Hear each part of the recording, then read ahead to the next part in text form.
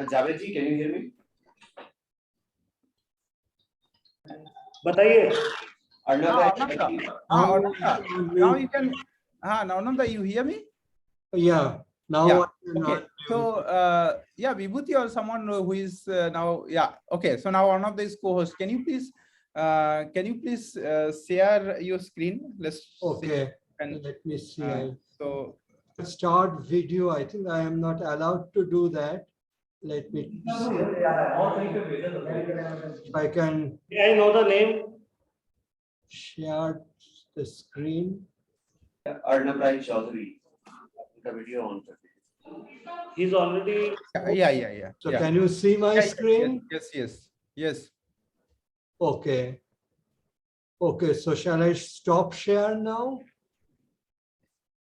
Yes, I think for a few 2-3 minutes.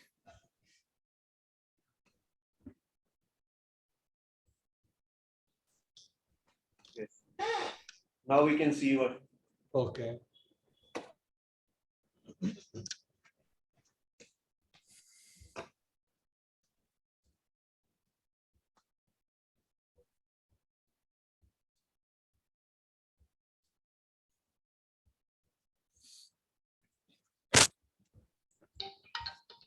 Can you hear me? I'm at a distance, just testing whether any voice is being captured. Yes, I can hear you. Okay, so that's good. You know, I'm habitually listening, so microphones. Oh.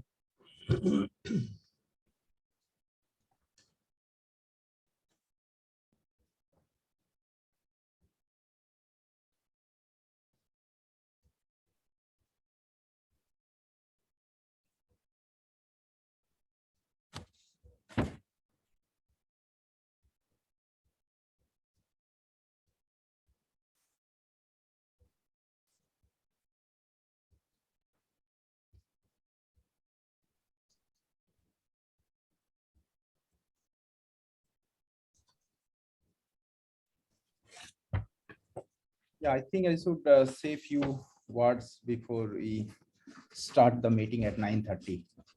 Vibhuti, what do you think?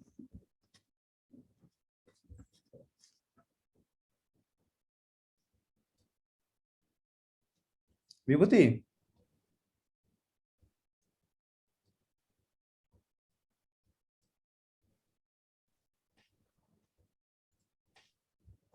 Yes, Vidyada, you can start actually. Yeah. So yeah. So before just 1 minute.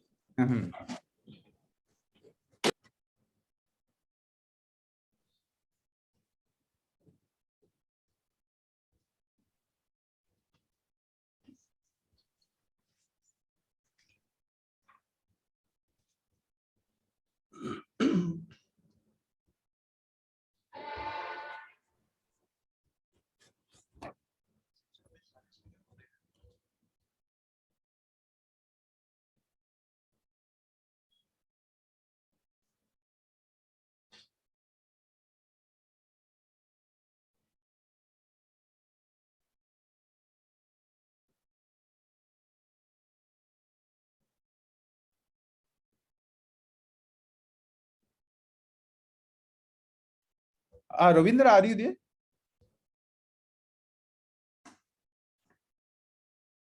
Ravindra?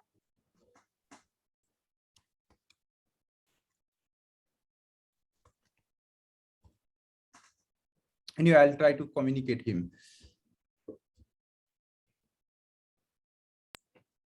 I think Ravindra sir has not joined yet. Okay, so we'll try to communicate him while we begin the first talk. Okay, so yeah. Do you want to share any screen? No. Yeah. So I'll share the screen that we had for. Okay. So I will share the screen. Yeah, you please share. So this is fine, right?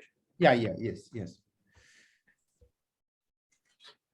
Yeah, so dear all participants, very good morning to all of you.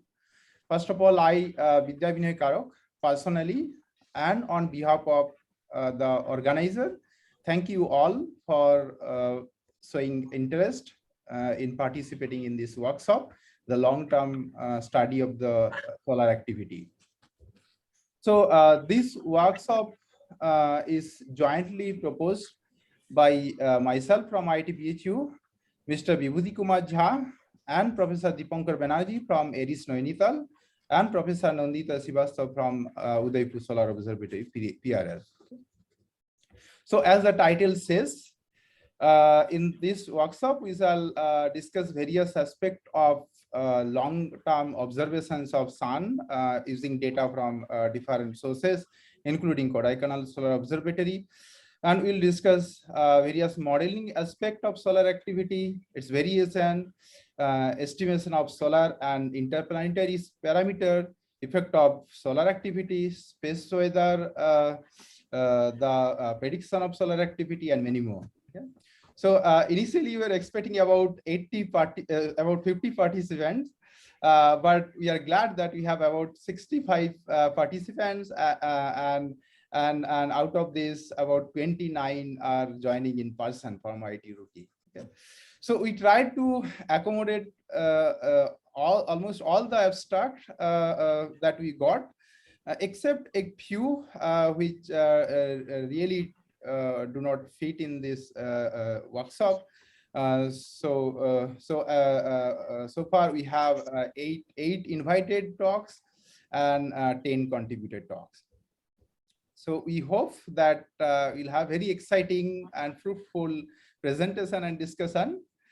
So without further delay, let us start the workshop. So I request our first speaker, Professor Arnab Rai Choudhury, to begin.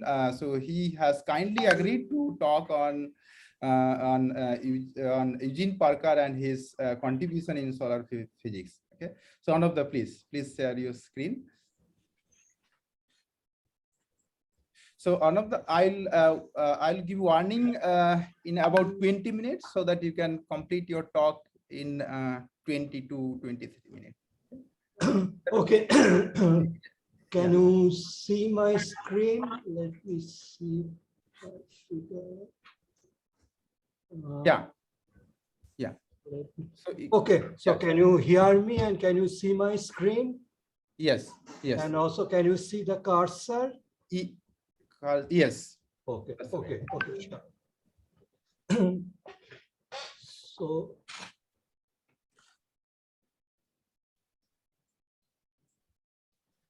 So I was supposed to talk on the meridional circulation of the sun at this workshop. So after Gene Parker's passing away, it was felt by many that there should be a talk on Gene Parker's life and science. Since I had the privilege of being his PhD student during 1981 to 85, this responsibility for this talk fell on my shoulders. As I started preparing this talk, I realized that being Parker's PhD student does not automatically qualify somebody to speak about Parker's science. He made such wide-ranging and varied contributions in different aspects of plasma astrophysics that it is impossible for one person to fully understand the significance of all of Parker's works at a technical level, unless that person that person also happens to be almost as brilliant as Parker himself. Even following up only his contributions in solar physics is non-trivial. Although you must have seen many photos of Parker, I show a photo which I took during my student days and which I particularly like. Looking at him standing in front of his huge collection of books and journals in his office, you get a feeling of the kind of scholarly scientist he was. Parker's office was always in complete disorder, with piles of papers and books strewn all around.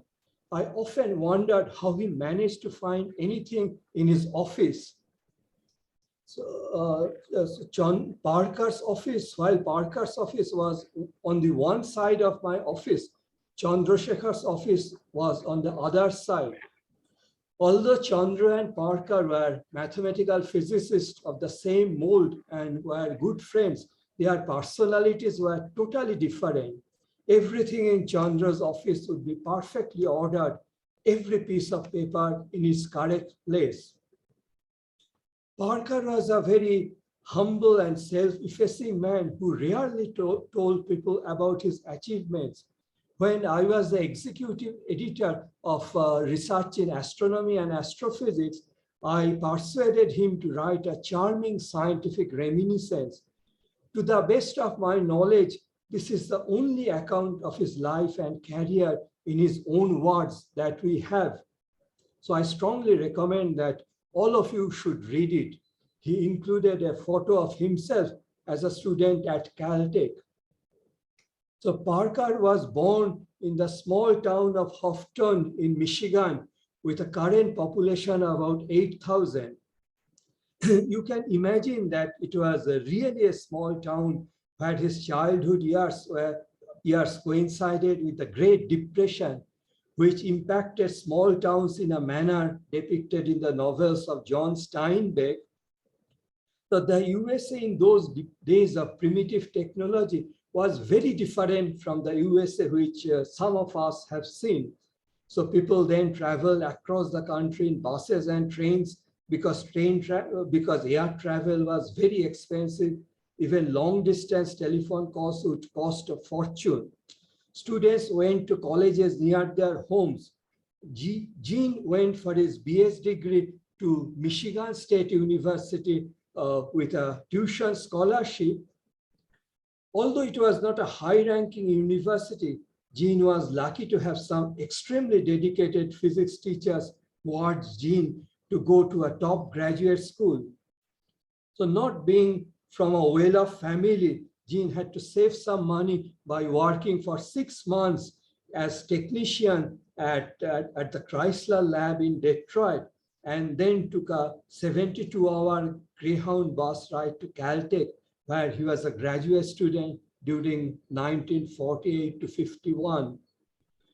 Caltech did not give him any financial aid because people there did not know how to calibrate a grade report from a university in Michigan. Gene found Pasadena to be rather expensive and realized that his savings would run out in a few months. Luckily, he had done well in the quantum mechanics course taught by William Fowler, who later won the Nobel Prize for his work in nuclear astrophysics. When Fowler came to know that Gene was without financial aid, he immediately telephoned the dean and insisted that this boy must be given a teaching assistantship. Gene survived in Caltech with that. So his supervisor was H.P. Robertson, known primarily for the Robertson-Walker metric in cosmology, but he was working on other things at that time. He urged Gene to work out the theory of some structures observed in the interstellar medium. So after PhD, Gene worked for a few years at the University of Utah, first as an instructor and then as the research associate with Walter Elsesser. Gene always had a tremendous respect for Elsesser and regarded Elsesser as his real mentor who introduced him to the problem of astrophysical plasmas. Although Gene did some path-breaking works from Utah, the authorities there felt that he was not doing enough interesting research and did not want to give him a tenure. At that time, John Simpson was building state-of-the-art instruments at the University of Chicago to study cosmic rays and wanted to hire a theorist with whom his group would interact.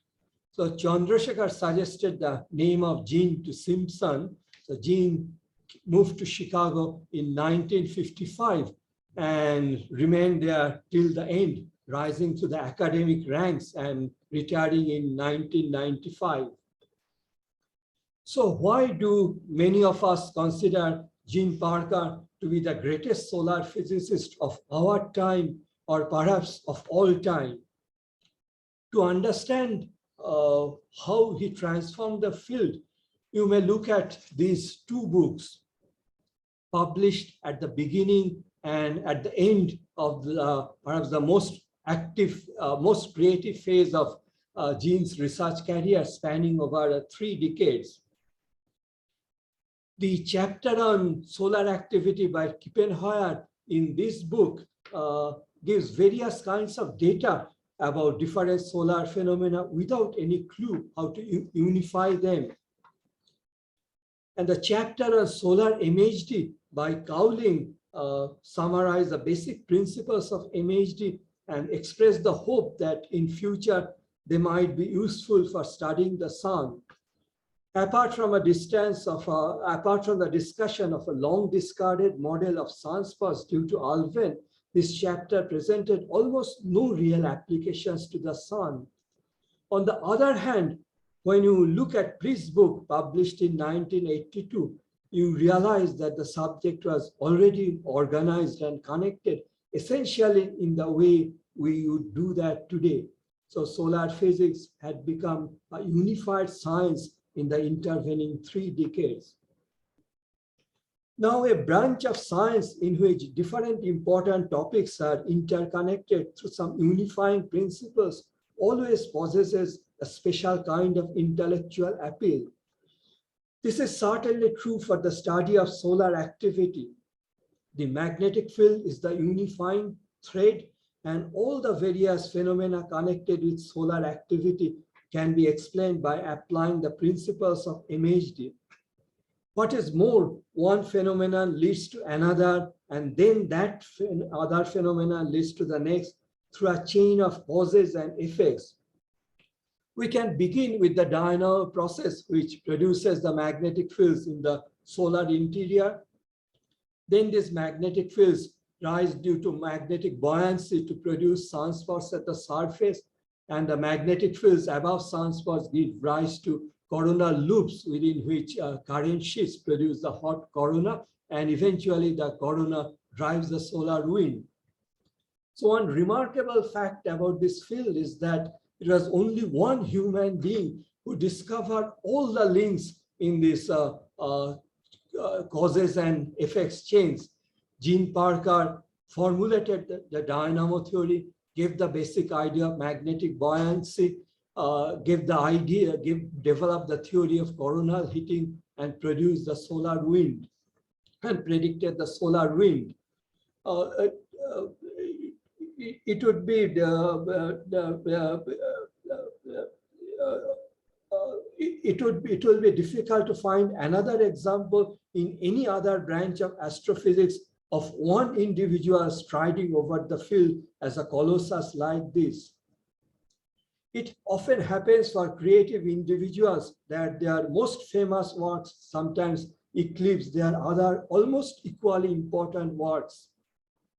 While Parker's prediction of the solar wind was an astounding feat of scientific intuition, I am sometimes rather unhappy that it eclipses his other almost equally important formulation of dynamo theory.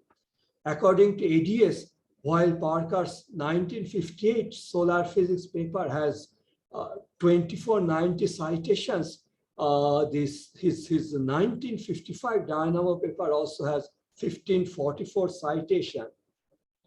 Anyway, let me now say a few words about Parker's most famous works. Parker's 1955 dynamo paper simultaneously had 3 extraordinary achievements. Firstly, it gave the vital clue of how magnetic fields are generated in various astrophysical systems. Secondly, it showed that turbulence can give rise to coherent structures by a process which we call inverse cascade. Now, the study of coherent structures has become a very important research topic in turbulence. And thirdly, this paper provided the first theoretical model of the solar cycle. A key, the heart of the paper was a process in which helical turbulence twists the magnetic field in a sort of effect, which was christened as the alpha effect a decade later by Steenbeck, Krause, and Radler.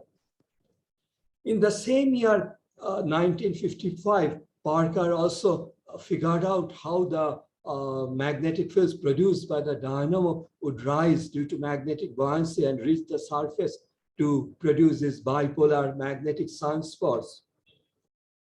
You can note that both of these 1955 papers bore the address of University of Utah. Although these two papers were to revolutionize the field, they were not considered adequate for tenure at University of Utah. Parker also figured out how the buoyant magnetic fields emerging in the corona would produce the high temperature there. The key process is the magnetic reconnection, of which the rate was first estimated by Parker, the famous Sweet-Parker reconnection rate. It also underlies solar flares, although the rate has to be much faster there, as pointed out later by Peschek and others. Parker also figured out in 1972 that motions of photospheric foot points would distort the magnetic fields of the corona as shown, leading to the formation of many current sheets and generation of heat. This work was done when X-ray astronomy was in its infancy. When the hot corona was later imaged in X-rays, Parker pointed out that many aspects of the observational data could be explained if many current sheets called nanoflares arise. Finally, Parker predicted in his 1958 paper that the hot corona should drive a plasma outflow. By assuming different values of the coronal temperature, he could get different velocity profile from his equations as shown in this figure. Taking the temperature to be 3 million degrees based on the data available at that time, Parker predicted the velocity and the particle density near the Earth's orbit as indicated in this abstract.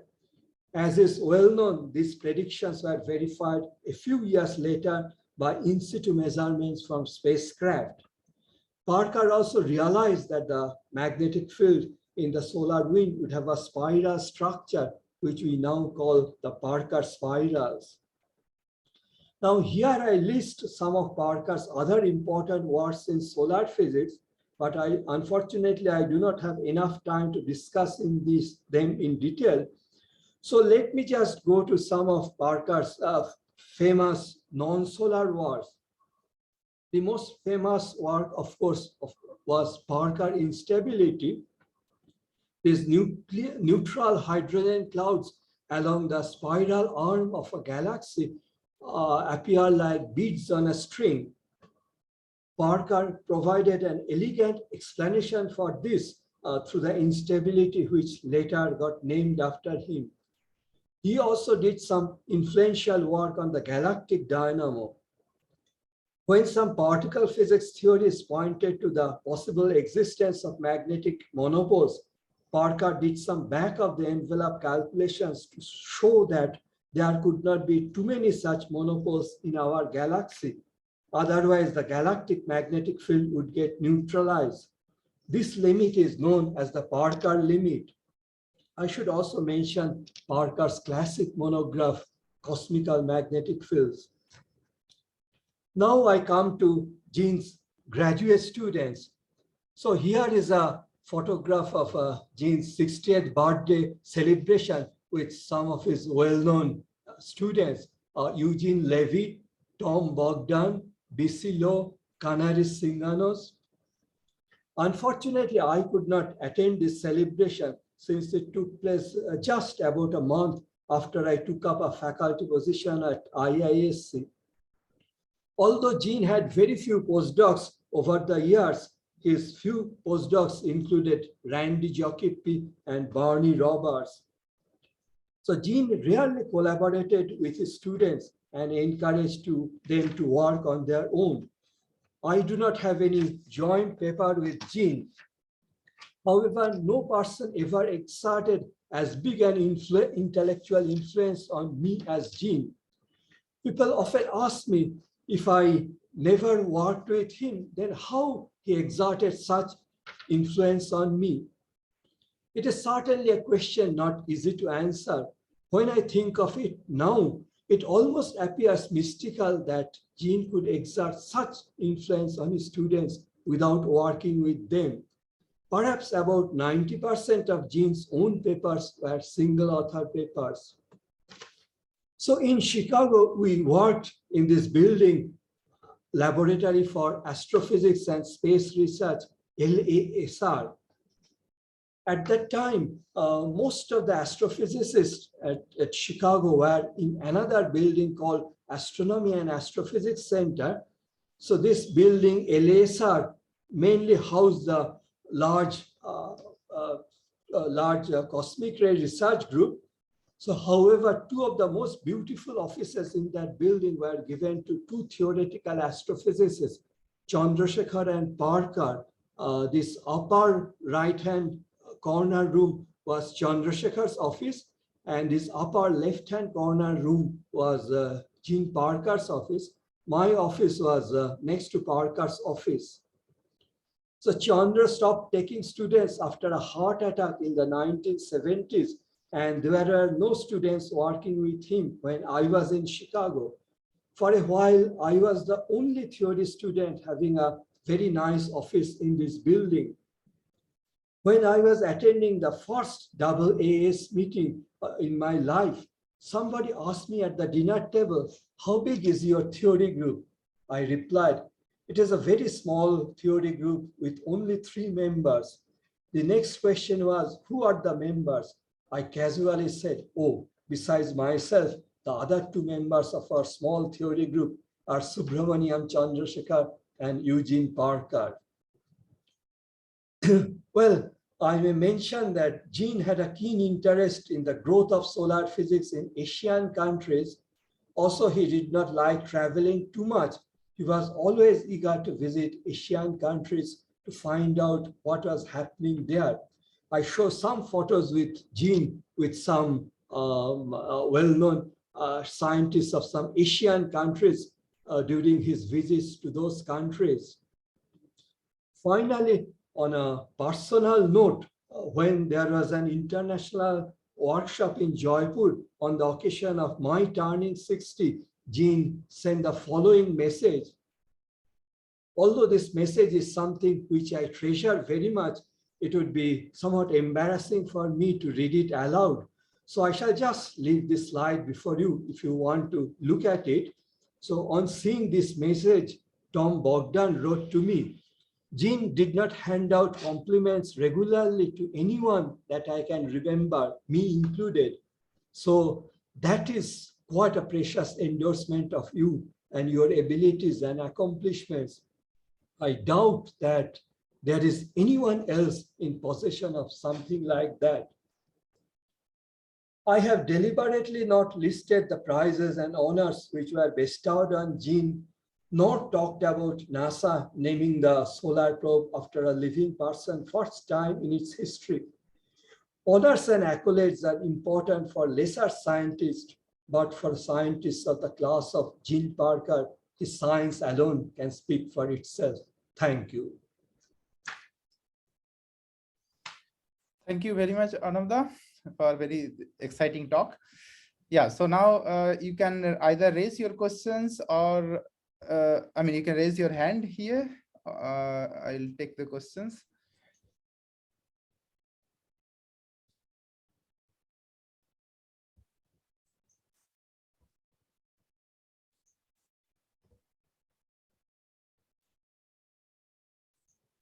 Okay, I'm somehow unable to see the hands. Has anyone raised hand? Yeah, I guess so far no one.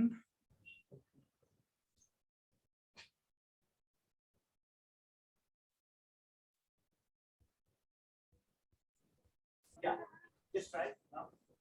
Yeah. Dipuda? Yeah. I just hold on a minute. The microphone, on this microphone. Yeah. Please go ahead.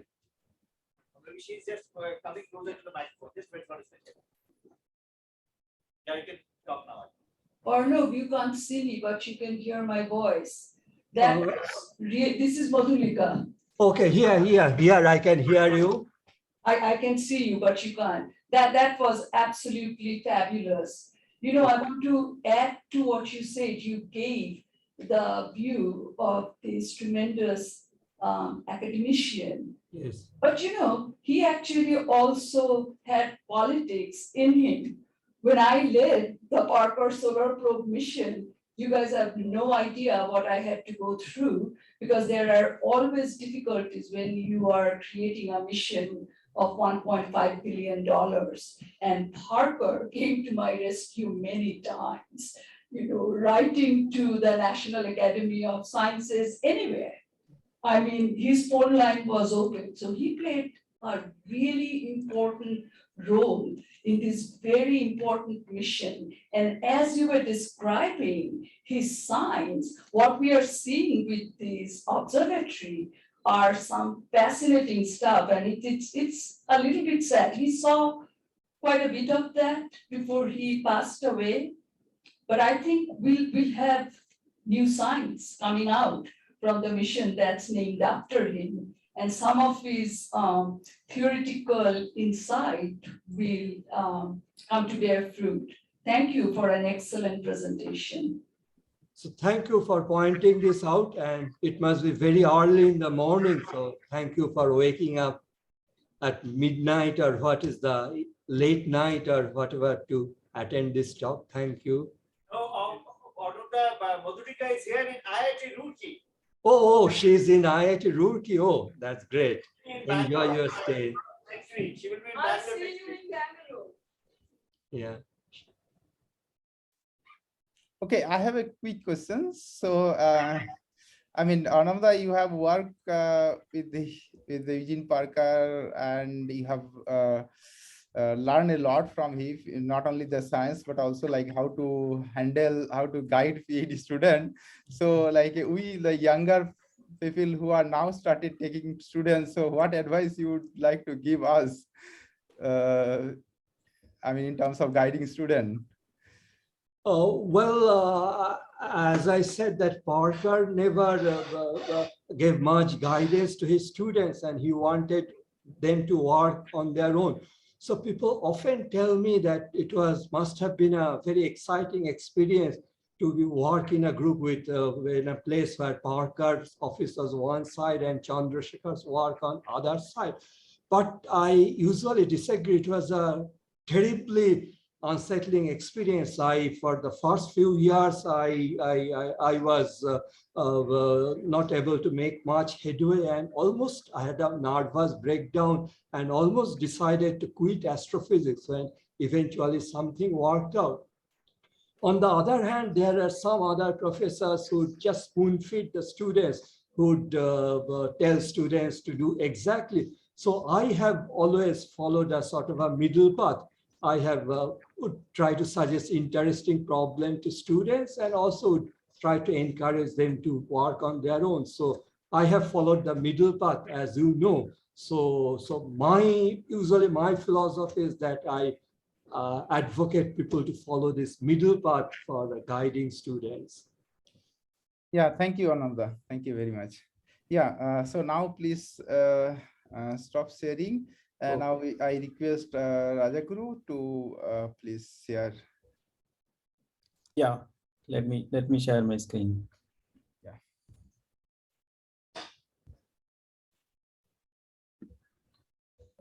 Do you see my screen? Yeah. So now it is full screen as well.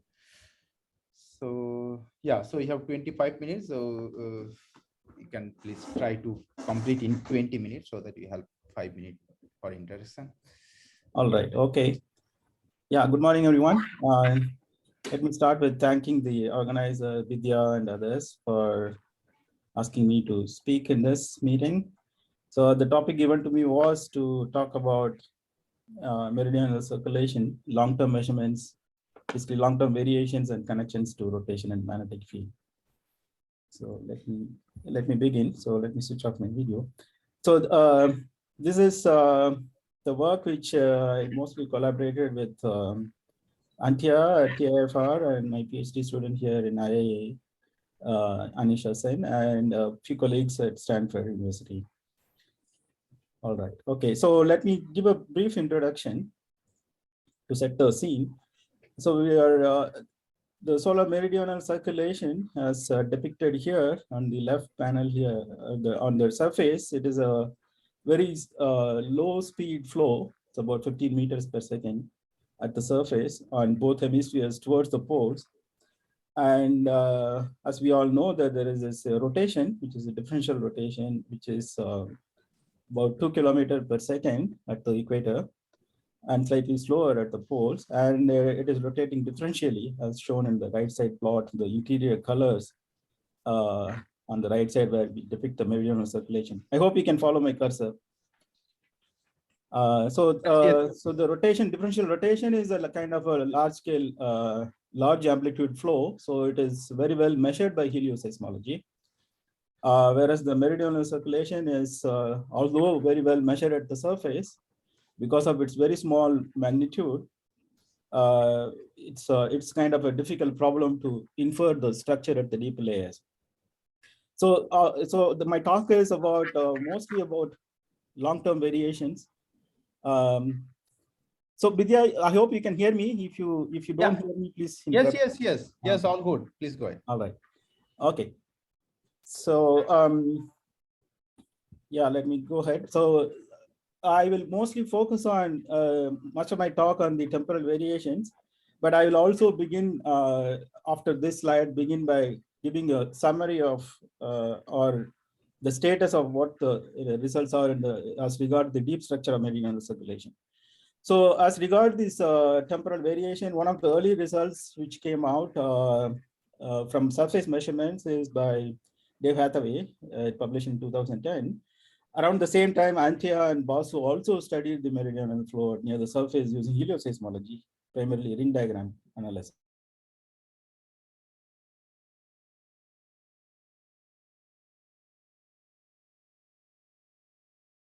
So the average magnetic field over longitudes plotted as a function of time and latitude, sine latitude. So for cycle 23, Hathaway et al. Measured by tracking actually the surface features. The surface features are actually transported by the magnetic surface features as transported by the meridional flow, the large scale meridional flow. So by tracking these magnetic features, you can in fact measure the meridional flow. And they found this interesting variation where the amplitude of the flow is lower. It's about 10 meters per second compared to the cycle minimum. The cycle maximum, the flow is smaller. The normal speed is about 15 to 20 meters per second during the minimum. This is one of the early results. Okay, so this is just to give a set scene for the temporal variations. But before going into further temporal variation, let me give a brief update on time distance helioseismology of meridional circulation. That's what I will mostly focus on. So the time distance helioseismology involves measuring travel times of waves, as depicted here in this left side panel, where we measure the depiction here shows the helioseismic ray paths inside the sun for various distances. We basically measure the wave paths aligned in the north-south direction as shown in the middle panel. Usually we make arcs which are cut out of a circular annulus. If the arcs are aligned in the north-south, and if you correlate them in that north-south direction, you do a cross correlation between south arc and the north arc, and you measure the travel times from one arc to the other, south to north or north to south. You find the travel time difference, and that is the basic measurement which we make in time distance helioseismology. As this equation shows, these travel time differences are simply using a ray approximation is related to the flow underneath. Okay, the V is the flow, vector flow, and C is the sound speed there. So we we are the first one to apply the mass conservation constraint physically. Instead of solving for the velocity, we solve for the stream function using the mass conservation constraint. And this is what we found. I'll show you in the next slide what the previous results are. So what we found was the single cell meridional circulation, where there is a return flow. See, change of sign happens around below about 0.77 or so on a large scale. But there are some at the low latitude, you see some kind of a more somewhat irregular structure indicating some kind of multiple flows. We'll come to that. So we derived both the meridional component as well as the radial component. So what is the status of current, what's the consensus on the current understanding of meridional flow from time distance seismology? Here's a summary. On the left side plot shows the collection of various results which were published. What I just showed in the previous slide was what is shown here in the panel C. But prior to that, from 2013 and 2015, earlier to our results in 2015, the group at Stanford, Junwei Zhao, and also the Gong data group, Jekiewicz et al., they found very rather shallow return flow, which is shown here on the panel A and B. There is a change of sign in the flow from red to blue. Red is an northward flow, positive, and blue is negative. And so there is a shallow return flow. And for example, Stanford group's result showed a further change of sign at deeper layers, indicating a double cell structure. Okay, so then Junwei also came up later with improved results in 2017, and that also showed a double cell structure. And there was another group, Lin and Chow from Taiwan, and they did only focused on low latitudes, and they found a return flow again somewhat shallower and indication of a double cell structure. But the very recent result, which was published by Gizon et al. In 2020, it came in Science, and they did a long-term measurement using Gong and MDA data. So later results. So, but Gizon et al. Tried to use the previous cycles data too from Gong and MDI, and they found a single cell structure similar to ours. So that is what's shown here on the right. So this is a quick summary of what we, the consensus on deep structure of meridional circulation. But I would not say that this is the last word on this. I will come to that. The reason is that there are certain systematics which are involved, which is summarized in this slide. When we make measurements in the north-south direction, as you see in the top panel on the left side, these are the travel time signatures in the color scale is in seconds due to in the north-south direction. But if you make a same measurement in the east-west direction, you see a similar dipole-like structure, you know, as if there is a flow from central longitude towards on both hemispheres on higher longitudes, similar to what we see in the north-south. But there is obviously a systematics, which we don't know, or there is no physically plausible flows like this on the sun. So this was characterized by Zhao et al. In 2012. In fact, this discovery of systematics in travel times and removing them from these north-south travel times, you basically measure the travel times in the east-west as shown in the bottom panel, and you rotate it and subtract it from the north-south. And when they did that, they could. Is there a question? Sorry. All right. Okay. So they could confirm that it is a systematics, and this in fact led to the previous measurements I showed here. So the identification of the systematics and removing them enabled us to measure deeper flows. Okay, so the problem arises that which we, as a group, we worked on this, all the teams together. We had a team at EC in Bern. And we discovered that the systematics, central limb systematics, is highly frequency dependent as shown in the top panels. So there is CLS is called central limb systematics. And the systematic signals are almost 3 to 4 times the signal due to meridional flow. So if you measure the systematics at 3 millihertz and if you measure at 4 millihertz, there is a big difference. There is a strong frequency dependence of the systematics, which is shown here. So then we did the inversion with measuring. So at 4 millihertz, for example, the systematics is larger and it is also better measured. So the current understanding is that the strong frequency dependence of the systematics indicates that it is mostly a near surface effect. The near surface effects are better measured and slightly higher frequencies than at lower frequencies.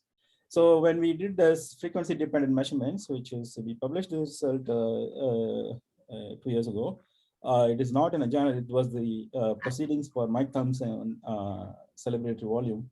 It's published there. So we found this double cell structure for 4 millihertz.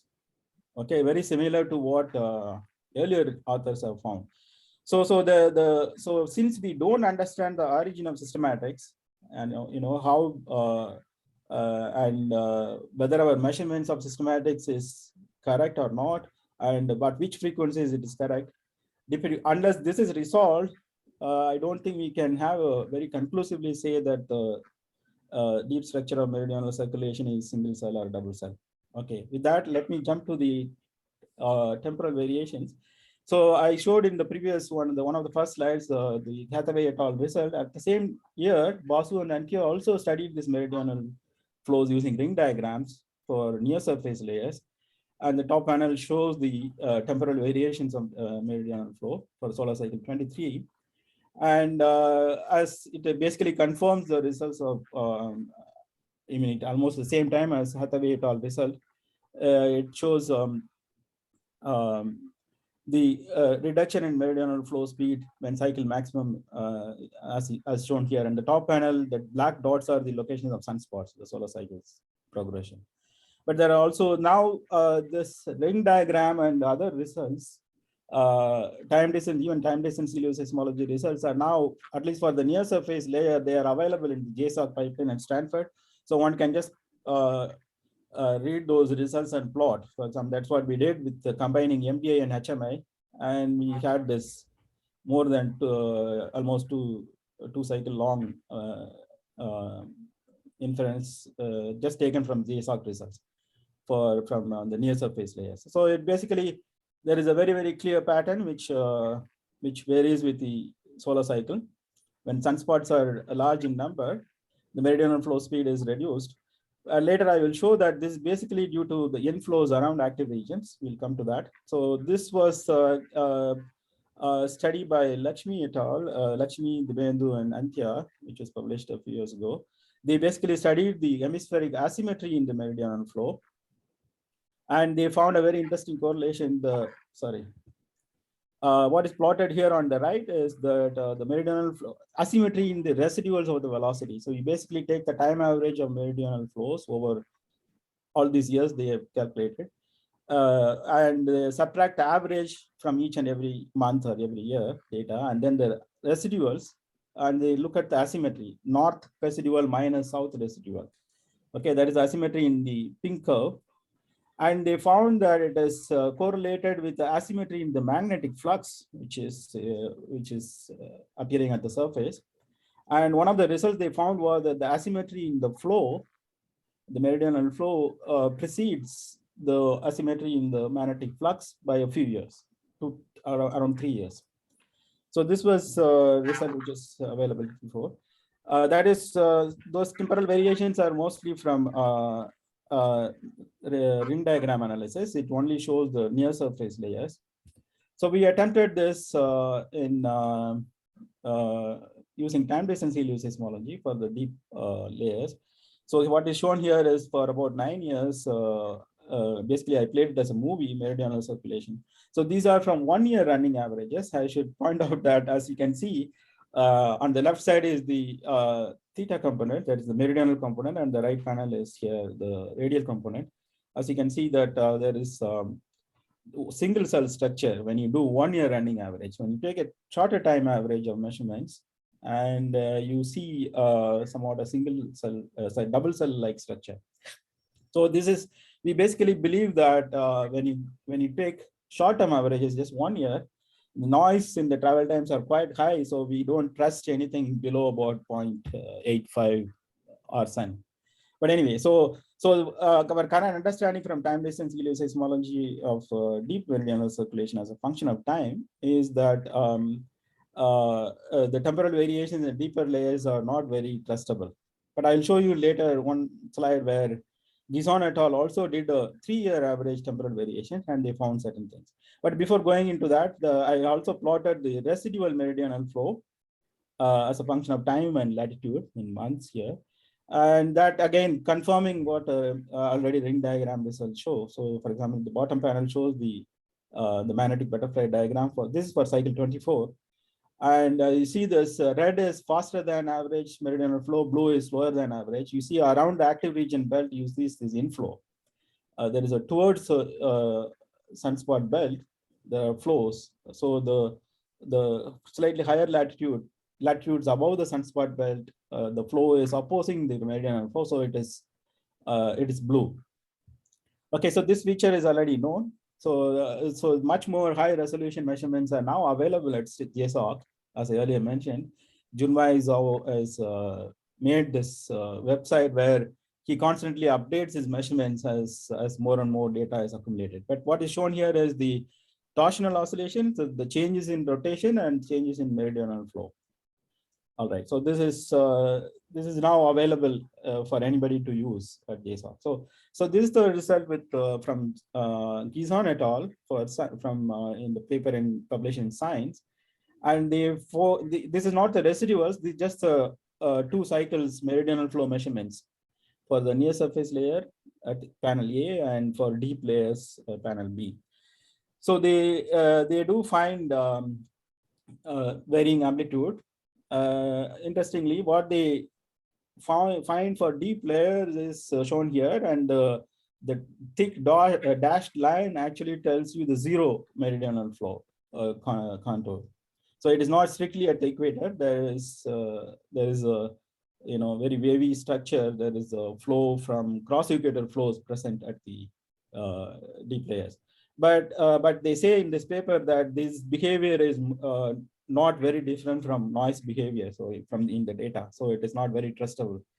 So that is the conclusion as far as the deep temporal variations in the deep meridional flow is concerned.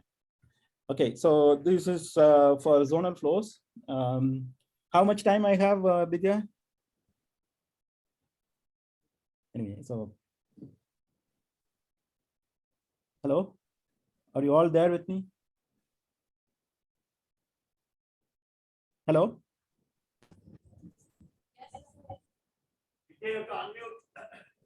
All right. Okay. I'll go ahead. So I think I have about 5 more minutes. Yeah. Sorry. Okay. So let me quickly, before I present some more results from time distance seismology, I'll just quickly tell you about this temporal variations in the rotation, so-called zonal flows or torsional oscillation, which was recently published by Basu and Anthea. So as you can see that there is a cycle 23, you see the usual zonal bands, which is coinciding with the sunspot belt. But there are also this poleward branch, which you see very clearly in cycle 23. So when they subtract the both the cycles average, they only see the cycle 23 poleward flow. The cycle 24 poleward flow is missing. But then when they subtract the cycle 24 average only, then you see it slightly. So basically the poleward branch is highly diminished in the cycle 24. And then they found this anomaly as a function of depth, and they find around 50-degree latitude, there is this cycle 23 minus cycle 24, there is a large, the poleward flow residual in cycle 23 compared to cycle 24. All right, so okay, let me just in the quick remaining 5 or 7 minutes, let me just give you some intriguing results from time distance seismology. So you can use the meridional flow measurements to constrain the rotation axis of the sun.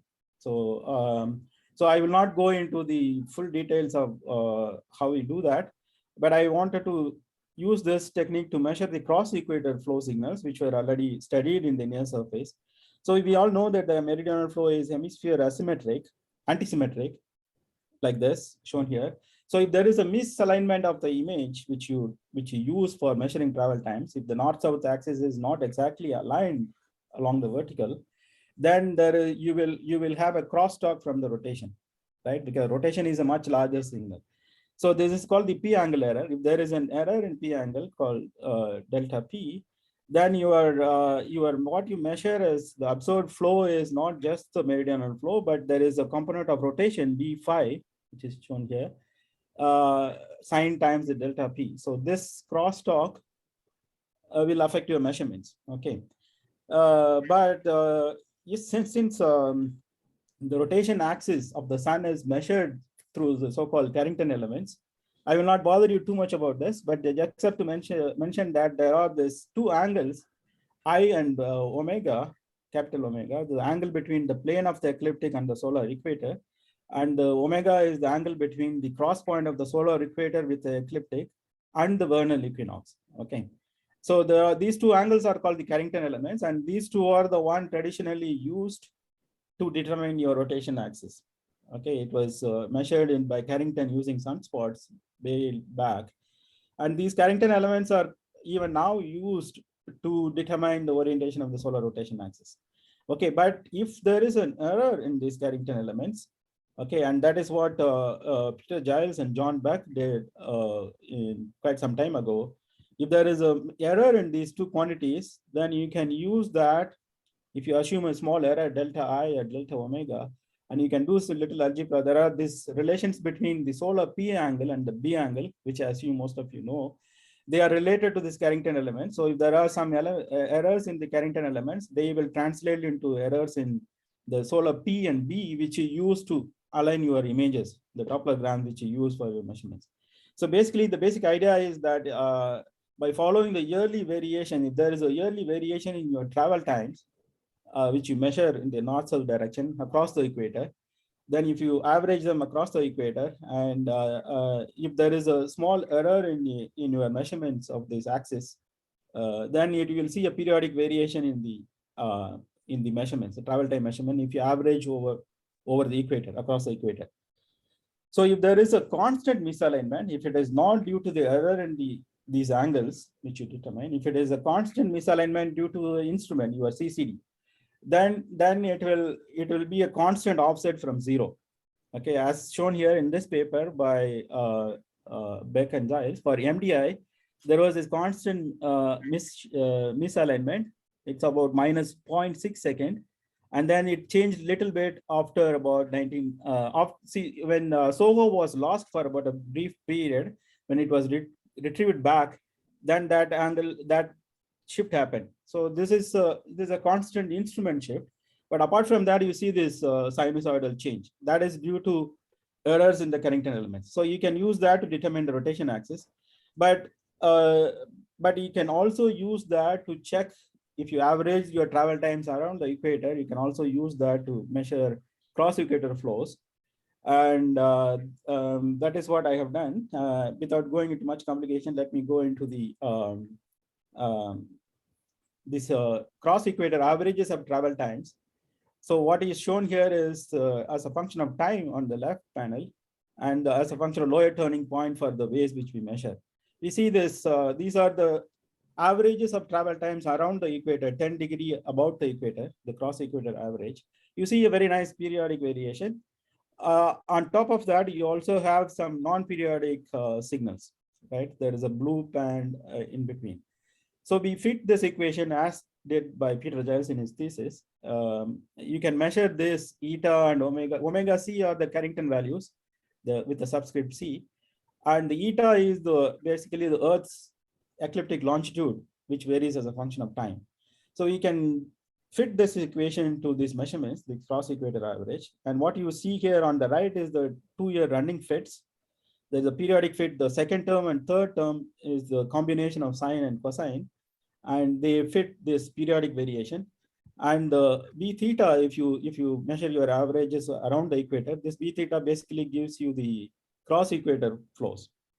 Okay, so that is the fit which we did, and I just show you the summary. So the cross-equator flow signal is now, I have not done the inversion here because it's very tricky to do the inversion for this yearly variation of meridional flow signals, but I just show you the meridional flow travel time signals on the bottom here. So these are the coefficient, these are the first terms in this fit, which is b theta, which is the cross equator flow signal, which is shown here. And as you can, this is as a function of depth. So near surface, as I earlier showed you, that there is this the asymmetry which found by Lakshmi et al. Is basically corresponds to this signal, which I see here. There is a blue means flow towards the south, and red means in net flow towards the north across the equator. So in the near surface, that's the signal which you see, which we can follow my cursor. There is around the solar maximum, which is so this is from May 2010 to around up to August 2021. So this period where, so the top panel shows you the magnetic flux as a function of time, cross equator average of basically the asymmetry in the north and south magnetic flux. So you see this negative means that the magnetic flux in the south is larger than in the north. So in correlation with what Lakshmi et al. Found, we found this near surface cross equator signals. But the interesting thing to note is that we have now derived this from all throughout the convective zone. So this cross equator signal changes around midpoint in the convection zone. There is this the net southward flow across the equator changes to positive around 0.85. But then during this minimum phase, I mean, when the declining phase of the solar cycle, there is this blue signal here, which is again going towards the south. So and on the other hand, at the deep layers near the takeoff line, there is a very try to conclude. Yeah, okay. Yeah, almost there. So there is very similar to what we see at the surface. There is also a cross equator flow signals down to the bottom of the convective zone. So this, we believe, this is ongoing work. It is not yet published. We believe that this is this may be very interesting. This signal can be used to infer the asymmetries in the flux throughout the convective zone, if it exists, and if you believe that these signals are right. So currently, we aim to do an immersion of this, including these signals. Okay, so let me summarize. The deep structure of meridional circulation is yet to be conclusively determined. Several issues still remain. Systematics are not understood. Noise and signal levels are comparable. Near surface temporal variations correlate strongly with the active region magnetic fields. Inflows around active regions are a dominant source of variations. North-south hemispheric differences too correlate with such differences in magnetic flux. The cross-equator flows seem to persist down to the takeoff line. Possibilities of inferring depth dependence of hemispheric asymmetries in magnetic field is they exist. So all of this, how they affect the various modelers, the various dynamo models, is it will be interesting to see how these kind of fluctuations in meridional flow further, including these cross equator flows, how they will affect the dynamo models. So I will stop here. Yeah, thank you, Rajaguru, for this very informative and interesting talk. So now this is time for 2 quick questions. First, raise hand.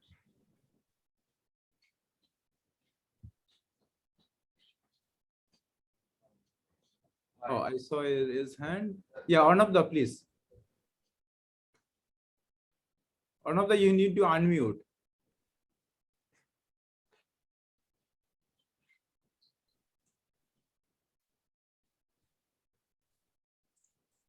Yeah, I don't hear Arnab. Arnab, are you speaking? You are muted still.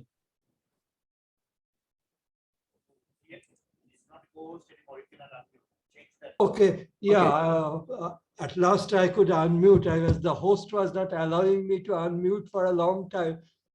But anyway, so for those of us who are not experts on helioseismology, it is somewhat confusing that these results of meridional circulation are not converging. So after this Guizot et al. Paper came out in Science, we thought that now at last results are pinned down. But you said that you did some analysis in 2020, which again, I think not only contradicted results of Guizot et al., but contradicted your own results also a few years ago. So is it a question of long-term average? I know that that of course meridional circulation also varies with time. So if you take a very long time average, then the circulation may vary during that time. So is it a question of just a sufficiently long time average and cutting down the systematics, or is there some hope of reaching convergence in near future? Yeah, Arnab. Yeah, you're right, but it is not due to long-term average. It is due to the systematic. So we did this exercise of measuring this so-called systematics in their travel times, and they are strongly frequency dependent, as shown in this panel. What you're referring to is the results in this panel. Yes. When we measured the systematics at two different frequencies, and the lower frequency where actually the P mode power peaks, we find the usual single cell. On the other hand, when we use a slightly larger frequency, basically we filter out the P modes around these peak frequencies. So at 1 millihertz full width of maximum. So if we include slightly higher frequencies, our experience has been that this center to lip systematics is better measured. I mean, that is still we don't know the origin of systematics, so we can't conclusively say that this is true. But then we find this result that when we what we believe is as a better measurement of systematics gives you the double cell. So this is not for short-term average. This is for this particular results for about 7 years average. So much longer than what we earlier used. But the thing is that at 3 millihertz, where the power peaks, you still see a single cell structure.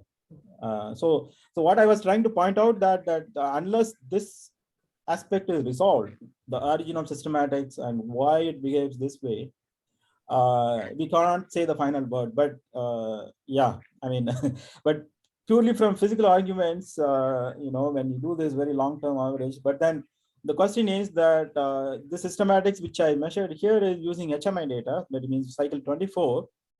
The systematics which Gizon et al. Also used the same method and removed the systematics, and their results are based on MDI and GONG. So they did not use HMI. They found some other issues with HMI. Okay. So there are some difficulties still remain. So the HMI data is better resolution and better measurements. So why they are not able to find a double cell, single cell structure in HMI is a big question. So their results are mostly based on MDA and GONG, which uses a different spectral line, and the systematics are slightly different. So I mean, there are certain issues which still remain. I mean, these are mostly kind of technical issues. Yeah, one can argue based on physical arguments. There are these very long-term measurements. They should be more trustable. I do agree with that. Okay. Thank you, Anand, and thank you, Rajaguru, for this. There is one more question from the in-person participants. Yeah, so I don't see, but whoever have question, please, please. Hello, Yeah, please say. This is usually from Kolkata. So in one of your earlier slides, you presented a plot from David Hathaway group where it shows the temporal variation of meridian flow speed. So I can't hear the question well. Sorry. Can you speak a little louder? Hello, can you hear me now? Yeah, slightly. Yeah, just speak closer to your mic. Thanks for the illuminating talk, Professor. So I'm Chitrali from Kolkata. In one of your earlier slides, you showed a plot from David Hathaway and all group where it showed the temporal, this one.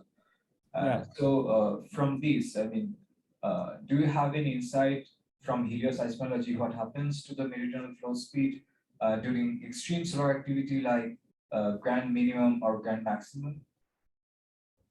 Grand minimum and grand maximum, no. So no, we don't have any inference on that. But if you just extrapolate these results, when there is not much magnetic field on the surface present, then the flow will be kind of maximum, in the sense that it will be the normal flow, which is about 15 to 20 meters per second. I mean, so that is what we see from these results. So cycle minimum has a larger magnitude compared to when there is a lot of flux on the surface. So when there's not much magnetic field, you expect a normal meridional flow, which is of the order of 15 meters per second at the surface. So the question is the minimum to maximum differences at the deep layer. As I explained in my talk, there are uncertainties, which we can't conclusively say what is happening. Yeah, I think I'm sorry. I need to Sure. end this. Okay, Yeah, thank you. if you have some more questions, please write in the chat. In fact, I also have a question. I'll write it in the chat. And now I request Ravindra, please share your screen. And then another Slack channel that can also be used for the question and answer. Yeah, at least like we are here, so at least we can write the questions immediately. Yeah, so please, yeah, Ravindra, please. Do you see my slides? Yeah, perfect. Yeah, I can. Yeah, sequence. So yeah, please begin. Okay. I thank the organizer for this workshop.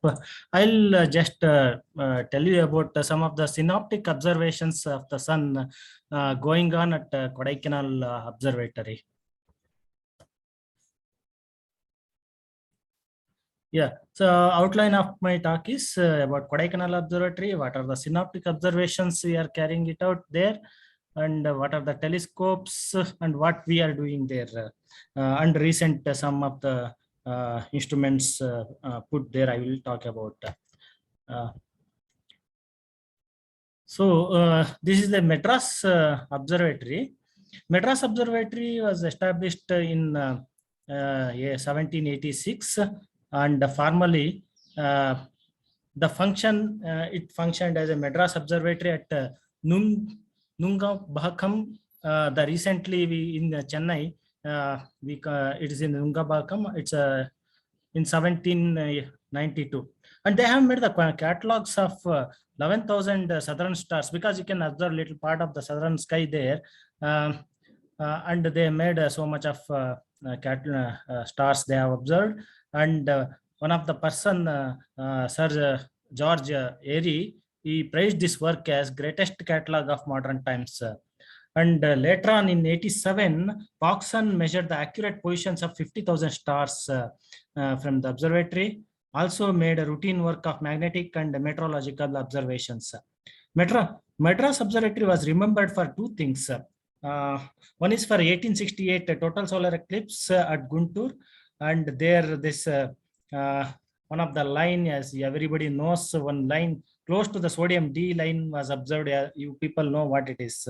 And first flash, in 1872, there was some annular eclipse was taken place, and path was on the Madras Observatory, and they had taken the flash spectrum from the Madras Observatory. Later on, in 1899, April 1st, Kodaikanal Observatory started, because they thought Madras Observatory is not suitable for observation. They moved from Madras to Kodaikanal Observatory, and in the Kodaikanal Observatory, setup was made to study the sun, which would help in the prediction of monsoons and their success and failure. This is what our that time British government wanted it, and they formed a committee called Solar Physics Committee that suggested the government of India that photographs of the sun should be taken frequently, in order that India might assist towards securing the permanent record of the number and magnitude of the sun's spot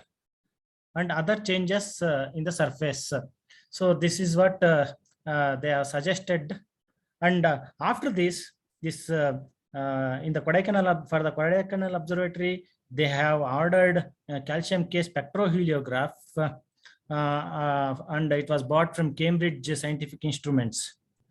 And John Evershed put this calcium K spectrograph into use, and from 1907 he started this observation, making the spectroheliograms in calcium K. And white light images of the sun started with the 4-inch telescope in 1903. And later on it was changed and made it into 6-inch, and it is still continuing its continuing work till today. And there was one more coronagraph at Kodaikanal Observatory, but it was never used for some reasons. And the nighttime star catalog work continued at Kodaikanal. And magnetic and ionospheric laboratory started into operation in 1955. the spectrohelioscope with the siderostat arrangement to observe the red and blue shift and line width measurement in prominences also started. This instrument is not working anymore. So this is what the instrument used for making the calcium K and H alpha spectroheliograms. This is the siderostat, 18-inch siderostat.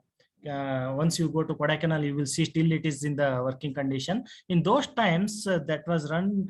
They run it using the clock drives, but later on, when the motors were available, they started using differential motors and used it. And constantly, this feeds the light onto this spectroheliograph. In between, there is a lens of 12-inch diameter, and its focal length is 21 feet. Image size is 6 centimeter. In this spectrograph, for making the calcium K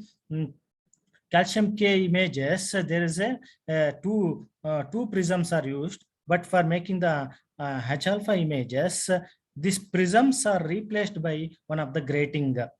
And this observation started in 1907 and continued till 2007. And these are some typical images I am showing. This is for the calcium K, and this is from the H alpha. And the same instrument can also make the prominence observations in calcium K. So you see this black thing, this is the one occulter that comes in front of the slit, and it covers the sun's image. And after that, one can make the images of the prominences. And this prominence observation made for several years, and it is discontinued now.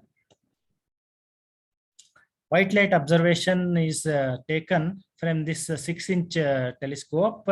Its focal length is 8 feet, and the image size what we get is 20 centimeter. This observation started in 1903 and it continued till today. As and when we are getting the photographic films now, we are keeping this in this plate and give a small exposure time and take the images. So this observation is going on till today because to see the past and the present things to calibrate some of the images. And this is one of the typical image of the photoheliograms. You see it at Kodaikanal with this taken with this telescope. So after this, in around the 1960s or so, this tower tunnel telescope has been built. This has a 60 centimeter diameter 2-mirror chelostat system, and this chelostat is mounted on 11-meter tower in this dome. And the light is fed into the tunnel and made into horizontal, and there is an objective lens of 38 centimeter achromatic with f90 beam. It's a very slow beam, and this makes the image of size 34 centimeter. You see this one of the eclipse images. It's an annular eclipse image. You see what is the size of the image. It's about more than a foot size, and this image is fed into the spectrograph for the spectrum analysis. And spatial resolution of this is 5.5 arcsecond per mm, and started regular observations in 1962. And behind this, there is a big spectrograph with the liter mount configurations, and there is a grating of 600 lines per mm and dispersion of 9 mm per angstrom. It's used, and this was mainly used for this setup is mainly used for making the polarization measurement of the sunspots. And this same setup was used for the latitude scan of the calcium K line profile. Calcium K line profile also it is used. And how the people were doing it is there is one chart. On that chart, the sun was moved at every 10-degree latitude or every 5-degree latitude it was moved, and the spectra was taken over the each latitude but integrated over the longitude. This is the calcium K spectra, and this observation started in 1986 to 1995 with photographic plates, and later on with the CCD camera, and continued after 2014 again, once again with the CCD camera. So it is continued as and when sunlight is available at Kodaikanal Observatory. So this is if you remember the calcium K line profile, the central one is a K3 we call, other two are K1 and K2. So what they were doing some analysis with this is the Sindhuja and the group, they have measured the K1 width, that is between the K1V and K1R, the width they have measured and plotted it here for over the solar cycle for each latitude. This 5 degree N is the latitude. It's the spectrum averaged between the equator and 10 degree. That is called as a 5 degree north, and like that. This is 15 degree north, 25 degree north, 35 degree, like that it goes on. As you see it here, it almost follows the K1 width, almost follows the solar cycle, but it at the latitude of 55 and 65, it almost becomes flat. And again it picks up. So to tell you that it's in the northern hemisphere, this one is in the southern hemisphere, and you see it here is the K1 width again showed here in this plot. What you see in this plot is again for 5 degree, 10 degree, 15, 20, like that it goes on. The K1 width increases till 25 degree. After that it decreases, it becomes minimum, again increases. So to tell you about this, K1 width varies by 30% in the equatorial belt, 11% for polar latitude, and 6% for 40 to 60 degree over the cycle. This is published by Sindhuja et al. In one of the journal. And then next is the same Kodaikanal Tower Tunnel Telescope is used for the the polarization measurement in sunspots at the photosphere by some of the people like Dr. Shankar Subramaniam, Bala Subramaniam, others. But later on Nagaraju and team, they used it for calcium 28542 line observations. And these are the some of the polarization, polarization in sunspot they have observed with the 8542 line, and they compared it with the 63, the H alpha line, 6563 line. Now coming back to this photographic films of white light, calcium K, H alpha, prominence, all these things are kept in the good cover and in the boxes. All these things are digitized about 6 to 7 years ago using the digitizer unit. What you see here is the digitizer unit. Underneath there is a 1 meter lab sphere that is shown. This much size lab sphere is underneath is kept, and the CCD is kept. You can see how it is. It's all just reversed to show it, to make it visible to the others. So this is what it is used to digitize the photographic plates. So what are the components of this digitization? There is a 1 meter lab sphere with the exit port of 35 centimeter. Light is almost uniform from end center to the edge of the exit port of the lab sphere. Intensity of the light source is stabilized. Imaging lens is used. One is very good one, and the CCD camera is having a 4K by 4K format, 16-bit readout, and it is cooled CCD. And digitizer room is temperature controlled, humidity controlled, and dust controlled. Now, what are the data are available and how long it is available? White light data is available from 1904 to till today, about 46,000 plates. And calcium K data is available from 1905 to 2007. H alpha data is available from 1912 to 2004, about 38,000 plates. Prominence images from 1906 to 2002. And there are some comet photos are also available from Hale comets and other. And calcium K line profile is also available. Sun as a star, and calcium K line profile of the sun over integrated over the longitude and taken over the latitude. It is available from 86 to 2007. And some of the results I am showing it here. One of the results by Sudeep et al. He found that plages of area larger than 4 arcminute square are mostly associated with sunspot in the photosphere. And another result is separation between the active longitude is about 180 degree. Chatterjee has shown that active region supergranulation mean size varies with the solar cycle, and quiet region is out of phase. And Vibhuti has shown umbra penumbra ratio he has found. And for smaller sunspot group, they do not exhibit a long-term systematic trend as seen by Hathaway. And they have also studied differential rotation, synoptic maps of solar filaments, and so on. So there are so many results are observed, published with this data set. Some more results are here. Priyal et al. Has studied long-term variations in calcium K features. Polar network index as a magnetic proxy. Periodic, quasi-periodic variations in calcium K index. And recently, Jagdeep Singh has recalibrated these images using something called equal contrast images. In this equal contrast images, he has brought all the FWHM of the intensity distribution should lie between 0.1 to 0.11. This is how he has made. And contrast of the background is almost similar in all the images he has made it. And one of the example he showed it here. This has a high contrast, and he made it into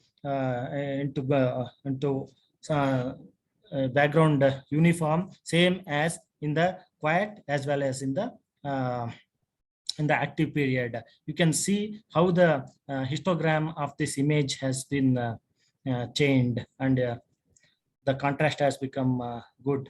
And one of the result with this study is they have done this for the Kodaikanal and Mount Wilson observatory data, and this is without using the equal contrast technique. He has plotted it over several years, and after the equal contrast technique, the Mount Wilson observatory data and Kodaikanal data time series has become almost equal. And this is the subtracting these two time series after taking over the 13-month running mean without equal contrast technique, and after equal contrast technique, they become almost equal. It shows the result. Now, there is some more things available at Kodaikanal observatory is the sun charts. It's a drawings made on the Stony Hertz grid. Whatever the image, the sunspot drawing, filament drawing, flash drawing, all made on Stony Hertz grid. And one of the example is shown here. How they made? They have used, they have kept the photographic plates on this one. This is for the white light he has kept and made the sketches on the Stony Hertz grid. And this is for the calcium K and H alpha images. They have in this light source is there is a magnified lens, and it gives the image on the table.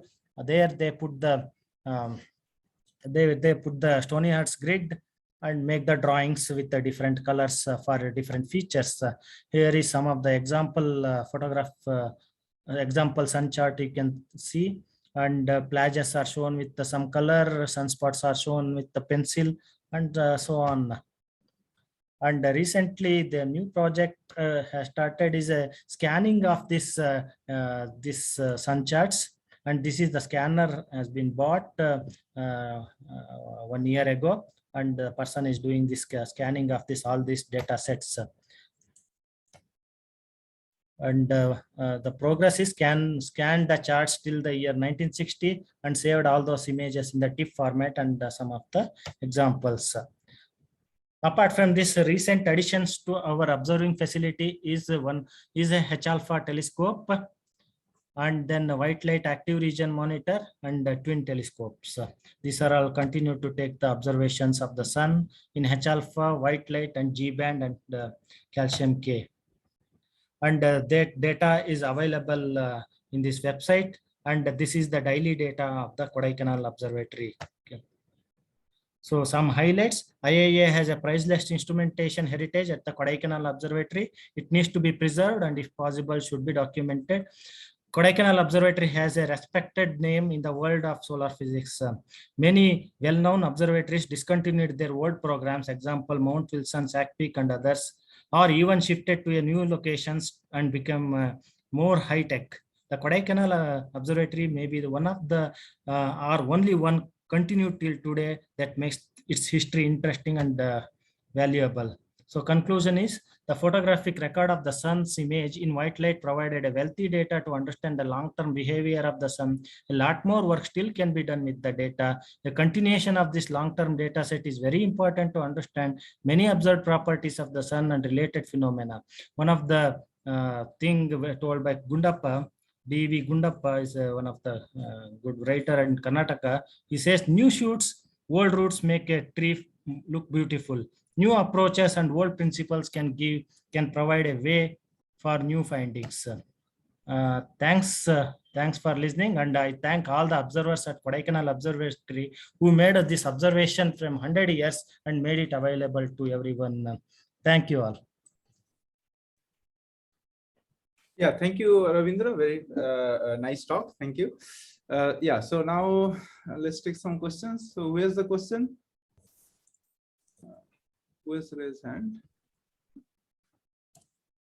Let's see, any raised hand?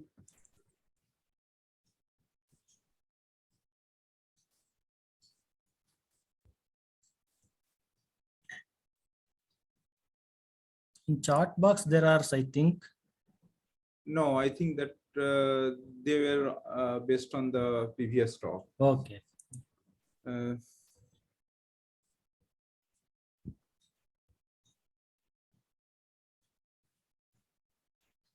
Yeah, so I have a quick. There is one question in the audience. Okay, yeah, so Sudeep, yeah, please. Hello. Yeah, hi Sudeep. Can you speak loudly? Just say it. No, you can continue. Yeah, you are mute, Sudeep. Yeah, so there is another person here in the meeting room. So first, let him ask. Okay, yeah. There are a few questions here. Yes, sir. So I want to ask: is there any specific cause to take observation using calcium K and alpha line? Sir, can you hear the question? No, I couldn't because flight was going here. Yeah, so he is asking, is there any specific reason why the images are taken in the calcium K or in the H alpha band? Specific reason is, see, the first one is the photospheric. It gives the information about the photosphere, and other one gives the information in the chromosphere. That's the first thing. But if you remember about the Bapu's work, he was very much fond of this calcium K line because he has done some work with the stellar thing. So he continued that thing with the calcium K line profile. But going back to this during 1900, that time they were just exploring the things, right? Exploring the things. What are the things available, how to take the images of the sun at different wavelength that they were exploring. So they started and we continued it. That's all. Does it answer to your question? Yeah. And what is the other possibilities to explore? That I mean, what is the other spectrum we can analyze the data? What is the other? Sorry. What is the other elements spectrum?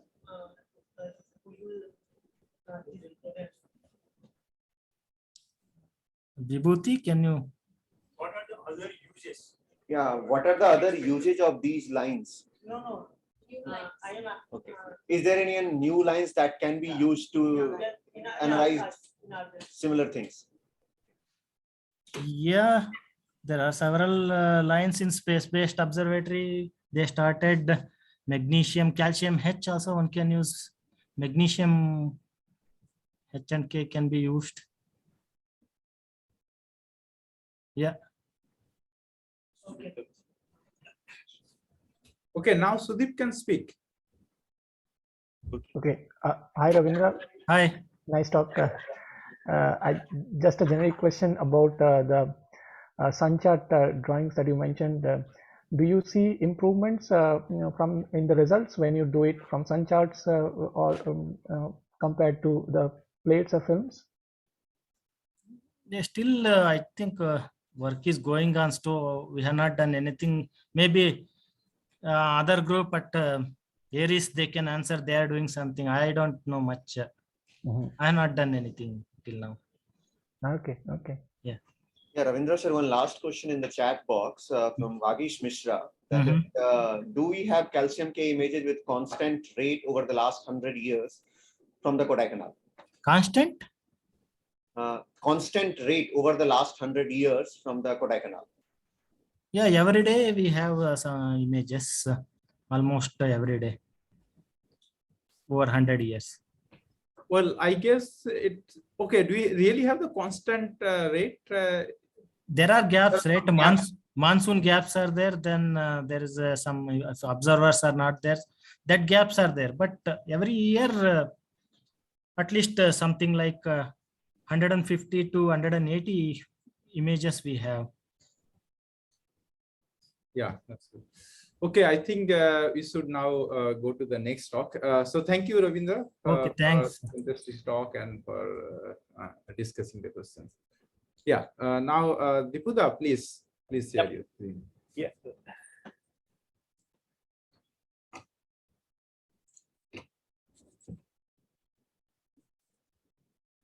Good morning, everyone. We are getting into probably coffee break, but we still, I will try to finish it so that we can get still some coffee. Yeah. Okay. Just confirm, can you hear me well? Yes. Vibhuti has to still set me up. He's doing that. Can you see the screen? Yes, it's perfect now. Okay. Okay. Good morning, everyone. I think the people who are online are not able to see the people in house here, and I see that apart from probably me, Ishwar, and Madhulika, the rest of the people are all under 30. So it's really nice to see individuals face to face. I think the first impression I have is I'm feeling excited that after 2 years we are able to meet people face to face. I hope just not these talks which are boring in some extent. We have more time for interaction in coming days, in next few days as well. So thank you very much, Arnunda, also for your very nice talk in the morning. And as you said, we are also probably trying to follow your principles of, hybrid mode of training youngsters. So this particular talk should have been given by probably others in the author list, particularly Vidya, but he's chairing the session, so he asked me to give the talk. But before I move on, I would also like to actually dedicate this talk primarily to Alexander. In fact, Alexander was a key person who sort of brought this idea to us a few years back. And unfortunately, Alexander recently passed away because of cancer. So I really feel sorry about it, but we hope that some of the ideas he brought in, we should be able to take it forward for further research. So first is that, the title says about long-term evolution of the sun's magnetic field during cycles 15 to 19 based on proxies from Kodaikanal solar observation. I think you were asking the questions about why do we ask, work for calcium? What is the fascination of the calcium over the years for cool star research for all time memorial is this particular element also. Calcium provides a very good proxy for magnetic field. So we do not have magnetic field measurements, in the past century, but we have calcium data, and that gives you a fantastic, reproduction capability of how the magnetic field was in the past century. So that's actually one of the other elements why people are fascinated. I'm very proud of this particular archive, which is there in Kodaikanal. I also would like to emphasize another important element is the multi-wavelength aspect of the Kodaikanal observatory. In different parts of the globe, there have been observations either from white light or from calcium or RH alpha, not from the same site. If you go back to 1st January 1958, We have one data from H alpha, one from calcium, one from white light. Almost every day, whenever seeing permitted, the weather conditions permitted, we have been observing for last 120 years the sun in multi-wavelength. Multi-wavelength is the key word for modern day astronomy. And Kodaikanal Observatory provides you that, all this along. So using this multi-wavelength, you actually can reproduce a lot of more information rather than people have just looked at the sunspots or just looked at the calcium or just looked at the filaments. Now it is the time combining all these different data and produce fantastic science. So I will not go into too much details. So this database is available. This is all open to the public domain. And I'm very happy that, apart from Indians, people from all over the globe are using this data. And now there are many publications coming up from Japan to Europe to US without any Indian also in the author list. So that means the data is in real sense in the open data policy. So this is again, Ravindra has also pointed out, there is a fourth data set about the prominences. Prominences are the features seen in, in the chromosphere of limb. So that again provides a huge input about the CME studies and so on and so forth. So there are actually many more elements which is still there in this gold mine, and a lot more work can be done in a more modernized way. The other very important element is to cross-calibrating all these data across the observatories, just not your place, but across the globe. Then only gives you the uniformity and also fills up the data gap. So this is something also we are looking at. So this particular work which I am supposed to present today is for the reproduction of the solar magnetic field of the past. Detailed study of the solar magnetic field is crucial to understand the generation, transport, reversals, and future predictions as well. So unless we understand the history, we cannot predict the future as well. So I will show you certain examples of certain unusual behaviors in the past, which we are now able to reproduce. And those unusual behaviors are actually making the solar cycle more interesting. It's not exactly 11 years always. It's not that all the amplitude of the solar cycle is also same. But how do you understand that? It's the irregularities of the solar cycle which makes the solar cycle more interesting. And to discover the irregularities in the past will allow you better understand the future as well. So that's the idea. So some basic properties of the field were recognized by detecting the field in sunspots, of course, and the spatial and temporal evolution by Backup. We have also heard about, understanding of the solar generation by Parker. So the regular digitized full disk observation of solar magnetic field are available in 1967 only. So this is the important key element, that we do not have magnetic field regular observations prior to this period. So if you want to really know about more than a century data, you have to look for proxies. There are no other alternatives to this. So can we reconstruct the solar magnetic field in the past when there were no direct observations? That's the question we are answering. Chromospheric filaments outline large-scale magnetic elements. So what we are trying to do is, as I indicated, try to use the multi-wavelength aspect. Filaments, what does they provide? They provide you the information about where the magnetic neutral lines are. We do not have polarity information from calcium. You only know where the magnetic fields are. So you see the magnetic patches and you see the polarity inversion lines. So can you include these two information and then the guess where the north polarity or the south polarity is? So that's the task we have been trying to do. So there have been, of course, earlier attempt, particularly Makarov and Shivaraman and so on. They created a synoptic map from Kodaikanal. They studied the global evolution of magnetic field and found a poleward migration of chromospheric filaments. So this poleward migration of magnetic fields are crucial for the generation of the next cycle and the timing of the cycle, also the strength of the next cycle. So we call it polar rush. So this polar rush, the rate at which this polar rush happens and exactly what time in the phase of the solar cycle this polar rush happens, one needs to identify this. But nobody has tried to provide any information of the magnetic field strength, because that's very hard. Because you can find the locations because of your contrast being, varying with the different photographic plates and so on. It's very hard to really quantify the magnetic field strength. Then Petsov reconstructed the field using calcium K observations from Mount Wilson and the polarity of the sunspots. This was attempted.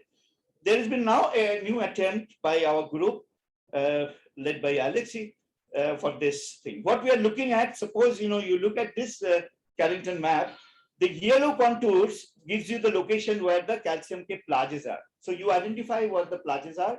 You overlay the locations of the calcium plages on the the synoptic magnetic map from Kit P.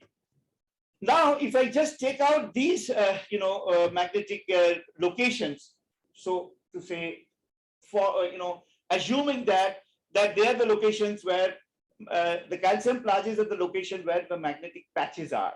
Now, if I just take out those contours and put it on the absolute flux map, you see here the fluxes where it is more than 20 Gauss are nicely actually following the places where the plages are. So this is the association of the calcium K plages with the strength of the magnetic field. Now, location wise, we have now more or less confident that this is fine. But can we do beyond that? Like, can the intensity of the calcium be sort of directly linked with the magnetic flux? It is straightforward. I mean, very clearly you can see it is not linear.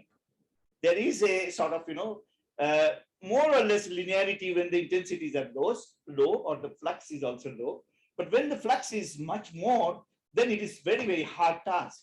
So for each Carrington map, you can generate such a, calibration curve. So this is a regression methods you can try and all with large error bars, particularly for large fluxes. So what Alex is trying to do is that try to create one set of map for activity minima, because minimum phase, the magnetic field here is reasonably similar, which is very different from the magnetic, high magnetic phase. Of course, as you can see, the fluxes are also much higher here, up to 60 Gauss or so. Here we are only talking about up to 15 Gauss, and created two sets of, this kind of calibration curve, which you can say. This will typically give you have to again remember that we are not really interested in a very accurate, magnetic flux measurement, but general behavior of the magnetic flux concentrations and the, high value versus low value kind of behavior, you can say. Now, how to assign the sign of the magnetic field? As I indicated, calcium is only giving you where the intensities are bright. That means, there are magnetic patches, but we don't have polarity information. So here, if I just again look at this, can we now compare this with the H alpha data? As I mentioned earlier, that the H alpha filaments, now we understand they lie on the polarity inversion line. So that means, both sides you have the magnetic fluxes and so on. So there are these kind of, synoptic map from H alpha also generated. McIntosh has done it quite a lot. We have been doing that from H alpha synoptic map from Kodaikanal as well. So combining these two data, this kind of magnetic butterfly diagram, we call it magnetic butterfly diagram, reconstructed for all these years.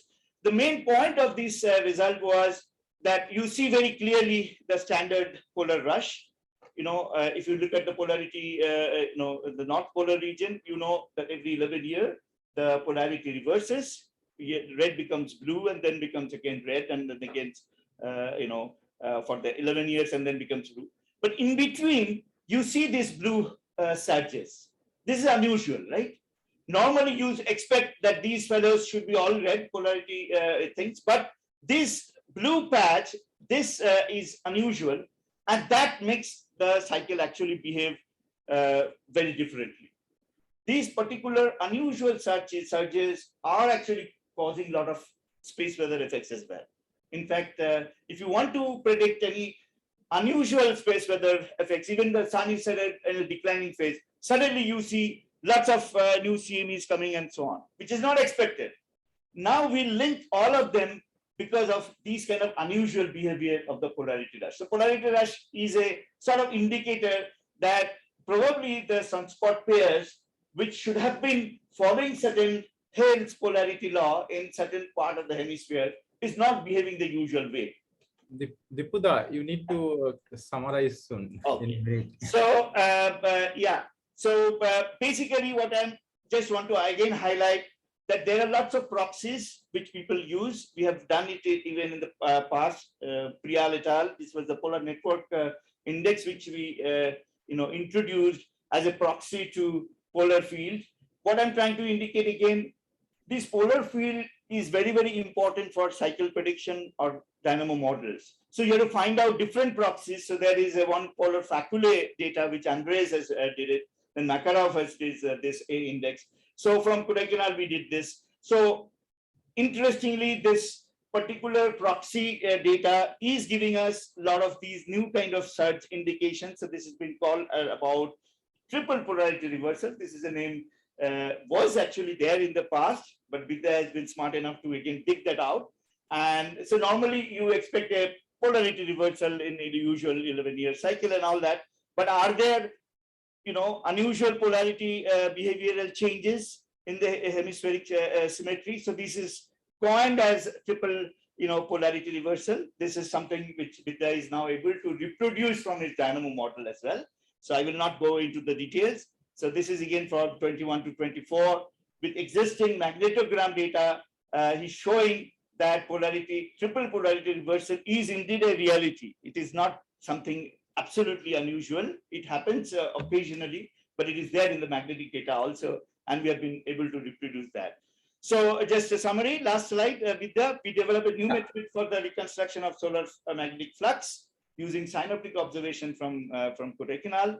The decay of non-Joy and anti-Hale activities, I did not talk about this Joy's law and so on, but these are the unusual, sunspot active regions which do not follow the usual rules. They result in leading polarity surges that disturb the usual order in magnetic flux transport and may lead to open triple reversal at the pole.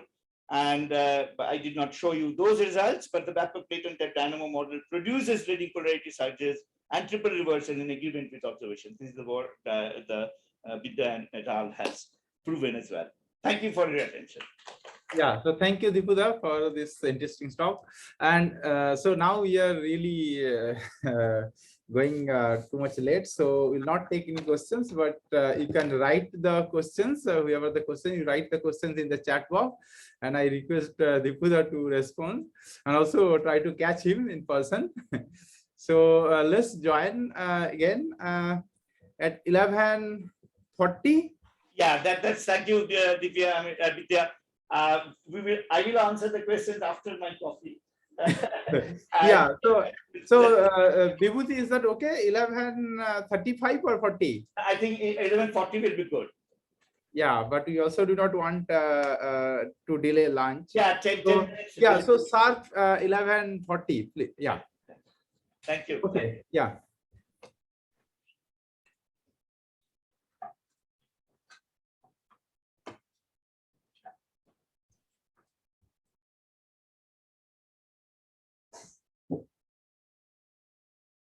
And thank you all the participant, all the speaker. So we have. Thank you, Vidya. Yeah, thank you.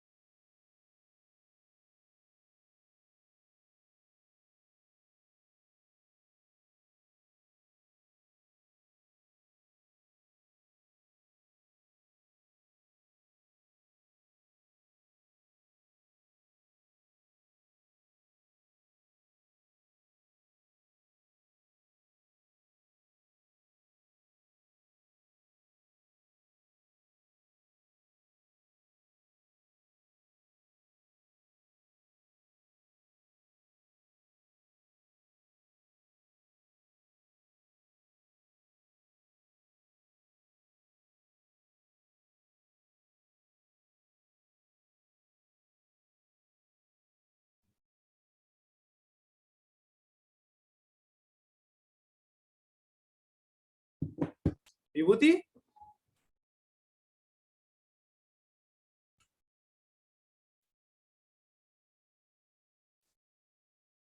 Vibhuti, yeah, please share your screen. Yes. Yeah, please start.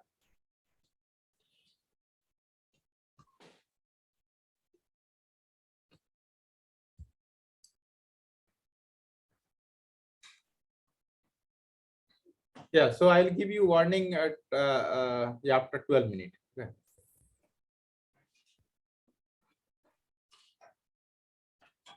Okay, yeah, please begin.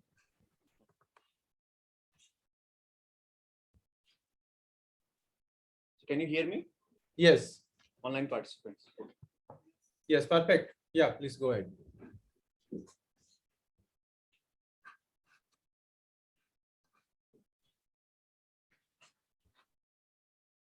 Yeah, okay. So it will be briefly a talk about the calcium K data from the Kodaikanal Solar Observatory or Kodaikanal Observatory. So it will be the continuation of the talk that has been given by Ravindra sir. So here I will talk about there are few issues that we have faced with the Kodaikanal Solar Observatory data, and that I'm going to talk about right now. So Kodaikanal Solar Observatory has a long history of solar observation in the multi-wavelength, as you have already seen, the white light, calcium K, H alpha, and the prominences. So these observations were initially taken on the photographic plates and then digitized and made available for the community. And these calcium K observations that I'm going to talk about is not the imaging, that it has been taken with the help of a spectroheliograph. And these digitized data are now available from 1904 to 2007. But recently, we have discovered an issue with these data. So which is important if you want to use this data today or in the future, you should understand what are the problem with these data. So what are the issue with the data? So to understand that on how are we able to figure out the issue, you have to look at the butterfly diagram. And if you look carefully in this region, in this circle, you can see a large scatter. But if you remember the sunspot butterfly diagram, we usually don't see much sunspot at higher latitude. But in case of this large butterfly diagram, we see a lot of scatter here and there. So what is the reason for that? Why are we not? What is the reason for that? And the scatter that we see, that definitely comes from the incorrect calculation of the coordinate for the plazas. So what is the reason why the coordinate calculation is errorsome?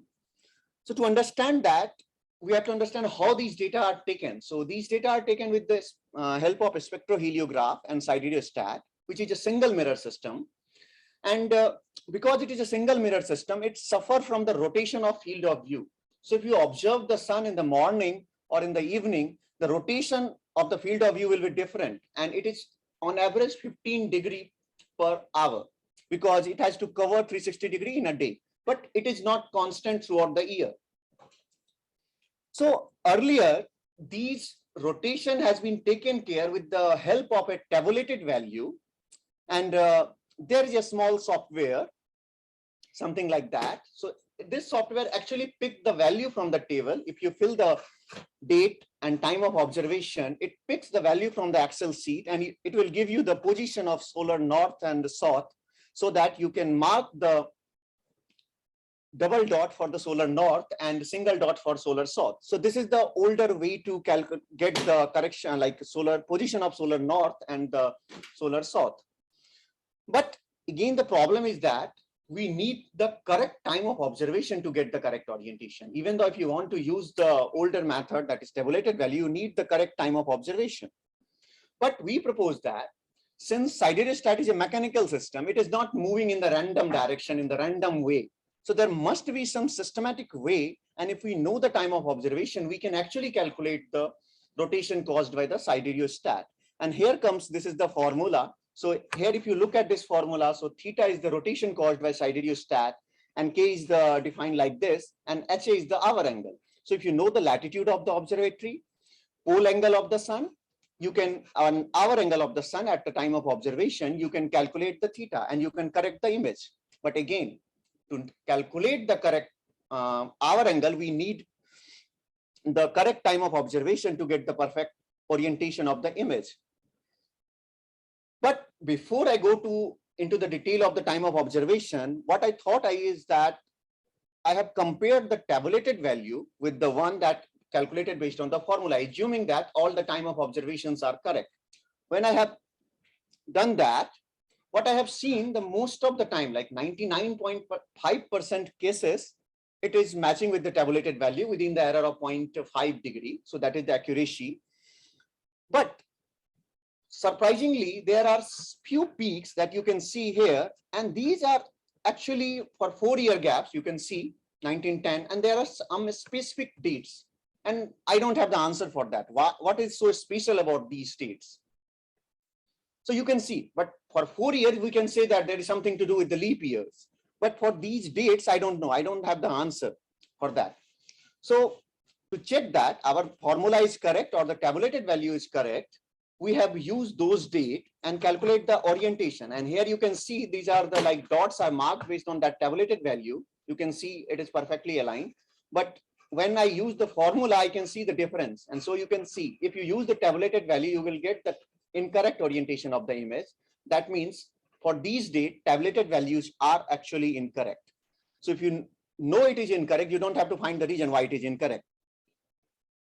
So the statistically 99.5% cases, it is correct. So we can use now the tabulated value. Now the actual problem comes when we looked at the time of observation. So I don't know how many of you know that India has followed Indian Standard Time after independence, but Kodaikanal Solar Observatory is observing the sun from 1904. To get the correct orientation, we need correct time, and India has different time zone before that. So I have to figure it out, Kodaikanal Observatory, which time zone it has followed. So luckily, it has followed the one that we are currently using, the GMT 5.5 hour, but in 1964, they have switched from GMT to UTC. So that is also fine. If you know the correct date or time when it has switched from GMT to UTC, it is perfect. You can correct it. But apart from that, you will see the lot of scatter, and there is some peculiar gap here. And we don't have the answer. So I don't think most of you are aware or not. India has also followed the daylight saving time like Europe in 1942 to 44. So that 1 hour shift is due to that. And if you don't consider that, you will get the 15-degree error in the orientation of the image. But fortunately or unfortunately, India has started daylight saving time, but forgot to stop that. So for 4 years, we have continuous 6.5 hour difference. In European country, it is like switched between during the years. So, but that comes as for us as a positive point. We don't have to correct every year. So it started in 1942 and then stopped in 1945. And all the data from the Kodaikanal Solar Observatory has suffered from this. So if you have used the H-alpha data, because that is also been taken with the same instrument, but in the white light data, because it's a full disk image, that will only give the small error. So that is not important. So it may have not noticed in that white light data, that is the reason. But for calcium K and H-alpha, it is important. So after correction, we have looked at all the scatters, and we found that in most of the time, it is the mistake during the digitization. So sometime during the digitization, because multiple people were involved in the digitization, when they are saving the file, they have given the name to the file that is based on the time of observation. So there are some mistakes that can happen because we all are human. So if you are dealing with 100 years of data, it is possible that you will give that you will get that error. But apart from that, there is a surprising thing near 64 to 70. So in 64, the Kodaikanal Observatory had shifted from IST to UTC. But since there are two digitizer there, and different people are involved, some of them has converted it to the IST, some of them not. So for that 5 or 6 year, I don't know, that randomly ITC and IST and UTC. So now how to correct that? since it is a random, the only possibility was that you look at the images and look at the orientation, compare with some other observatory or some other images, then only you can identify that it is correct or not. So by this way, we have identified most of them, and you can see the difference in the scatter. So if you see the previous image and after all the correction, this is the case. But still, we don't know like these images are correct or not, because we have 48,000 images. And because those were outlier, I can check that. But since these are not coming in the outlier, I can't say which one is the correct and incorrect and how much data are affected by that. So now first part was to identify those incorrect time of observation. What we have done, we have selected an image from the Kodaikanal Observatory. We looked for the two images, one the previous observation and the next observation. We differentially rotated, assuming that the time of observation is correct, and overplot the contours of the PLAS region. Now, if the contours are overlapping, at least one of them, we say the time of observation is correct. If not, we'll say that the time of observation is incorrect. So based on that, here you see the example here. So here both the contours are matching. You can see from the previous day and the next day. And we say that this image has a correct time of observation. Here you can see one is matching, one is not. Still it is in correct time of observation. But here you see both of them are not matching. So this image has incorrect time of observation. Now, based on this, we have seen that around 66.6% of data has correct Indian Standard Time, and 24.3% data has correct UTC, but around 9.1% data has incorrect time stamp or time of observation. So now we have identified, even though it is 10%, but we have to identify which 10% it is affected. So if it is 48,000 images, 10% data will be around 5,000 data, but we have to identify those 5,000. So by this way, we have identified those. And then we cross-checked with the logbooks, and we have corrected most of them by different image processing technique, different semi-automated methods. We have finally reduced it to 3.4%. And we can say that this 3.4% has incorrect time of observation, not the incorrect time stamp. So during the observation, the time they have mentioned in the logbook or on the plates, that is incorrect. So this is the main conclusion, because I have not talked about anything about the science. So because this is the starting point for the science. If I want to use the data, I have to get the correct data.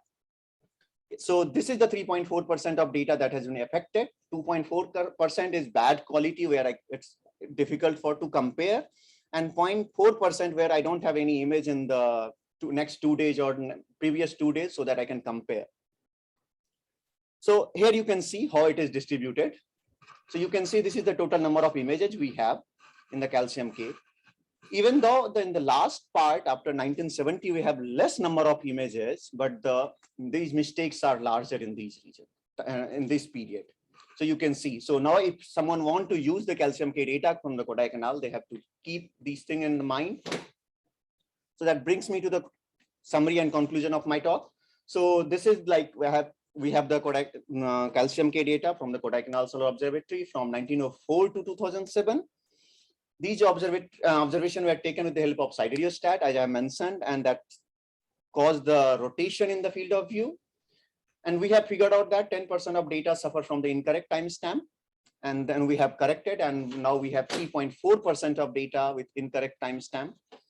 In addition to that I have not talked about, because that is the current ongoing work that I'm working, is 1904 to 1906.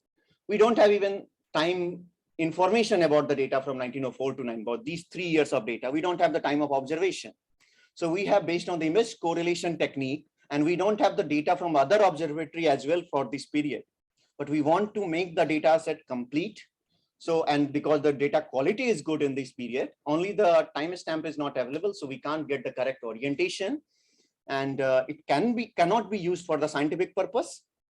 So we thought like we will correct it, and almost it has been corrected. Only like fraction of it is left, and now maybe in the next upcoming month we will, after all those correction, we'll make this corrected data available for our community, so that they can publicly use this data Like they can use the data for calcium K. If they want to use the calcium K observation, they can use the corrected version of the data.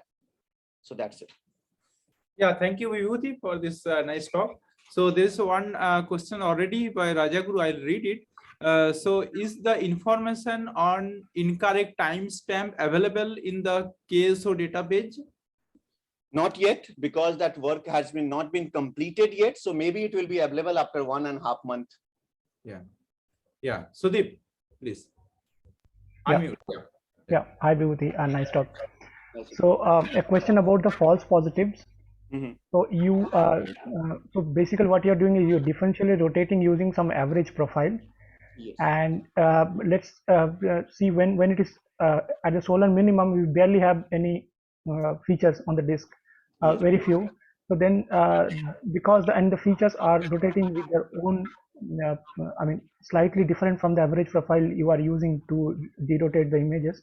Mhm. So how much these factors are playing a role in creating a false positives? Yeah, it was really difficult during the minima because we don't have much features during the minima, as you correctly pointed out. But since we have, in the case of Plazids, we have some features. I have seen only the, because I have gone through all the images, around 48,000 images, and there are few images only where we have used the image correlation technique to identify.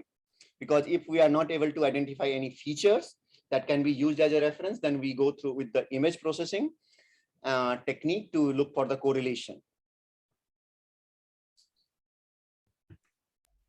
Thank you. Okay, yeah, thank you. So now let's move to the next talk. Madhulika ji, yeah, please share your screen. And now I invite Sudeep Mandal for chairing this session. Yeah, so Sudeep, please take care of this session too. Thank you, Vidudha. Okay, so we are moving on to session 2. My name is Sudeep Mandal, so this session we'll have 3 talks before the lunch break at 1 o'clock, and each of these talks are of 25 minutes, which, as I understand, is 20 minutes for the talk and 5 minutes for the question and answer. But yeah, the relaxing session of how we are doing it, probably, I mean, you can take the whole time and then keep on answering questions in the chat. Okay, so the first talk will be given by Madhulika Guha-Thakurta, and the talk will be on applied artificial intelligence. So, Madhulika, over to you.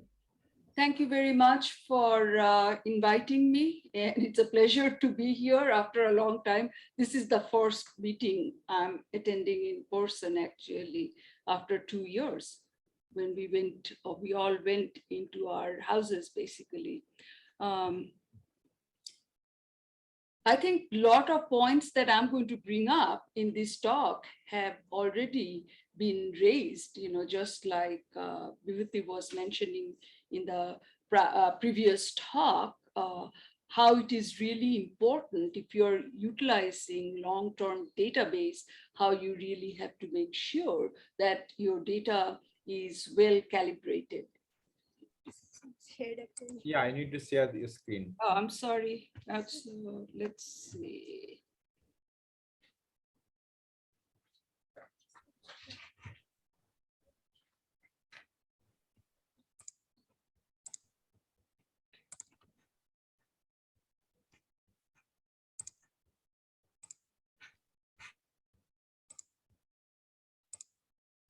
So I need to go to the first one.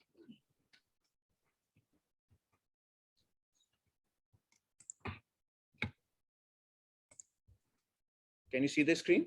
Yes, perfect. Thank you. And actually, someone please give me clue when I'm like 15 minutes into my talk so that I can wrap up.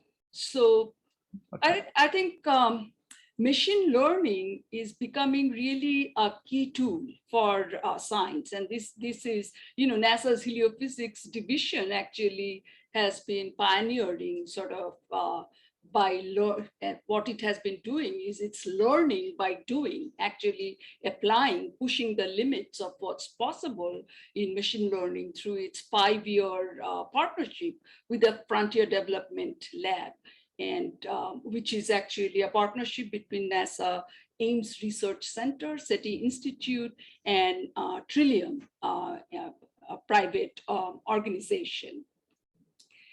And this is to really, I mean, what they have done is to better understand our star and predict its interaction with Earth. Now, of course, you know, I know this is an ASI, it's an astrophysics meeting, but Sun is a very special star in that this is the only star that affects our home, our health, our technology. So I will actually delve a little bit into that, you know, which is just a slight deviation, and that's heliophysics, slight deviation perhaps from astrophysics. And so this is going to be a general overview strategy of what's possible when ML is applied to science domains with massive heterogeneous data sets, helping both to safeguard and improve life here on Earth, unlock the secrets. These are our essentially coded goals, unlock the secrets of the universe, and better understand habitability. Habitability not just on this planet. If we understand the Sun-Earth connection, we can take that proxy for any kind of exoplanet habitability. These are our core goals. And I'll showcase some cutting edge applications of ML to the physical science through the lens of heliophysics, because this is being applied very broadly in all the disciplines. And this will provide a unique overview of essentially ML's ability as a tool for both exploration and discovery. I mean, that's the whole point. But there is, of course, there is prediction. You know, if you are into Earth weather, space weather, predictive tools make a huge difference. So this is to give you a sense of the kind of data, heterogeneous data we are dealing with. We have 20 operating missions with 27 spacecraft, essentially crisscrossing the entire solar system and beyond into the interstellar medium. And this is just sort of a visual representation of what we call the heliophysics systems observatory. In addition to NASA missions here, what we are also using are NOAA missions, and because this is utilized for space weather predictive tools. The visualization, as you're looking at, presents orbits of the current heliophysics satellites covering the space near Earth, out to the Sun-Earth Lagrange point, L1, where Aditya is going to be launched pretty soon. And finally, a view of the current missions operating in the solar system, including Parker Solar Probe. And you heard about Eugene Parker, how he's almost responsible for the creation of the field of heliophysics.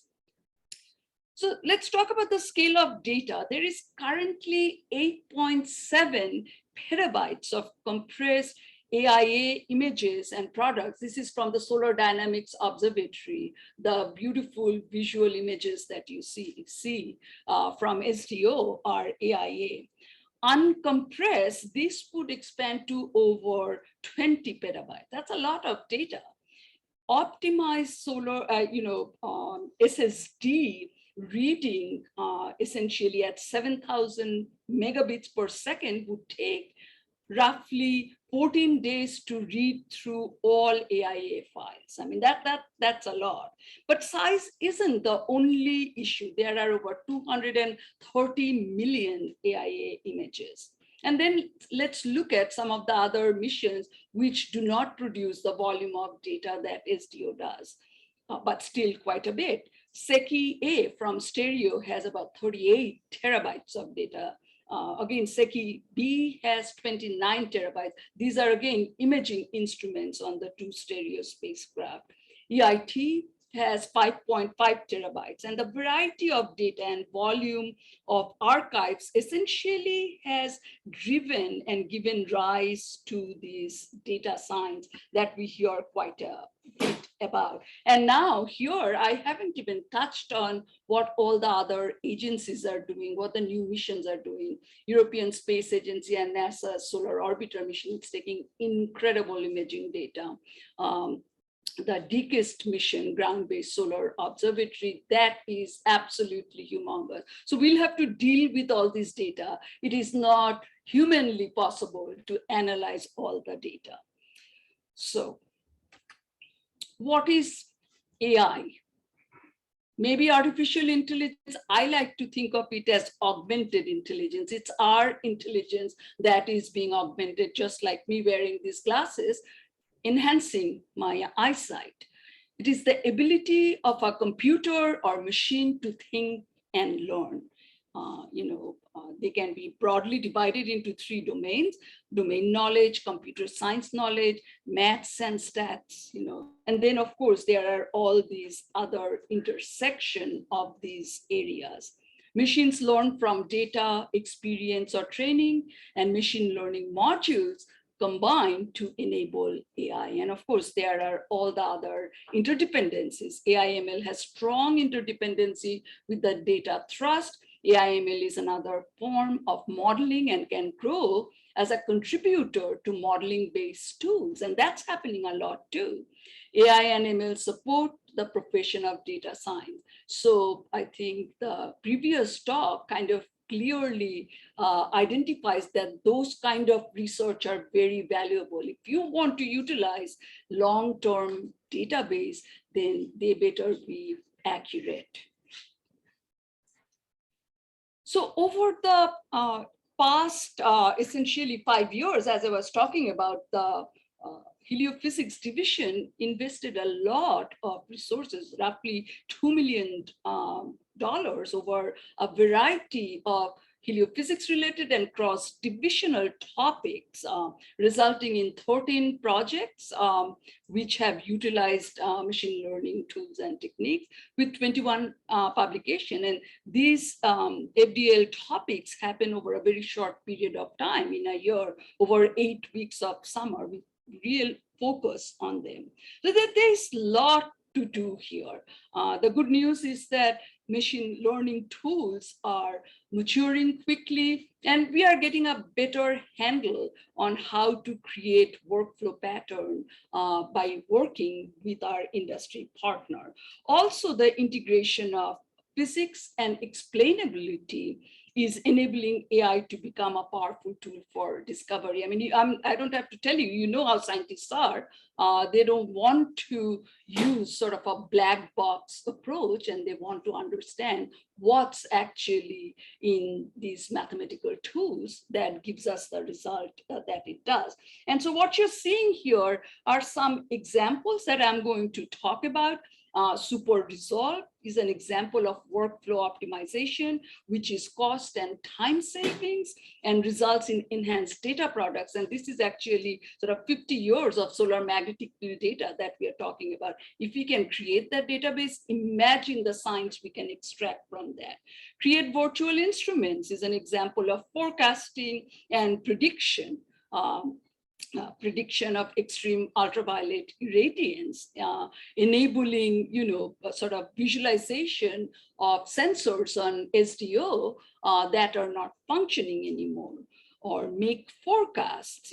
These are examples of applying decision intelligence. So every single topic here, actually, if you kind of go deeper into it, you will find that it is not only promoting science and discovery, but there is an underlying fabric of return on investment. It's saving cost, time, money, and also leading to creating better missions in future. And that is pretty significant. If you can demonstrate both discovery science and relevance, sort of the core goal on which the program Living with the Star was founded.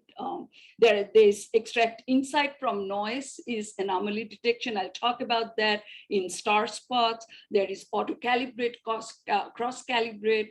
When we have UV sensors, they degrade, and we have to underfly rockets to really calibrate them. Can we remove the rocket flights and just calibrate utilizing the onboard data? So this is very fascinating.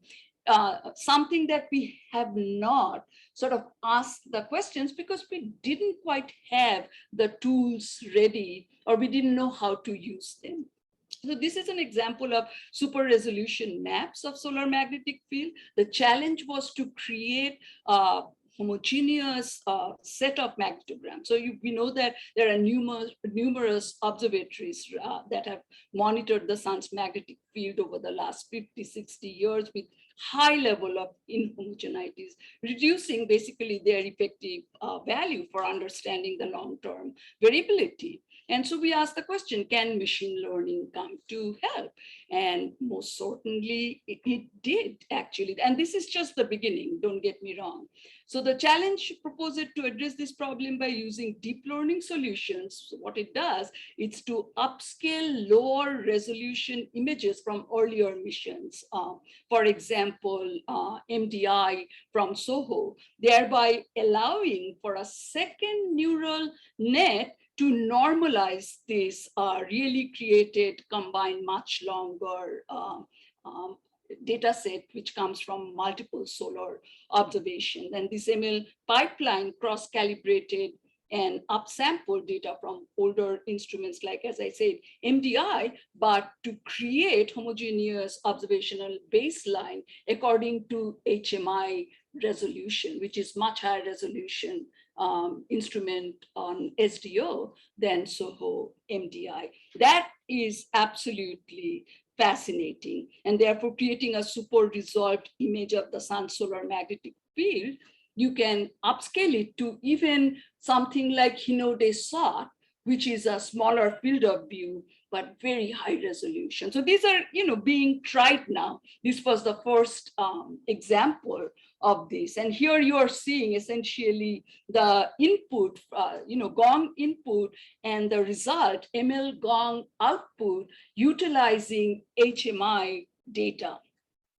But there are, of course, issues. In this particular case, we used, I think, high-res net highway architecture. They provided the best kind of solution. We found that HMI can be downscaled and upscaled well up to a factor of 4 using deep learning. That's pretty important information. MDI to HMI conversion reduces noise and adds detail, but misses larger field strength. So these are some of the problems that we have to face. And GONG to HMI shows bias problem. So, but if we can figure this out, this was done over 2 months. Remember that. There is a lot that can be done in future. So I'm just kind of trying to get you excited that this is a promising field, even though people still have hesitation about utilizing AI. This particular one is really fascinating. This is SDO. One of the instruments on SDO telescope, extreme ultraviolet sensor, malfunction, MEGS-A. And MEGS-A was actually measuring the EUV portion of the spectrum that is directly absorbed by the ionosphere. Very, very important for space weather. So the question was, can we take all the AIA images we are taking and combine it when MEGS-A was operating, and therefore create a training set and then a predictive tool? And that's exactly what was done. And the team has been able to, so what you're seeing there, on the left is the architecture that was used. On the right-hand side, what you're seeing are the irradiance spectra that was generated by this tool. And what we found is that the team's approach for nowcasting MEGS-A spectral irradiance measurements from AIA images achieves median error of 1.6% across MEGS-A lines, outperforming a number of approaches, including kind of the physics-based differential emission measure approaches. So the next next chart here, what this shows is with the machine learning data set prepared, because this data set was ML ready once we have created this AIA and EVE data set into their format so that they can be easily treated with AI, machine learning and AI tools, then we can utilize that data for many other interesting science questions. And so the question here was auto-calibration, as I mentioned, right? So what this did, and this is on the lower left-hand side, is that the team actually asked the question that can we extract a calibration factor for the degradation of SDO EUV, and this is going to be very important, for example, for Aditya mission, right, when it launches. And this technique can be adapted to other imaging or spectral instruments operating at other wavelengths in future, essentially. So the top row here, what you are seeing is the 304 channel, the degraded 304 channel, and you can see it's becoming darker. The bottom row is comparison of real 211 angstrom channel and the synthetic channel. So you can actually create synthetic images, that being the point. So the team devised a way of solar extreme ultraviolet telescope to self-calibrate, improving our capability to monitor space weather, but they also created a synthetic telescope to image the sun's corona. Now, why is this important? Because you can reduce the number of filters you want to put on your space missions, for example. What does that do? That makes your mission cost less, way less, and therefore you can do more missions. Now, what was very interesting here is that this EUV that irradiance that was created has many more derivative outcomes. This UV is directly responsible for thermospheric density predictions, and that's another topic we actually did. And this thermospheric density leads to solar drag. I don't know if any of you had been paying attention in early February when Elon Musk's SpaceX Starlink spacecraft, 49 of those went up and 40 of those actually were pulled down by solar drag. And he launched into a time where there were multiple CMEs and did not foresee what that could do to the satellites. I mean, these are the kind of things that will happen. And we are able to help with making prediction if we have all the data in hand. But these are examples right now. Now, we've talked about Parker Solar Probe. We've talked about Eugene Parker. Parker Solar Probe is taking incredible data.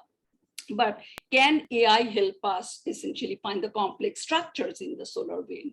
So we know that ML can learn to find, organize, and classify complex structures in the solar wind, basically to advance our understanding of the fundamental building blocks, as Arnav was showing in the beginning, right, which Gene Parker essentially theorized. Now we have the data, but how do we analyze this data? And Madhurika, so, yes. 2 minutes to 20. Oh, okay. So, yeah, I don't know. Let me go through and stop me whenever you feel like. So the top panel, what you're seeing are different kind of detections that took place in solar wind. The first CME detection was in 1971. The next panel shows interplanetary magnetic field enhancement. And that first detection was 1983. Switch fact, the first detection was in 2019 from Parker Solar Probe data. And the next one is a big question mark. And I bet you that it's going to come from analyzing the Parker Solar Probe data with AI/ML. And so this pipeline is able to identify distinctive features and group similar time series into recognizable patterns. And using only 3 million operations instead of the 90 trillion from the traditional approaches. So that's, again, you can see the cost saving, time savings, etc. Let's see, maybe I'm not going to go into, this is a very cute one. This is really trying to understand what heliophysics can learn from stars And we essentially utilized Kepler data to pull out rotational features, star spot, rotational characteristics. So we can apply these tools and techniques to whatever data we have. This is general. Oh. Yeah, this is fascinating. And this is the heliophysics ecosystem. I'm not going to go into that, but I've given you a broad spectrum of areas where you can begin to apply these tools. And these tools are different. We are using natural language processing to deep neural networks, any number of different kinds of tools. This is just kind of where we have to go, right? AI is a team sport across the technology readiness level. That's how we have to think of this problem. Our tools, our models, we have to kind of bring them up to that, this shape that you're looking at, that technological readiness level, so that they can be deployed, whether it is in a NASA mission or whether it is for prediction.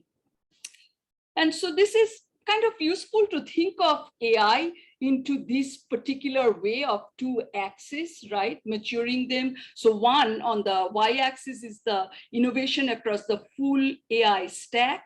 The other side is x-axis is basically transitions of projects to other programs, integration of ML into technologies, into flight missions. There are many examples. You can do compression, you can reduce filters, you can do auto-calibrate, and then ultimately, overarching influence of the work on the broader field measured through citations and publications like scientists do.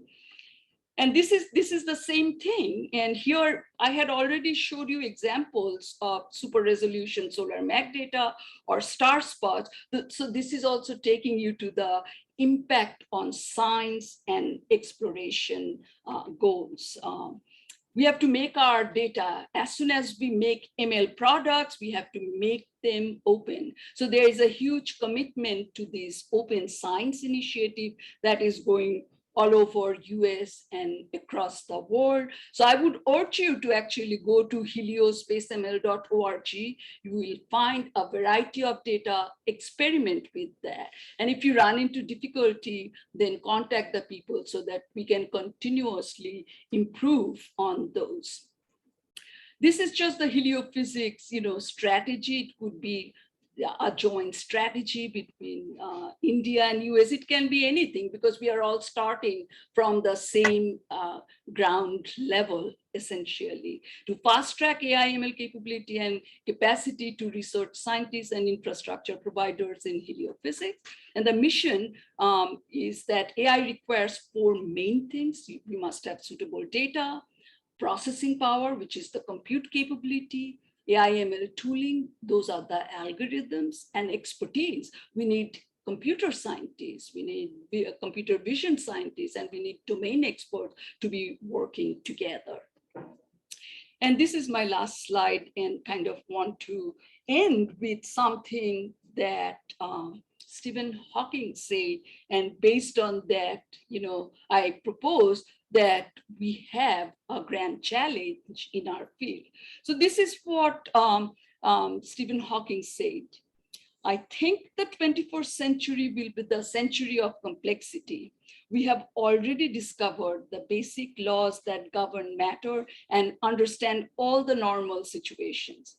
We don't know how the laws fit together and what happens under extreme conditions. There is no limit to the complexity we can build using those basic laws. And I think Gene Parker was on this path, literally.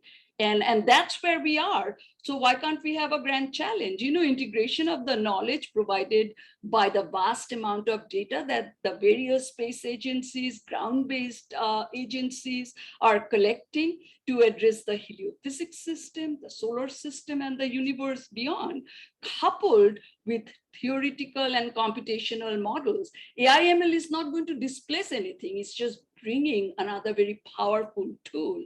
And basically you bring all this together to understand and predict the behavior of the world we live in. Thank you.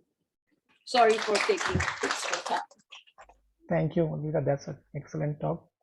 So we are reaching 25 minutes mark, but we can take at least a question. Or you can put questions also, you know, on the chat.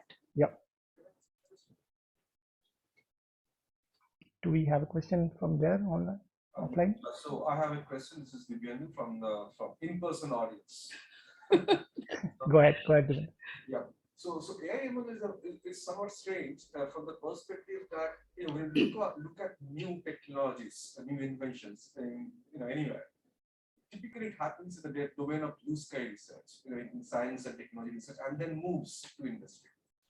AIML is something different, where the primary discoveries, the early pioneering works happened actually in the industry level, right? Making sense of large amount of data to help the industry. And now scientists have been sort of waking up to this, are slow in incorporating this in their work, right? Is there a reverse example of, from your experience, when you've been working with this for so long, of where certain technologies in AIML have been utilized by scientists, developed by scientists, and now are being used back by the industry? So one of the things, my goal was to say how public-private partnership is essential to make progress. So how is that? We are utilizing the codes, the workflow developed by industry. Industry is not just giving us money, they are giving us the tools. No other agency is going to spend billions of dollars developing these massive amount of tools, right? Algorithms. But what does industry get from us? This is exactly, they are actually sharpening their tools on these bright, young, early career people with fantastic topics. So it goes both ways. You can't have a partnership where both sides don't benefit. And this partnership, I think, is absolutely vital. You made another important point. AIML is not just a tool, it's like a fabric, it's like ether, we live in it, it's like math, or if you think about it, it's an integrator.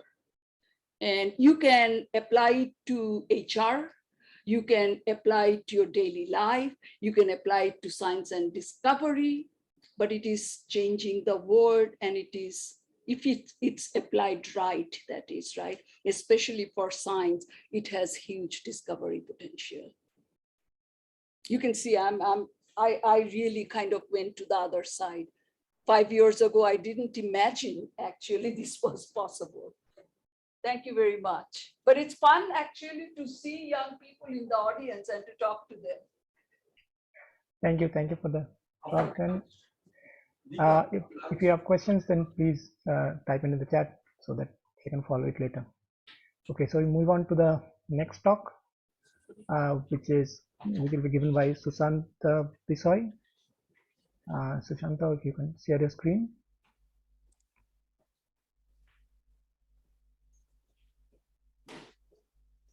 Sushant, are you online? Yes. Okay. This talk will be on long-term decline of solar magnetic fields. Yeah. Please put it on presentation mode. Yeah, perfect. So Am I audible? Yeah. I'll give you a signal 2 minutes prior to 20. Okay. Yeah. Thank you. Thank you, Sudeep. And thank you, Vidya and Vibhuti, for inviting me to present this work here. So from the last, from the past 10 years, we are doing the work on the solar magnetic field. And particularly, I will be discussing based on our results, what we got, the insight about this long-term decline of the solar magnetic field over the past 2 decades. So for this work, a lot of people are actually involved. So I did not mention, but I like to acknowledge them. And with that, I will start that because the aim of this workshop, as I the long-term solar activity. So before going to the long-term decline of solar magnetic field, so I should give you the idea why one should go for the study of this long-term, that is the data. So the reason that we need to study this long-term, that is the data that we have get from the solar, from the different instruments. The reason is because the sun, which is actually having the different kind of activity, that is we have coronal mass ejection, we have solar wind, we have solar flare, and we have the interplanetary magnetic field, and all of this activity is actually moderated by the solar magnetic field, and they drive the space weather that is near 1 AU and interact with the magnetosphere and ionosphere, producing the different terrestrial activity of interest.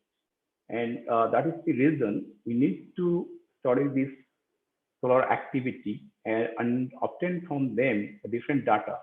And particularly because all this activity are actually modulated by the solar magnetic field. So it is kind of very interesting to see what is happening in the solar magnetic field if you analyze the long-term data.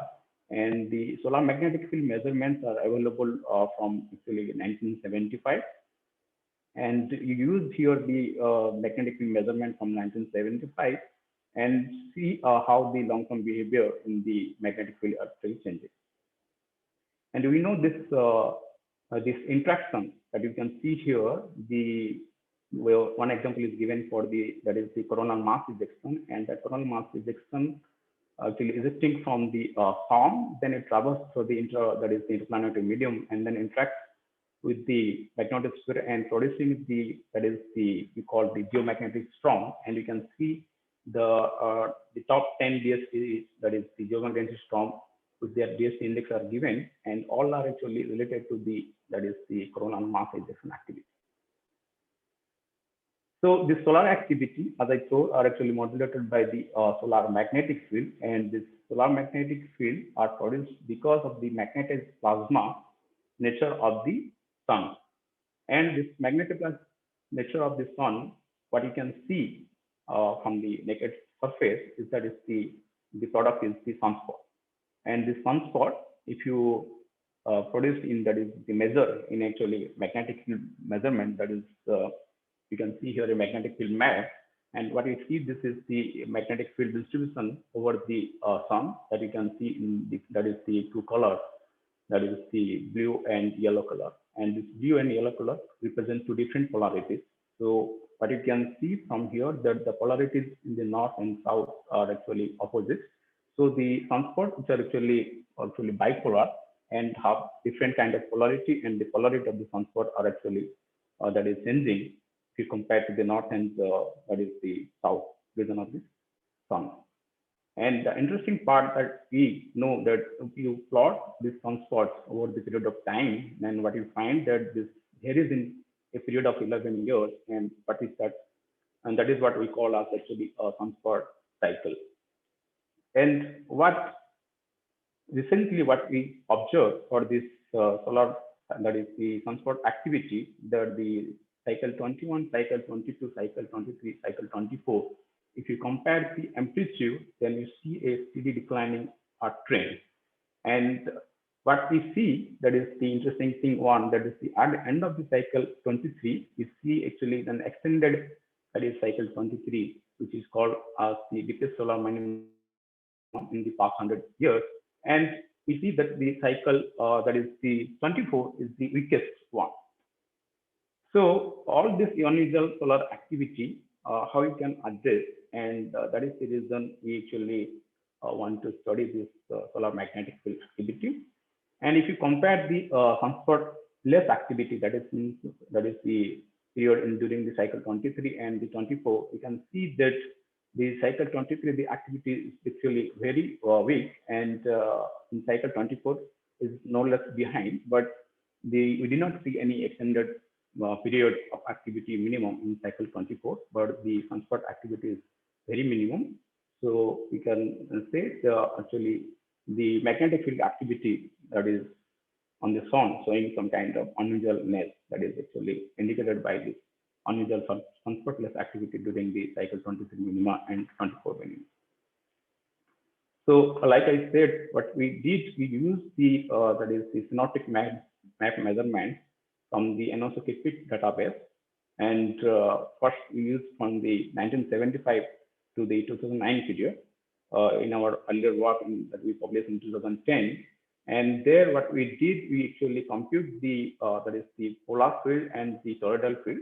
So these are the notation that we used for the range. The toroidal used for the 0 to 45 degree, and polar field we use the notation the magnetic field measure in latitude range 45 to 78 degree. And what you see here, this is the toroidal field measurement variation over the 3 cycles, and this is the polar field measurement over the 3 cycles. And interesting, what you see that the toroidal field showing the modulation of the sunspot activity, while there is a weak modulation of sunspot activity in the that is unsigned polar field, but if there is a steady decline in this field. So the signatures of this magnetic field, we also analyze the that is the magnetic field in the range that is the 78 to 98 latitude range, and what we found is the polar field strength. We find this is very similar to that like of the meridional flow, and there's a strong correlation between the polar field strength into that of the meridional flow. And based on this, the extended minimum nature of the cycle 23 and 24, where that cycle 23 being actually explained based on this correlation of the meridional flow and the polar field strength. And further, what we did, we subjected this photospheric magnetic field residual to calculate the wavelet periodicity and the Fourier periodicity. And so when you plot the wavelet periodicity, as you can see here, the wavelet periodicity, and so we find for both the latitude range from 0 to 45 degree and for the 45 to 78 degree, both northern and southern, there is a significant decrease in the wavelet power, and that is happening just around 95 to 96. And this is happening for the 0 to 45 degree also. So what we did, we grouped this photospheric magnetic field data, the residuals, into 2 groups, one before 95 and one after 95. Then we calculate the Fourier periodicity and observe what is happening, the periodicity variation. And what we found that you can see in the 0 to 45 degree and this in 45 to 78 degree, then you can see the longest period that you see in case of the before 96 and that you see the after 96. There is an hemispheric asymmetry if you can consider for the 45 to 78 degree. You can see this is longest period here and there is an increase in the periodicity. And if you compare the same for the south, there is the increased periodicity is 5.6 here and it is decreasing. So there is an hemispheric asymmetry in this case for the 45 to 78 degree. And if you compare this same for the 0 to 45 degree, we did not find any hemispheric asymmetry. So same we did for different latitude range, and we conclude a similar kind of, that is the hemispheric asymmetry being observed in the periodicity of the different latitude fields. So whether this declining trend that we see in the photospheric field are actually can be depicted also in the coronal magnetic field, because finally this photospheric magnetic field are actually extended out in the corona and finally extended out into the interplanetary medium and forming the interplanetary magnetic field. So we took the different potential field models and extrapolated the photospheric data to produce the that is the coronal synoptic maps, and using that coronal synoptic maps using the same method that we obtained for the photospheric field. And what we see that the coronal magnetic field also showing a declining trend from 1995, as you can see here, both in the, that is the latitude range 45 to 78 degree and also in the high latitude range that is 78 to 90 degrees. So further to verify this effect, whether this long-term decline that we see in the magnetic field is actually can be reflected in the solar winds. So we use the that is the method, that is the measurement from the interplanetary scintillation, and the interplanetary scintillation is a method where actually you use the that is the intensity of the extragalactic radio sources that passes through this, that is the turbulent and reflecting solar winds. And we see a change in their intensity. And based on their change in the intensity, we calculate this, that is the phi RMS. And this phi RMS is depend on nothing but the, that is the delta n, which is the electron density fluctuation related to the solar wind. And this phi RMS, we can compute the M, and the M we can then use to study the how the variation in M. If you know, then you can know the variation in the delta n, and this delta n obviously because it's electrodensity fluctuation, and this density fluctuation are actually related to the magnetic field fluctuation. So if you see any changes in the electrodensity fluctuation, then that are linked to the magnetic field fluctuation. So we have to normalize this M, because this M is a function of the, that is the distance and the source side. So we normalize this, that is the M value with respect to the distance and the source side. Then we take the temporal variation and for the different extragalactic radio sources. And you can see here the observation for shown for the different period for the different sources. And you can see that the circle shows the unknown means, and you can see this unknown means. What I plot everything together here, and you can see there is a steady decline in the unknown means of the scintillation index value from 1995, just in sync with the what we see in the photospheric and the coronal field. So that is what I showed in the previous is up to the data up to 2008, and so the what we did next, we analyzed the same the photospheric data and the that is the IPS data, and we see that this declining is continuing in the 2015 paper. We saw that is continuing, and in the photosphere as well as in the that is the solar wind, and as a form of the solar wind, the microthermal levels, and we can see they are actually steadily declining, and we see the declining trend up to the present data shown here up to 2014. So based on this measurement, what we thought, because this magnetic field is steadily declined, we can extrapolate this data to find what will be the value at 2020. And this relation between using the relation between this polar field and the heliospheric magnetic field, and the heliospheric magnetic field is related to the sunspot maximum. So using that relation, what we did, we predicted the sunspot maximum for the cycle 25, and this is using the old that is SS1 data, and we find value for cycle 25 towards 70. But we further assess this magnetic field that is the declination, and what we see that this decline is actually continuing further, though there is a small jump in this magnetic field here, and we can see that that is the declining is actually continuing. And the same we did for again the interplanetary scintillation measurement, and we find this declining again in continuing, and we can see this. This is in the paper published in 2019, and recently expand this work, and what we see that there is a significant decrease after this 2018 period.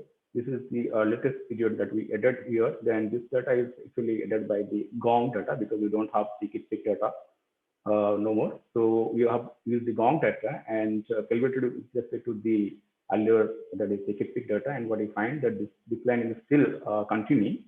And you also see that same signature in the scintillation index, and you see that this declining trend is, and we compare the level of the decrease to this period and to this period, and then we can find here in the that is the scintillation index.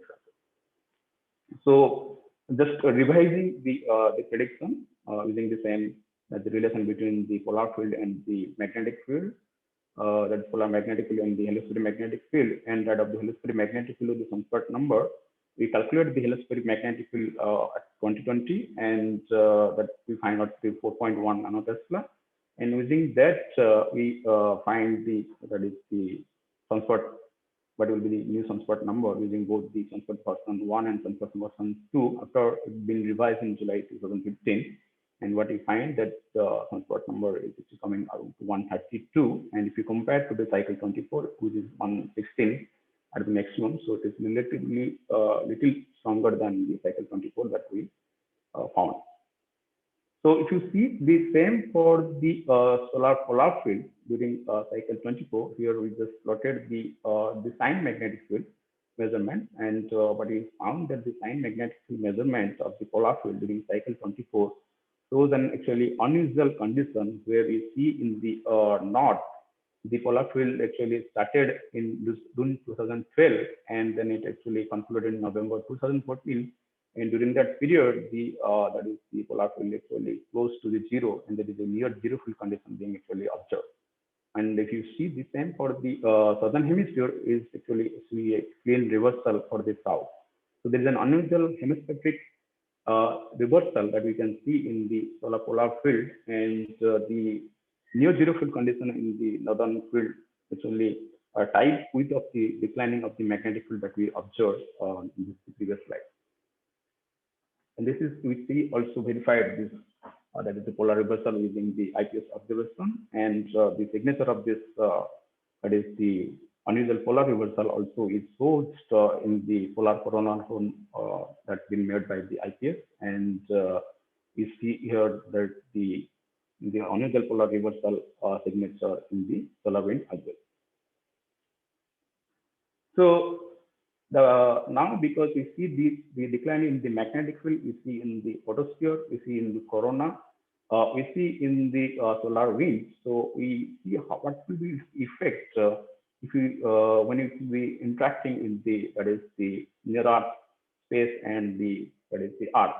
So we studied the parameters at 1U and compared the that is the interplanetary magnetic field (IMF) or the HMF to that of the polar field, and the dynamic pressure for measurement for that of the polar field, and we find there is a good correlation. And what we see that if you compare the that is the red dots showing the measurements of the IMF and polar field and the dynamic pressure and the polar field from 95, and you can see there is a significant decrease all these parameters, which showing a weak solar activity being continuing during this period. So to see the effect of this weak, that is the solar wind activity, that is 1U, we compared the that is the effect on the terrestrial magnetosphere. So for that, what we did, we calculated the standoff distance, and for the boson and the magnetopause. And for that, we used two different models, that is the one empirical model and another is the numerical model. And for that, what we did, we need to use only the that is magnetic field strength Bg and the dynamic pressure in this model. Then we can calculate this standoff distance. So if you use that and compare this both of standoff distance for this period, then we can see here there is an increasing both of standoff distance both in the using the empirical model as well as the numerical model. And the same we see for the that is the magnetopause standoff distance also. So there is an increasing trend in the MP standoff distance, and all this is actually happening around 1995. You can see this in the increase being around occurring around 1995. That is same when we see this continuing declining in the magnetic field being started. Sushant, 2 minutes to 20. Yeah. Okay. So then we compared this magnetopause state, because this dynamic pressure, if it will be declining, then because if you have the dynamic pressure will be more, then the magnetopause will be actually compressed. But if the dynamic pressure is actually less, then the magnetopause will expand. So what we did, we using the different models, we compared the magnetopause shape and so that there is an comparing the magnetopause MP shape, we compare for the 1996, that is during cycle 22. And if you compare that during the 2008 and 2020, and you can see there is a significant increase during 2008 and 2020. So further, what we did, whether this decline in the magnetic field has any effect on the ionosphere. So for that, what we did, we took the measurements of F0, F2, which is actually represent the that is the critical frequency in the F0, that is the F region of the ionosphere, and this parameter that is the strongly correlated with the SNSM. And if you see the plot here, so what we did that during the that is period cycle 23, we take this SSN and the F0 F2, and we find a very strong correlation. That is the correlation being actually 0.96, and this strong correlation between this comfort number and F0 F2 represent that that is the no such declining trend is actually observed for F0 F2. Otherwise, we could have could not have seen this strong relation between the that is the SSN and the F0 F2. So based on that, we tell that there is no effect of this declining trend on the ionosphere, though it has an effect on the magnetosphere. Yes, so here is the summary and so yeah, so from this that is that work that we conducted from the last 10 years, but we see that we first observed a decline in the long-term photospheric fields in the, that is in the high latitude range, that is 45 to 78 degree, and that we actually see that's being actually reflected in the solar wind turbulence level, and that also we see in being reflected in the coronal magnetic field, and as well as the magnetopause and that is both of standard distances, and all is actually showing this transition being occurring around 1995, where we see this decline in the magnetic field. And more interestingly, all these things are being actually continuing in sync with the decline in the photospheric field. And based on the decline in the photospheric field, we actually predicted the solar cycle 25, and so we compared the value for the SSNB that is using the new sunspot number SSNB2, and we get a value of 132 for the cycle 25. So given the fact that we are seeing this declining, which is being continuing more than 2.5 solar cycles, so the question is comes that whether this decline will continue in the same way, whether the activity that will be actually going on, whether we see there is any continuing form, and whether we can hit any minimum condition. But that is has to be next to be seen what is going to happen. Yeah, thanks. Thank you, Susanta. That was a nice talk, and thank you also for finishing on time. So, okay, let's have a couple of questions. Please go ahead. So I see one of the question in the chat box from Vagesh Mishra. The question reads as, did you find decline in scintillation index since the beginning of the solar cycle 24, or does it begin around 2003 when the polar photospheric field became weaker?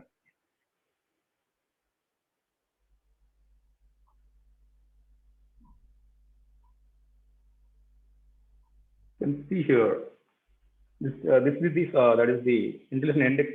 So this is from cycle 22. From this, this is the period about 1995 where QED declined, and this is for the cycle 23, and this is for the cycle 24 period. Now, if you see this period, and after the polar, that is the cycle that is around 2015 and 15, the cycle 24 maximum occurs. If you compare the values, then obviously after 2015 and so the decline is actually more. So this that is the decline is there, but this little bit sharp decline is the after 2015. Okay, and Vidya, please. Yeah, I have a quick questions and a comment. So at some point you're saying that the polar field around 2012 to 2014 somewhere, like in the North Pole was reversing, but during the reversal it was fluctuating around 0. Yeah, so there is a pictures, and in fact we find that during that time, just at the beginning of the cycle, there was a big anti-hell spot, and that actually caused the delay in the reversal, or actually sort of trying to reverse and then actually produce the opposite polarity field. Yeah, so that is interesting. So one question. So now you see that the cycle is ongoing. 25 cycle 25 is ongoing, and seeing the rise rate, you can think the cycle is going to be stronger. So do you think that the constant decline trend of the magnetic field is going to change? Any comment on that?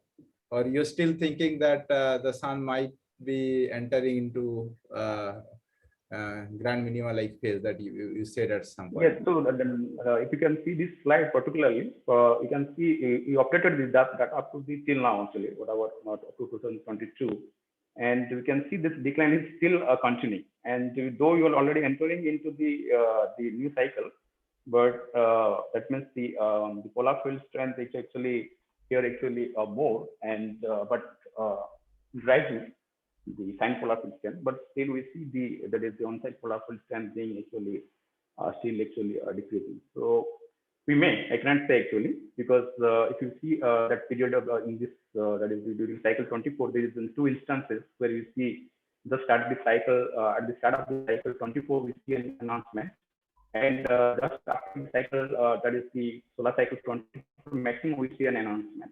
But because this is at the start of this cycle 24, but here we are actually already entered into the cycle 24 and we do not see any kind of announcement actually. That's why we are thinking that it may continue the decline. Okay, thank you, Susanta. And now we move on to the next talk, which will be given by Divyendu Chakrabarti. The topic is on long-term variation of solar wind. Divyendu, if you kindly share your screen.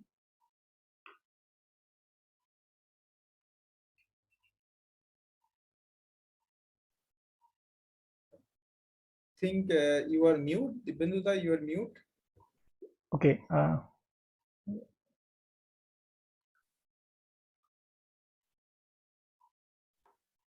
Yes. So the problem was that I was not able to unmute myself, and now I have been unmuted. Yeah. Okay. Okay. Please go ahead and share your screen. Thank you. I'll share my screen. Yeah. Okay. I'll give you a signal when it is 2 minutes left to 20. Sure. Sure. Okay. You're able to see my screen? It's coming up.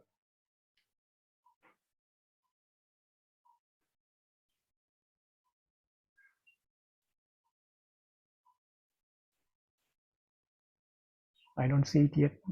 It's still coming.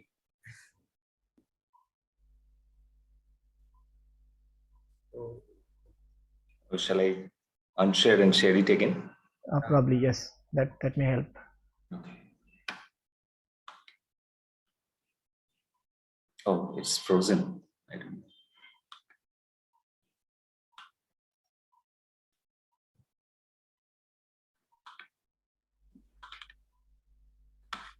Oh, it's completely frozen. This. It is. My net is working. Yeah, probably you can restart Zoom if that helps.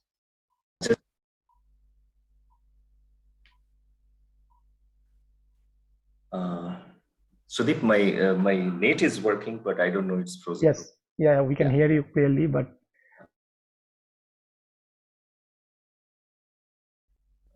I'll try again.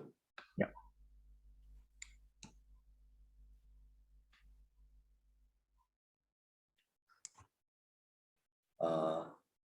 Is it visible?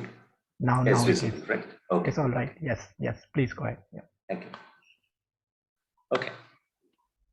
So I'll be talking about the long-term variation in the solar wind helium and suprathermal population today.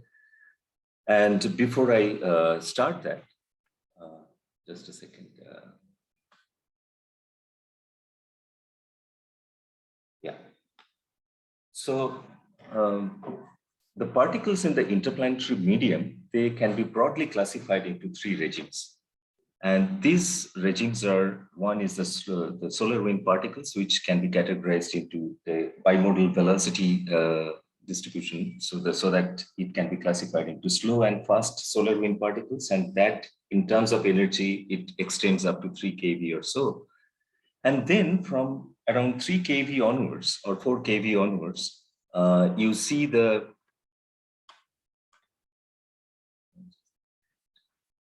suprathermal tail that is coming up, which is sort of starts from here. Once this first solar wind actually ends, and then it comes, the suprathermal tail comes from here, pops up from here, and it extends up to the solar energetic particle category. Now, the problem is that the generation process characteristic or anisotropy of these particles in these regimes are not very well understood in all these three categories. Now, recently, because of the Aditya L1 mission and because we are working on a payload which we called Aditya Solar Wind Particle Experiment, we wanted to understand that how with the solar activity, particularly the solar wind helium and suprathermal populations are changing in the last few solar cycles. And is there anything that we can pattern-wise, we can detect that tells us about the physics that is going on in the heliosphere and what is its connection with the sun or with the interplanetary processes. So that was the scientific objective of this study. So I'll be presenting mainly two works here, and that will give you an idea that what we are trying to say. Now, helium is as you know, that is the second most abundant element in the sun. And it plays a very important role in the dynamics and mass flux in the sense of it contributes 25% almost the solar mass flow, and also the origin and acceleration of the solar wind. In the course of my talk, I'll be talking about a parameter which we call the helium enhancement or enrichment parameter, which is generally used to signify the helium abundance in the solar wind, which is denoted by the concentration of helium by concentration of proton, and that is in the solar wind, the typical value is around 4 to 5%. Although when CMEs, you can see on many times the composition as a compositional proxy, this particular helium abundance parameter is used, and under certain and during many CMEs, when they pass through the L1 point of the sun at first Lagrangian point, then it can exceed even 30. So it has a lot of importance. And another important point here to be noted is that because the coronal temperatures are very high, the speed and flux of hydrogen should both increase sharply. But it doesn't happen. At 1U, if you look at the hydrogen flux, it's roughly constant and it's independent of speed. And the reason being, which is speculated, is that helium in the corona, it plays it's a regulatory role in keeping this hydrogen flux constant. Now, if you look at the kind of AHE or helium enrichment ratio that we are talking about, abundance ratio, in the photosphere from the helioseismic studies, we know that it is of the order of 8%. In corona, it reduces 4 to 5%. In solar wind, it maintains that. And in the interplanetary medium, you see around 4 to 5%, although there is a variability with respect to the solar wind speed, with respect to solar activity, and this has to be kept factored in when we are talking about the enhancement in CMEs and other transient events. Another important point that has to be noted that at a certain velocity, which is around 260 kilometers or so, the helium in principle vanishes in the solar wind. And this has a lot of significance in the sense that this indicates that AHE seems to have a connection with the solar wind speed regulation. So helium does play a very important role in determining, in understanding the solar wind origin and also the acceleration processes. Now, recently, what we did is we take the last four solar cycle data, 21 to 24, and we wanted to see the solar wind abundance variation in terms of AHE in these 4 solar cycles. And we saw that here in these plots, you can see the last 4 solar cycles. There are different velocity beams are there, and at each velocity beam, we have wanted to find out the AHE. So the distributions, they fairly fit well with the log normal feed, and where you see the median here, as you come along to cycle 24, it actually peaks towards a lower value. So that means from 4 to 5 in cycle 21, 22, it slowly shifts towards a very low value, which is peak is coming here, which is around 2 to 3%. So there is a systematic shift in cycle 24 as far as the helium abundance is concerned in the solar wind. And we saw that these two velocity window, 300 to 400 kilometer per second and 400 to 500 kilometer per second. These two velocity beams are most affected in cycle 23 to 24. And this is the most important velocity beams because they contribute almost to the 75% of the total solar wind. So this is an important shift in terms of helium abundance changes with respect to the solar cycle in the last 4 solar cycle. And particularly, it started from cycle 23, and in cycle 24, the switchover was completed because it went to a very low value. And remember that when we did this analysis, we took a HE distribution within 10%. We didn't go beyond that. And as you can see from here, that if you go beyond 10%, the distribution is almost, I mean, the AHE frequency of occurrence are extremely small. So you can as well neglect that part. But when you take AHE distribution more than 10, that means we are talking primarily of the transient events here. And you can see as you come towards cycle 24, the red ones are the sunspot number and the blue ones are the AHE. You can see that it is drastically reduced in cycle 24 compared to what you see in cycle 21, 22, and it starts from cycle 23. So again, you see that as far as there are two categories, the helium enhancement below 10 and helium enhancement above 10, both the factors, both of them actually decreased significantly, started from cycle 23 and it decreased significantly in cycle 24. So there are drastic changes particularly in cycle 24. Another factor what you noticed is now we'll focus on AHE less than 10%, which is the bulk solar wind that we are talking about. And here we can see the velocity beams we have taken. There are different velocity beams, and these are plotted in quantiles. So the number of data points are perfectly normalized in each velocity beam. There is no skewness in terms of the sample distribution in each such velocity beam. And if you see, you come to the cycle 24, you see that the velocity beam at which the AHE maximizes, it shifts towards a slightly higher value in cycle 24. The correlation coefficient, it shifts towards it. So rho is the Pearson correlation coefficient. It shifts towards a different value, towards a higher value in cycle 24, whereas in these three solar cycle, it is peaking at a slightly lower velocity range. Not only that, the velocity dependence, I mean, seems to decrease in cycle 24. And if you look at the phase, this is plotted, these correlations are done with respect to the sunspot number.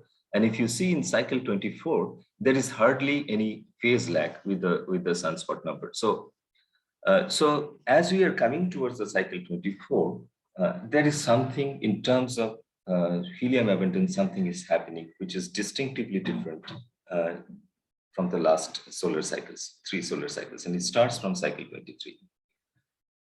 If you look at the phase lag, and here in this plot, we have shown that the delay is actually, when you derive the Pearson correlation coefficient, you also get a delay. At a particular delay, the correlation coefficient maximizes.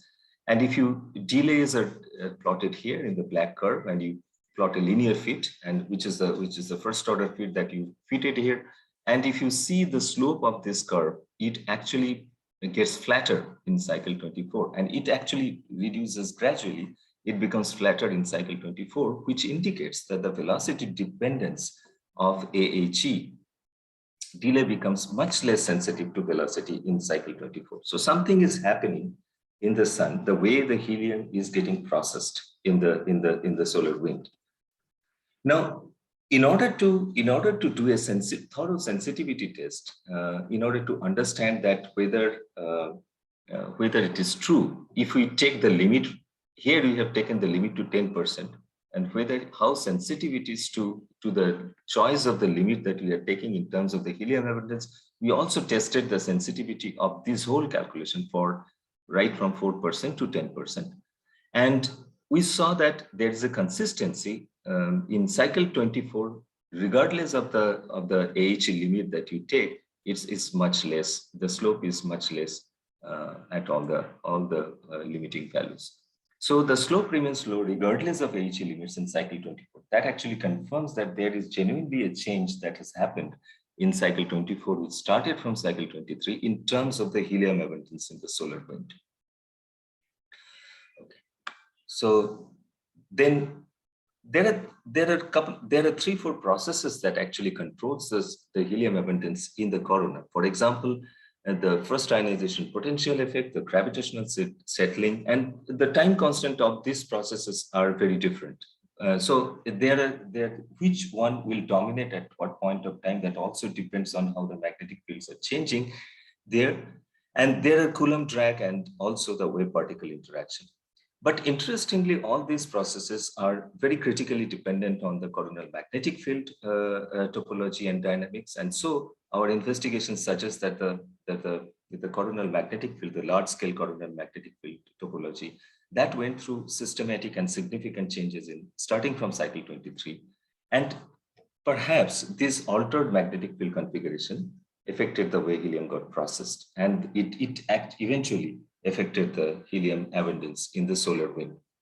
The question that automatically comes up is that how is helium going to behave in cycle 25? Well, that needs to be looked with much more criticality in the next cycle. So we are doing some work in that particular direction, that whether these changes are going to continue in cycle 25 or is going to recover from what we are seeing in cycle 24 is going to recover the next cycle. Now we come to the suprathermal population. Now, as I was telling it to you, that the suprathermal population, I have written that truly it starts from 10 kV, although there is a transition that is taking place from 3-4 kV onwards itself. But truly this is the region where you see the suprathermal population. Suprathermal tail is somewhere here. And these populations are ubiquitous in the heliosphere and can be found anywhere, everywhere.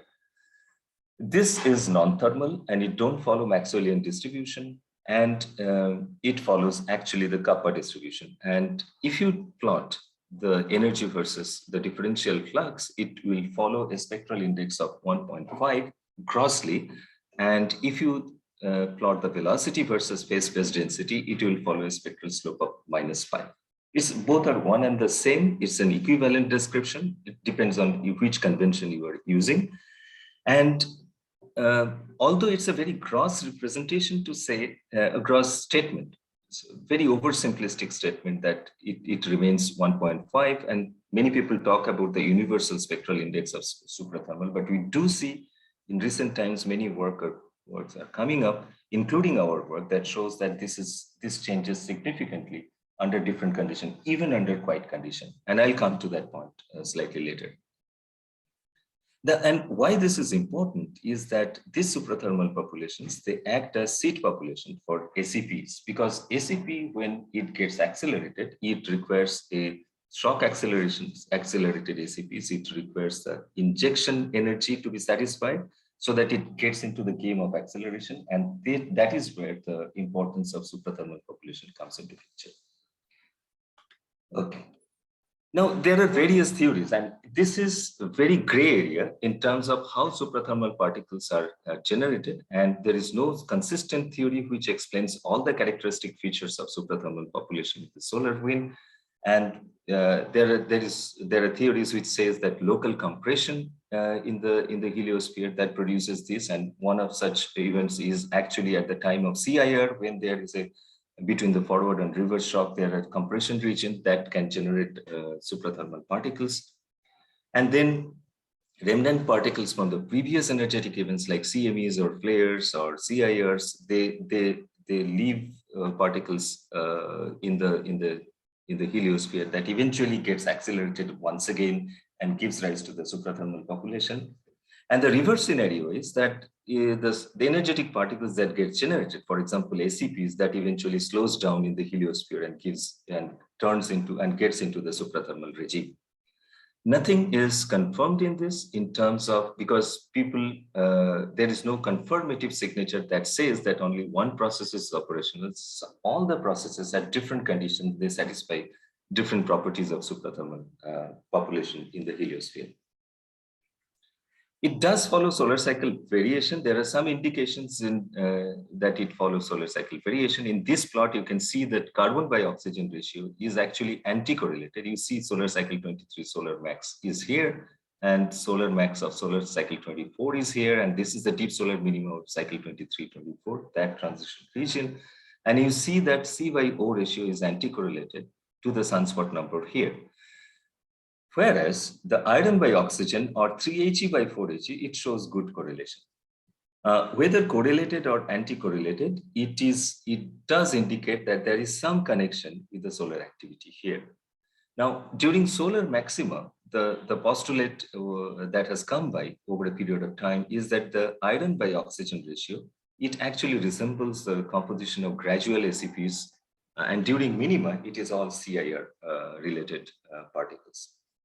But the solar cycle variation of individual individual element is missing, and nobody has clearly talked about that. What is the lag that one can see when one talk about the variations of the suprathermal particles vis-a-vis the sunspot number? Because that might hold a key that what kind of processes it undergoes in the heliospheric medium. And as I was mentioning to you, that there are many occasions when people in isolated cases earlier, they have reported that it has deviated from -1.5 spectral index. And here are a few cases where you can see that it's more than 2 in these cases, both for hydrogen, helium, and oxygen. So that means under certain conditions, you can expect suprathermal spectral index to deviate from the so-called, quote unquote, universal spectral index of 1.5, which is definitely not correct, and it requires revision. Similarly, at the time of CIR, people see that Fe by O, Fe and O separately, they all follow suprathermal, the variation, in-phase variation with the sort of in phase. It's not exactly in phase with the sunspot number, but you can see that there are a lot of times when there is a phase lag that exists between these parameters, the suprathermal variation as well as vis-a-vis the sunspot number. And that is one thing which we wanted to understand, that how it is changing with respect to the solar cycle 23 and 24. These data are available from a satellite from cycle 23 onwards, unlike the helium data, which was available for the last 4 solar cycle in normal solar wind. But these data were available for the last 2 solar cycles. So we took that, and what we did is that we tried to eliminate all the transient events from the time series of these ion flux data, suprathermal ion flux data. And that includes looking at the CIR catalogs and removing the CIR events, because CIRs are mostly thought to be the most important dynamical events that contributes to the generation of suprathermal population. So we eliminated that, and we also eliminated any non-CIR transient event. We didn't characterize them. We saw that it is going above a certain threshold, and we removed them right from the root of the event. And also, we did a sensitivity study that at different baseline, if we take how the results that we are getting for a given baseline is going to change. And we saw consistency regardless of the baseline variation. And so I'm not going to show it here, but that is what we have got. So the lower curve, if you see that for hydrogen, all the transient events have been removed. So what is left out is so-called quote unquote quiet suprathermal population, which is not truly so. I'm using quote unquote because eventually we'll prove that there is nothing like quiet as far as the suprathermal population is concerned. And helium. 2 minutes to 20. Okay. And if you look at helium, here also you have done the same thing. We have done this for all the elements, for 6 elements, hydrogen to oxygen, helium, and 3He, as well as iron, carbon, and oxygen. And we saw there is a clear-cut solar cycle variation, although you can see if you look critically that there are certain lags that have come into picture. We did it for all the 6 elements. And what we did is we tested different energy channels. The same exercise is repeated, that the suprathermal population, when you are comparing with the sunspot number, we see the correlation coefficient at different energy channels, how it is responding when we, with respect to the averaging window that we are taking. And we saw that there is a consistency in terms of the cross correlation coefficient that we are getting. So that essentially means that for 240 days average, what we are taking as a reference to conclude the physics out of it, that is consistent as per. So it doesn't change based on the averaging window that we are taking. Now look at the lag. And in terms of helium, mostly, the others for carbon and oxygen, the lag, the top one is cycle 23 and bottom one is cycle 24. The y-axis is the lag in days. And you see that for carbon and oxygen, it doesn't change much. It's mostly 0 or positive lag. But interestingly, for helium and for 3He, the lag does change characteristically during cycle 23 and 24. While it is completely 0 or positive in the cycle 23, it is negative mostly in cycle 24 for both these two. And whereas for iron, for iron, you see, it is mostly positive in cycle 23 and very close to 0 in cycle 24. So there looks like there are differences in terms of how these particles are getting processed before it reaches the L1 point, getting at. Then what we did is we segmented the whole 2 cycles into 7 segments, and we tried to calculate the spectral slope. And we saw what we saw here, that in terms of hydrogen and helium, oxygen and carbon, there is not much of variation in terms of the spectral slope that we are getting in these 2 cycles. But in terms of iron and 4He, they actually are 4He at the minimum of cycle 23, or the descending phase of the cycle 23. There is a crossover here, there is a crossover there. And in cycle 24 descending phase, you see it changes drastically here, quite significantly compared to the iron. And so what we said that what we understood, that the quiet period that we are talking about, people have seen some of these results, the lag, what they have got for iron by oxygen during CIR events is exactly similar to what we are getting in the time of quiet period. So that essentially means that there are always leftover of suprathermal population in the heliosphere, even during the so-called quiet times. So it's not truly quiet all the time. On top of that, the very fact that iron and helium is behaving differently, that shows that there is an FIP and M/Q dependence in terms of how these particles are getting accelerated in the heliosphere. So this is what we got to summarize, that both solar wind He, helium, and suprathermal He, it reveals distinctive changes in cycle 24. With this, I thank you for your attention, and if you have any questions or comments, I'll be happy to respond.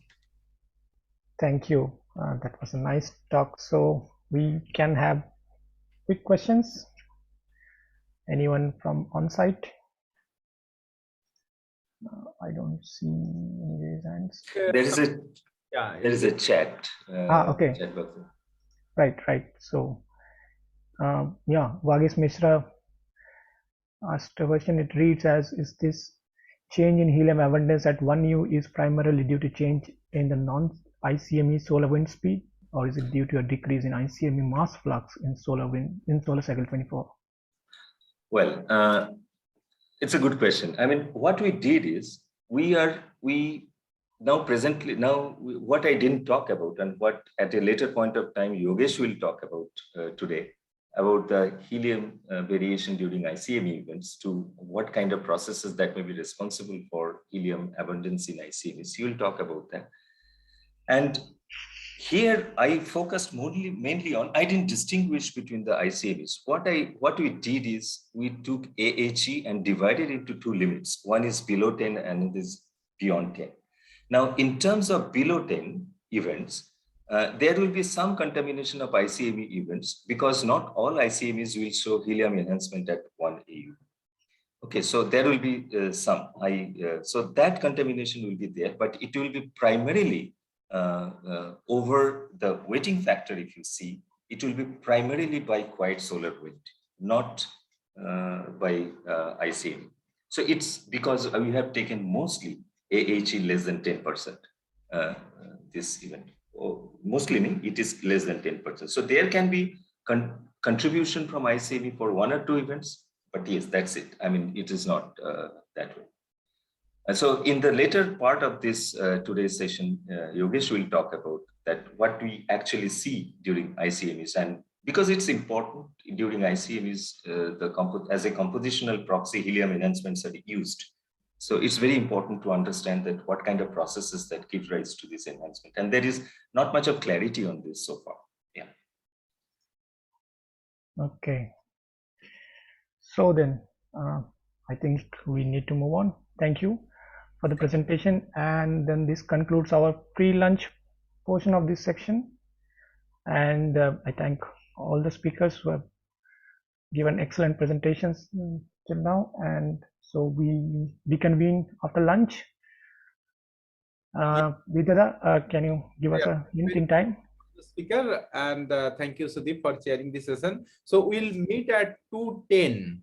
Okay, so you are actually going a little bit beyond the schedule, but yeah, so let's meet at 2:10. Okay, for the next. Right. Okay. Okay. Thank you all. Thank you.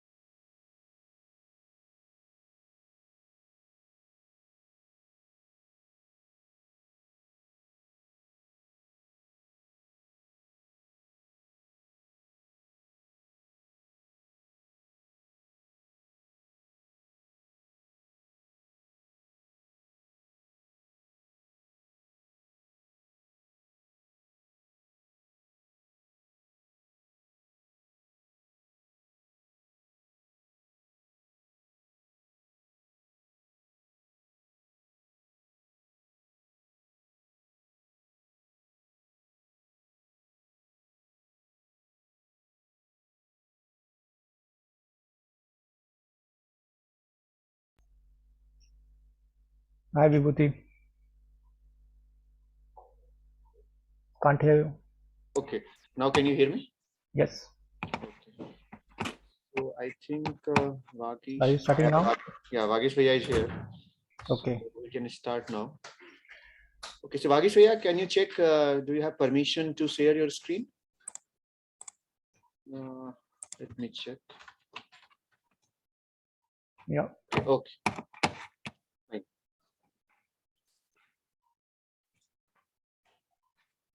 So, okay. Yeah, you so can. let's start the new session. Welcome back everyone after the lunch. So our first talk will be given by Vagesh Mishra. This is an invited talk, so it will be on 25 minutes. The title of the talk is Unusual Behavior of CMEs and Solar Wind in the Last 2 Decades. So Vagesh, please go ahead. So I'll give you a signal when it's 2 minutes to 20. Okay. Yeah, thank you, Sudeep. So first of all, I thank you, the organizer of this workshop, to give me this chance to speak. So today I will be speaking about the last 2 solar cycle 23 and 24, and the unusual behavior we see in the CME characteristics and also in the solar wind.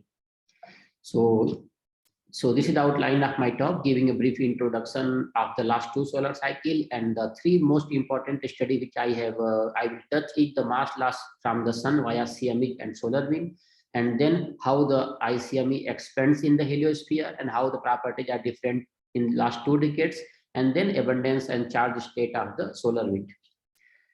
So there is no need to give the introduction of solar wind, CME and the heliosphere, as we have been listening the talks. So to just give a brief introduction, like solar cycle is actually often seen in terms of periodic behavior in the sunspots number, which actually is an average 11-year periodicity.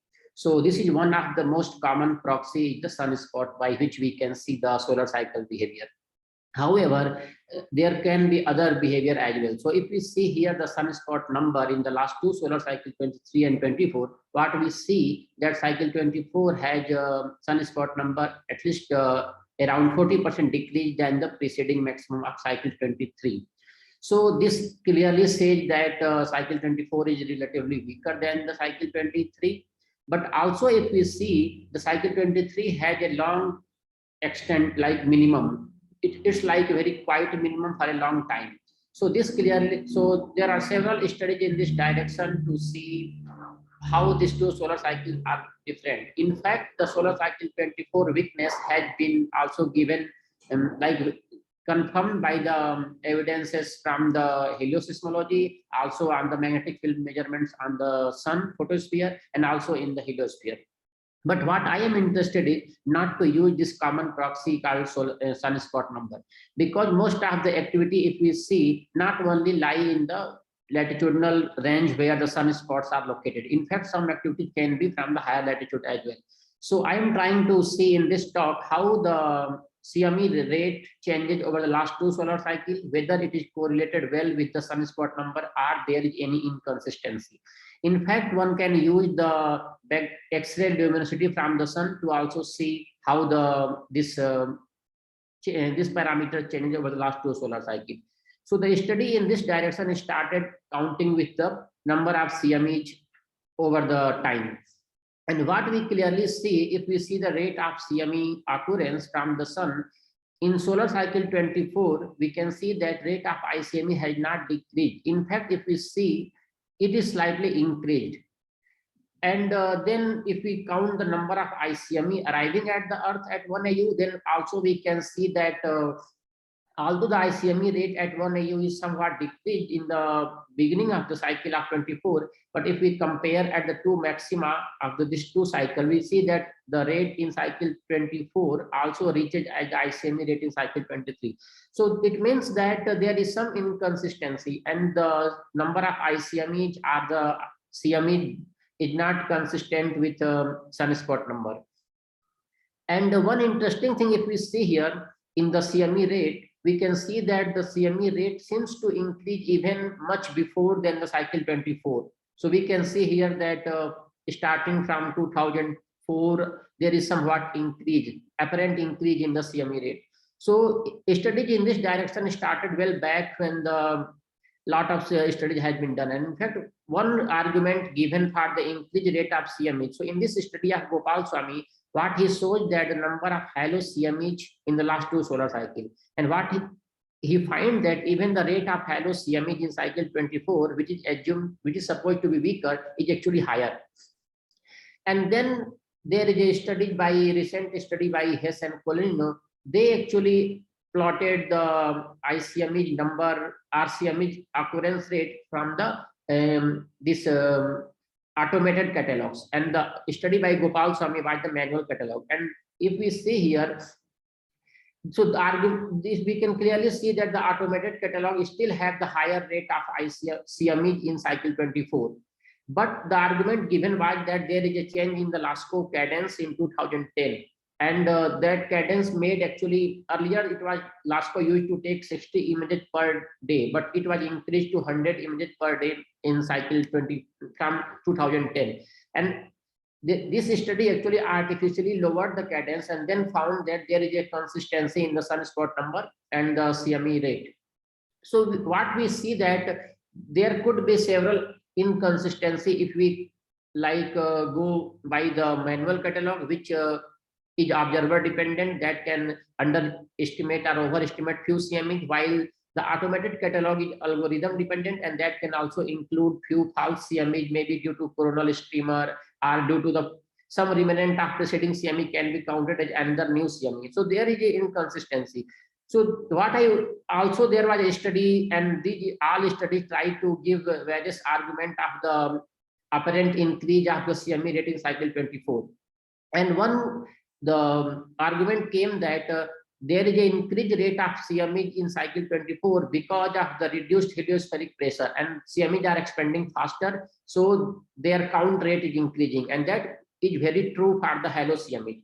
But what we actually take an approach to attack this problem is to take more physically meaningful approach of inferring the CME activity in terms of mass loss rate via CME, not counting the CME number, because counting the CME number, the fed ejections will actually mislead. So and also the study of mass loss has another benefit, then we can understand whether how the sun losing mass from different latitudes, or whether there is any mass loss significantly different in the last two solar cycles.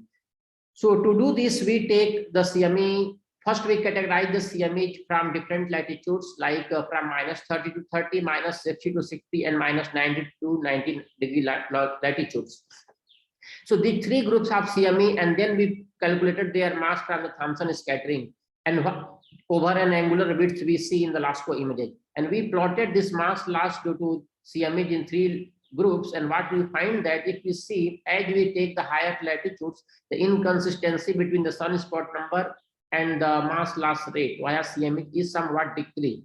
But still, even if we consider all the CME in all over the sun, we see that the mass loss rate is somewhat higher in solar cycle 24. Here we can see. So it appears that sunspot number may not be a good proxy to know mass loss rate, and we also write here that we calculated the correlation coefficient, and we find that as we increase the longitude of the CME over all the higher and higher latitudes, although the correlation is improved, but still there is inconsistency. So rather than the sunspot number, we actually go estimating the X-ray luminosity, which is the background X-ray luminosity. It means the contribution of flare has been removed, because we know that not all flares are associated with CME and the vice versa. So we actually removed the contribution of all the flares, and that we did by removing the data having the X-ray, this gauge X-ray flux above this 10 to the power -6 watt per meter square at 1 AU. So we did this calculation with X-ray luminosity, and what we found that in fact the correlation coefficient in the mass loss rate from the sun and the X-ray luminosity is actually better if we take this X-ray flux instead of sunspot number. But again, if we see here, there is inconsistency. Here in the cycle 23, in the beginning itself, we see the larger gap between the mass loss rate and the solar X-ray luminosity. But in the solar cycle 24, the mass loss rate is slightly, it again seems to be higher. We did the similar case for the solar wind, mass loss rate from the solar wind.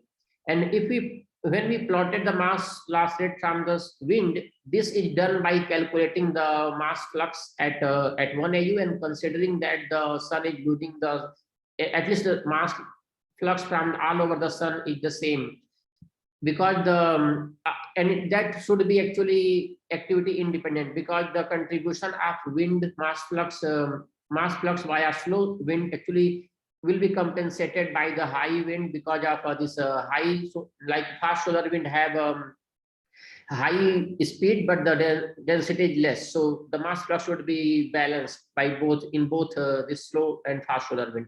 We did this calculation of the mass loss rate, and what we find that solar wind actually have no solar cycle variability. The mass loss via solar wind have no obvious dependency on the solar cycle.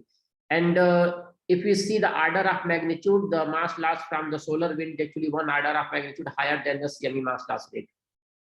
So if we plot this contribution of CME to the solar wind in the ecliptic plane, we find that CME contributes only 5% to the total mass loss rate. And if we see the higher latitude, because we have taken the CME all over the latitudes, and we have propagated the same CME at different latitudes in the heliosphere up to 1 AU, we also could calculate the contribution of CME to solar wind at the higher latitude. And what we found that at higher latitude, the contribution of CME to solar wind is further decreased. And even only in the ecliptic plane, it can reach to 5% only at the solar maximum. So we see that the mass loss from the solar CME are very less in compared to solar wind. So if we compare different proxy of solar activity, what we found that although the sunspot number in the cycle 24 is decreased by 40%, but other parameters, if we see like solar X-ray background luminosity, CME mass loss rate, and solar wind, the decrease is not that strong.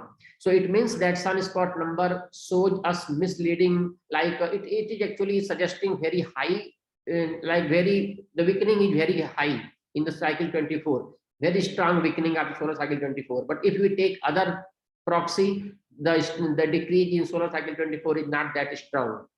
And what we interestingly noticed that actually this mass loss rate seems to be like inconsistent since 2003. So this is around the middle of the cycle 23 itself. And this we need to see what happened to that time. And so our study actually find true physical increase in the mass loss rather than depending on the CME number. So we also have seen, like listen to earlier presentation, that state of the heliosphere in cycle 23 and 24 is quite weaker. And this was obvious from the normalized scintillation index. We can see the continuous decrease. And also if we see the solar wind parameters, ambient solar wind parameters in the last two solar cycle in the same phase, we see that in cycle 24, the pressure, magnetic field density, temperature, and even Alban speed is quite decreased. So what we expect that the decrease in the heliospheric pressure should allow a CME to expand much higher, and the CME may become bigger when it reaches to 1 AU. To see how the heliospheric state of like the physical state of the heliosphere affect the size of the ICME, we actually did the ICME observations near 1 AU using the ACE and ACE catalog, and also we see the CME expansion speed using the last two observations. So there is two ways to do this expansion speed estimation. Either we track a single CME to different spacecraft when they are measured at different spacecraft located at different heliocentric distance, or we track a single CME throughout the sun and earth and see how they expand. But this both approach is quite difficult, and also the observation of the same CME by multiple spacecraft readily aligned is very rare. We adopted an approach of a statistical one, and it means that if we take average properties over a large number of events, that should actually show the dominant properties of an individual case. So using that and also to calculate the expansion speed, we take the in situ measurements at 1 AU, and from here, if we have the speed at the leading and trailing edge, we identified that in our data, and for all the cases, we estimated the expansion speed. And what if we plotted here the duration? So this plot actually shows the magnetic cloud duration and the size in the last two solar cycles. what we found that average duration and size of magnetic clouds in cycle 24 is in fact decreased. Although the study we started with an like expectation that weak heliospheric state, weak pressure, weakening in the pressure in the heliosphere should allow the ICME to expand and become much larger. But we find opposite to that. In fact, the duration of magnetic cloud and also its sizes in cycle 20 12 to 24%. And this could be possible if we have the diminished magnetic content inside the magnetic cloud. The expansion study is very important because the size of an ICME or magnetic cloud arriving at 1 AU will suggest how long the geomagnetic conditions will be perturbed. And also the expansion affects the dilution of the magnetic field inside the magnetic cloud. So that also affects the strength of the perturbation in the Earth's magnetosphere. We also actually see the expansion speed near the sun of the cloud and also see the expansion speed at 1 AU. But we found that in cycle 24, the expansion speed near the sun is only slightly higher of the CME. But at the 1 AU, if we see the expansion speed in cycle 24 is also lower. So we clearly see that overexpansion of CME close to the sun might have happened in cycle 24, but certainly the CME have not expanded much away from the sun. And this could be possible if so the result of the analysis is average duration of ICME magnetic cloud are decreased and also its sizes. And this is possible if this is possible if the reduction in the heliospheric pressure is balanced by the reduced internal pressure of ICME. And although we have not established this, but it is possible that overexpansion of CME close to the sun have not allowed the CME to expand at larger distance because of decrease in the magnetic content much closer to the sun itself. So the third part of the study is to see the composition abundance and charge state of ICME at 1 AU and to see whether it has also varied over last 2 solar cycles. Since the abundances and charge state can give the insights of the coronal plasma, like the state with which it is heated, and it can also give indirect understanding of the initiation of the solar wind. So in fact, the different temperature of the corona would lead to different charge state like abundances like oxygen O+7 to O+6 ratio, and the charge state of carbon is highly influenced by the temperatures in the corona.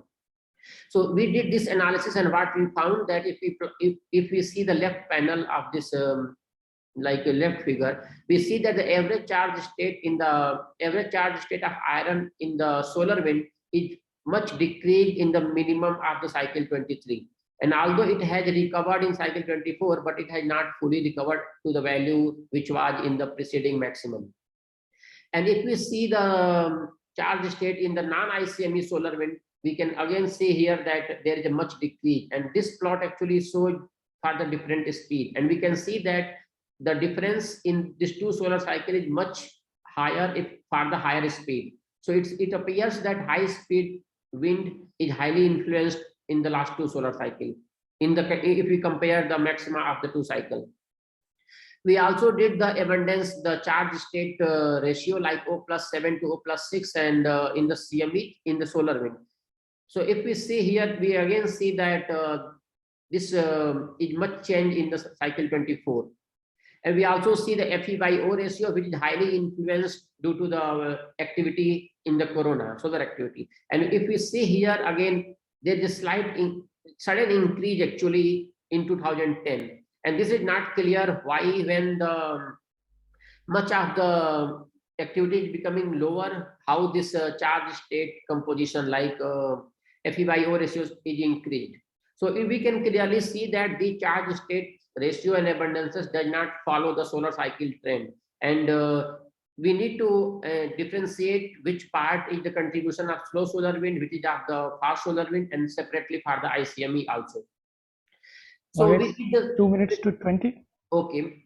So we did the similar analysis for ICME, and again we can see in this plot that abundances are not following the solar cycle trend. And in fact, the oxygen and charge state ratio somewhat followed, but this Fe by O ratio is not following the solar cycle trend, if you see here. So this study is actually ongoing, and we will further explore the regions and the logic behind these variations. So we can say that the charge state and abundance of the heavy ions in solar cycle 24 is significantly different than in the cycle 23. That is for sure. And the average charge state of iron is also elevated in ICME than in the solar wind. So this charge state follows the variation in sunspot cycle and is related to the solar magnetic activity. And further study can be done if we track some of the CMEs closer to the sun, either by solar orbiter or Parker solar probe, then we can see how the variation happens over its propagation from the sun to earth. So there are several studies need to be done to establish some of the things, like if the weakening of the polar photospheric field has begun around 2003, at the time when we see an apparent increase of the CME rate per sunspot number. We also need to examine if the solar wind mass loss rate is different from the mass flows from the open and closed magnetic field configuration. And for that, we need to associate the measurements in situ to the sun remotely observed. So this is a quite challenging problem.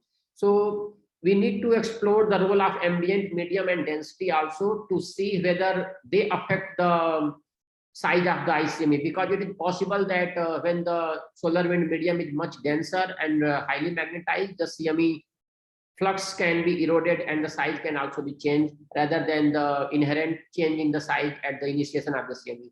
So thank you so much. Thank you, Agastya. So we have enough time for questions from the on-site participants. So there is already a couple of questions in the chat. So I'll start with one from there. So Yogesh. Okay, leave the continue. Yeah, let's start with this one. Yogesh asks why there is enhanced monthly CME mass during 2004-2005. Okay, so it is possible that since the polar photospheric field has weaker, so any structures between the polar coronal hole and also this lower latitude sunspot is not have allowed even a weaker CME to escape from the sun very easily. So the rate might be increased due to this weakness in polar photospheric field. Okay. And now one from there, Vibhuti.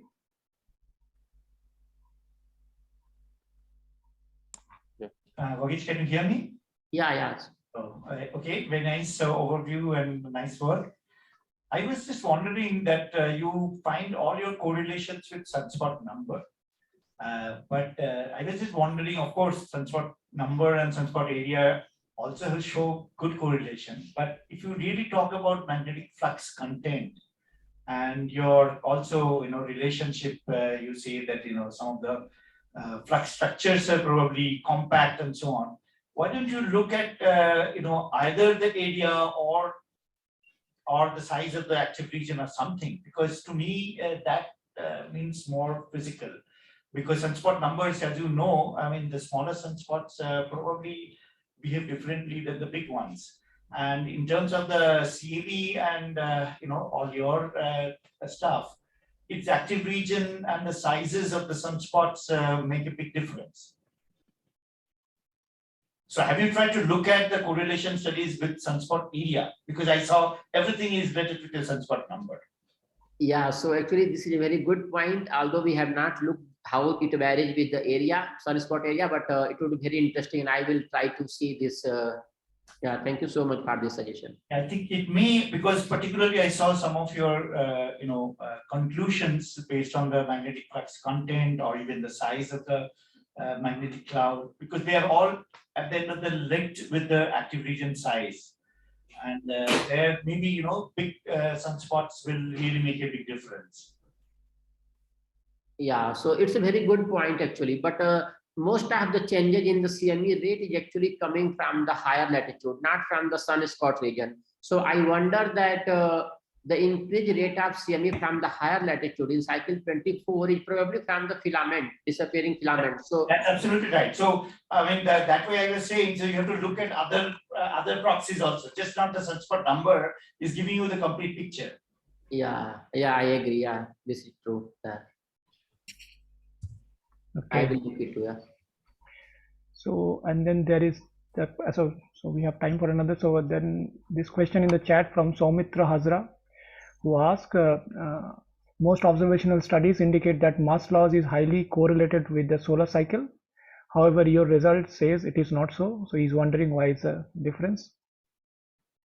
Yeah, so actually this is a very good question.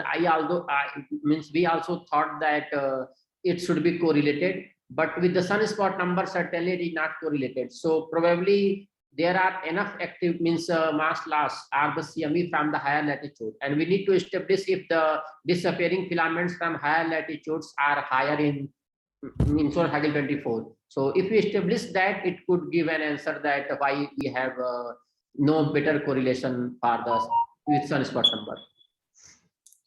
Okay, one more thing, that when you calculated the mass loss due to solar wind, so it's supposed to be U into density into velocity into 4 pi r square dr, means it will be averaged towards sphere. So I think that you took the value of density and velocity at 1 AU, but have you performed the 27-day Carrington averaging before the integration? Or you just take the U into V and then you calculate the mass loss from there? Yeah, so as you told the latter part of your statement, yes, I took at 1 AU the mass flux, the density and speed, and considered that so I took a long-term average. So I think the effect over Carrington rotation will not affect. No, you took the average over 27 days or it's not? No, 1 month. So I took monthly average. So I think that is there. So it would, Carrington rotation things are there, right? So monthly average if we take. Okay, but CMNet actually also did the same thing. But he found, okay, let's So actually, I understand. Actually, either we need to separately take the contribution of open magnetic field region from the like coronal hole and the slow wind from this closed region. So, but again, the mass flux from this, since both regions are equal, right? So due to change in the density and speed. So I think I would be happy to see the reference you are mentioning. Okay. Okay, thank you. Yep, let's move forward. Thank you, Vagesh. Yeah, and so we move on to our next talk given by Yogesh on the topic of helium abundance variation in interplanetary CMEs. So Yogesh, please share your screen. This will be a 15-minute talk, 12-minute presentation plus 3 for questions.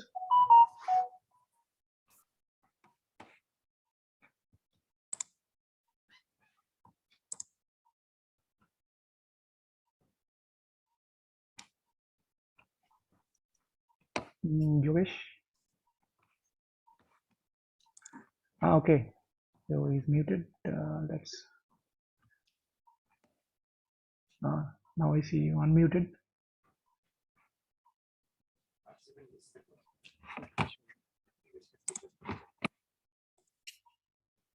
Yogesh, can you? It's frozen. It's a network issue. Okay. Let's then wait for a couple more minutes.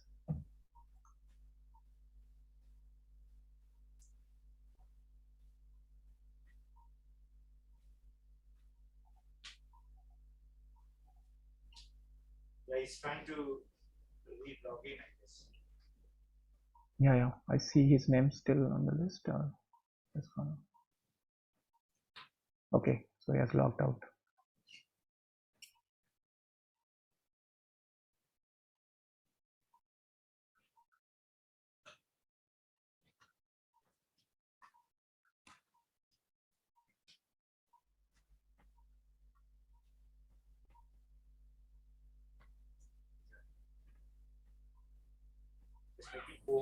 Hello.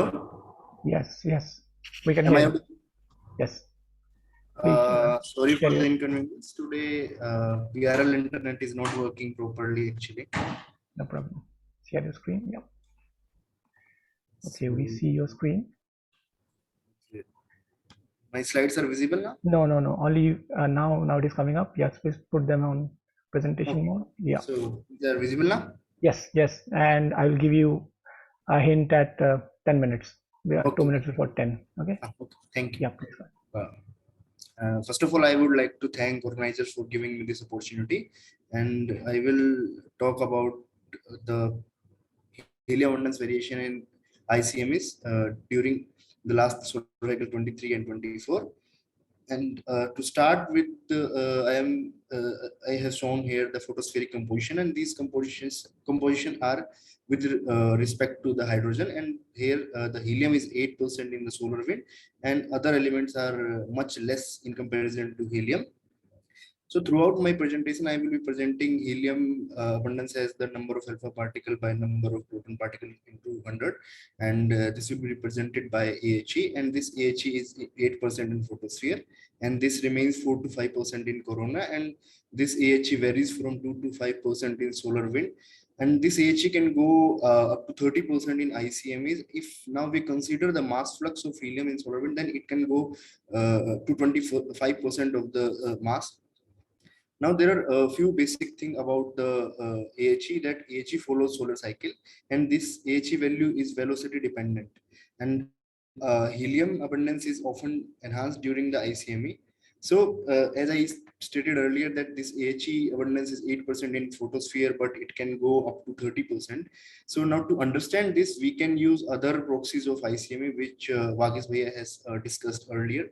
So now, here to start to understand this AHE variation, we are comparing the ICME compositional signature with the AHE enhancement, and there are two types of general compositional signatures. One is the elemental abundance ratio, and this is generally controlled by the first ionization potential effect, and then other ones are the charge states. And in this, there are these are generally controlled by the temperature.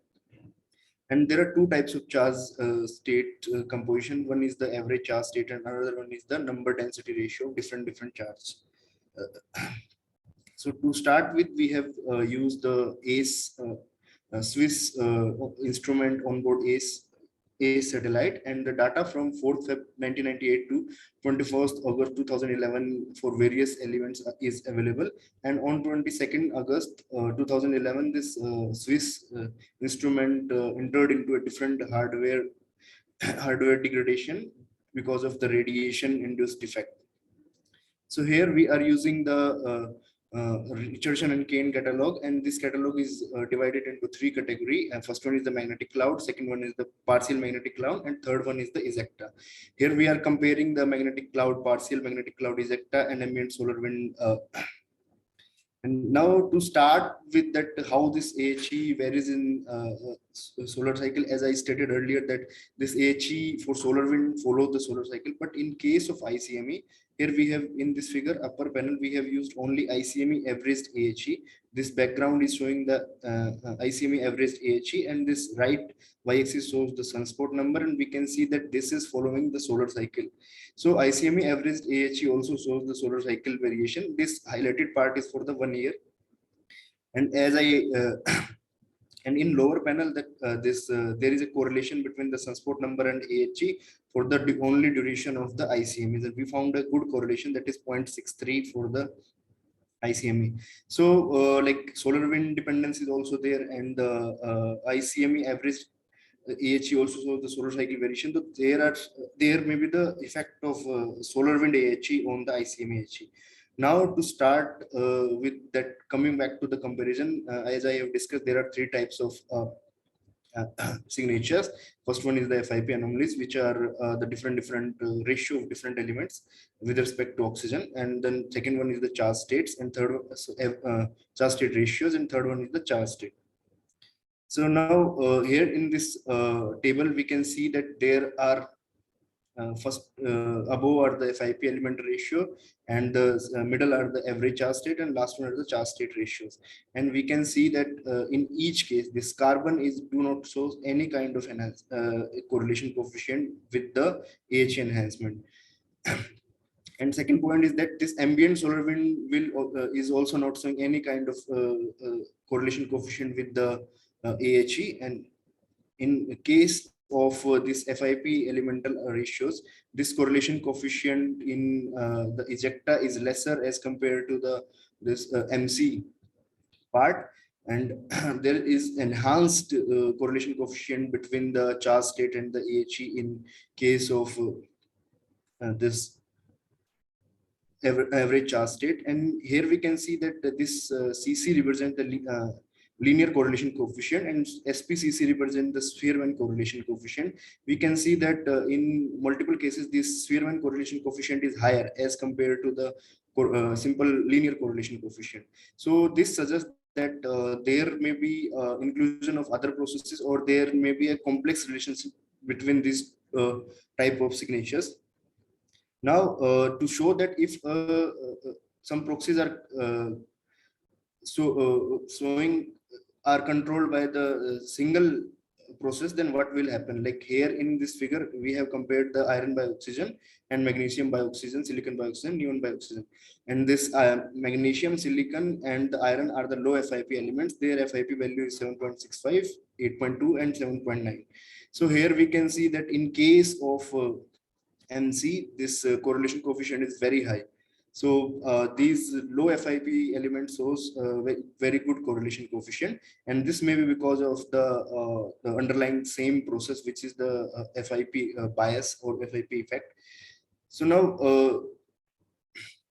so we have seen that the Frozen signature do not show such significant high correlation coefficient with the AHE, and the FIP signature also do not show significantly high correlation with the AHE, and the Spearman correlation is higher than R square. So other processes are important. So first one, and the discussed process are the chromospheric evaporation and sludge effect. So how these processes can modify AHE can be seen here. Like this is a figure of standard flare model in which when the magnetic reconnection happens, there will be propagation of non-thermal electrons downward, and these electrons will hit the foot points, and the material from these foot points will go above, and it will take out the chromospheric helium, and so we will get the higher helium abundance, because in chromosphere and photosphere the helium abundance is higher as compared to the corona. So now coming towards the sludge effect, what this will do, as helium being heavier mass than the hydrogen, then it will be settled down. So when this sudden eruption happens, then the settled helium will come out, and this will show the AHE enhancement. So, but it is very difficult to understand observationally, and this is counterpart. So now to understand this, we should take multiple CME from a single active region, and they should not show similar enhancement, because if first CME is taking out the helium, then the second should not take that much of helium out. And so this is investigated based on the suitable events. Now, to understand these two processes, we are using the ICM associated with CME associated with ICME given in the Richardson and catalog. And we found out that flare association of this CME using the Soho-Lasco CME catalog, and this flare location and the corresponding NOAA active region number are used from NOAA flare catalog, and all these all the flare associated with each active region are found out using these catalogs, and we find that 63 events for which this CME flare detail NOAA number, all the regions are available. So now to understand these two processes, what we did, we divided this CME into three categories.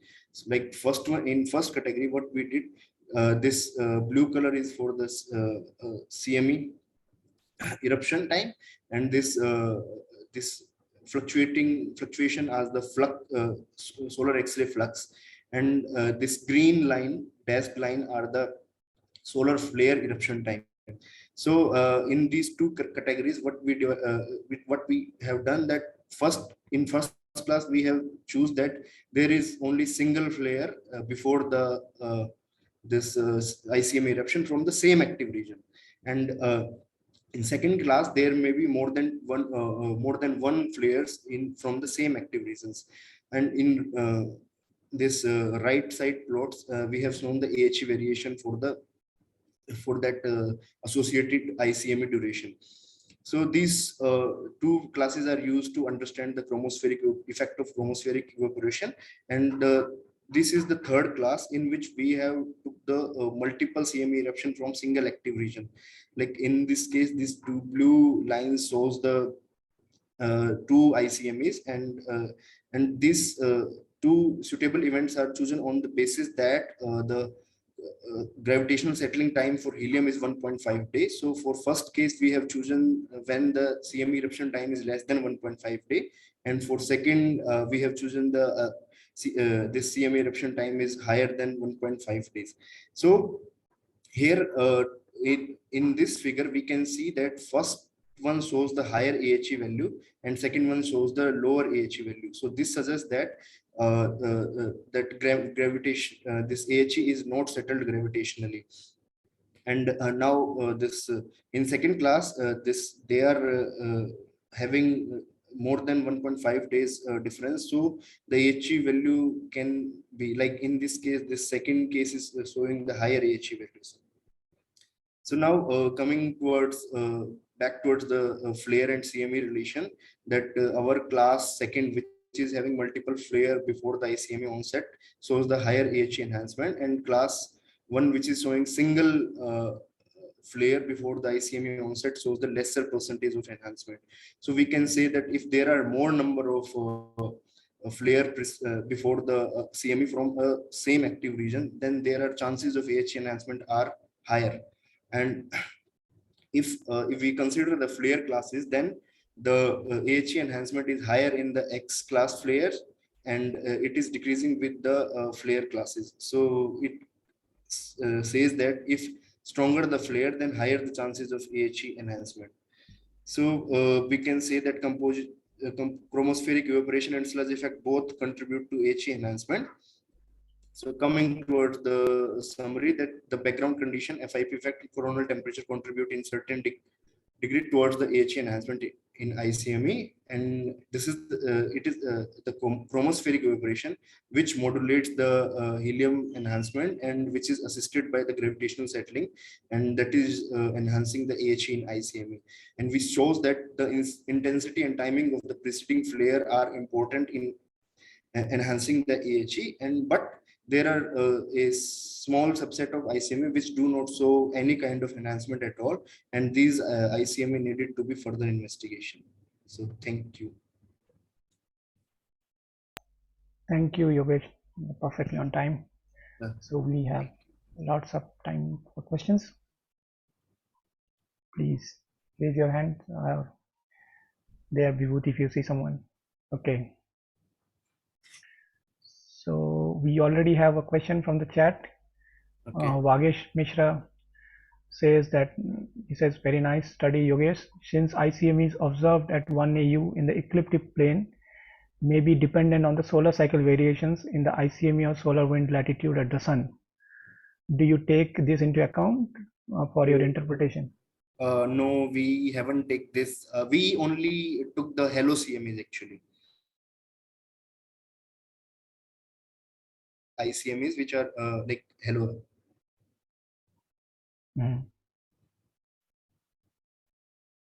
Okay, I don't see any more. Anyone from there?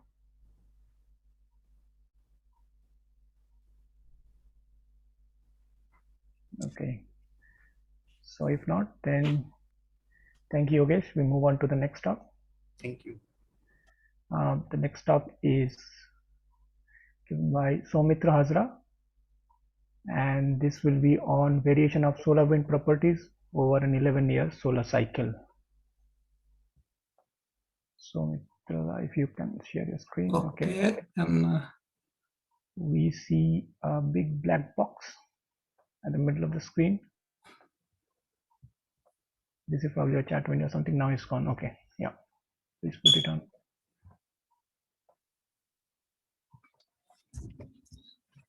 Yes, perfect. Okay, I'll give you a signal when it is 2 minutes to 12. Yes. Okay. Okay. So thank you first for giving me the opportunity to talk. So today I am going to talk about the modeling solar wind variations over an 11-year solar cycle. So in solar wind, basically the hot plasma expands in all directions. And if you see the right-hand side figure, so bottom one is the solar cycle, and top one shows the picture of the solar corona. You see that at the minimum of the solar cycle, the coronal structure is not so complex. Steamer, which is basically the dead zone, and there is no wind, which is near the equator, and at the top it's open and there is fast wind.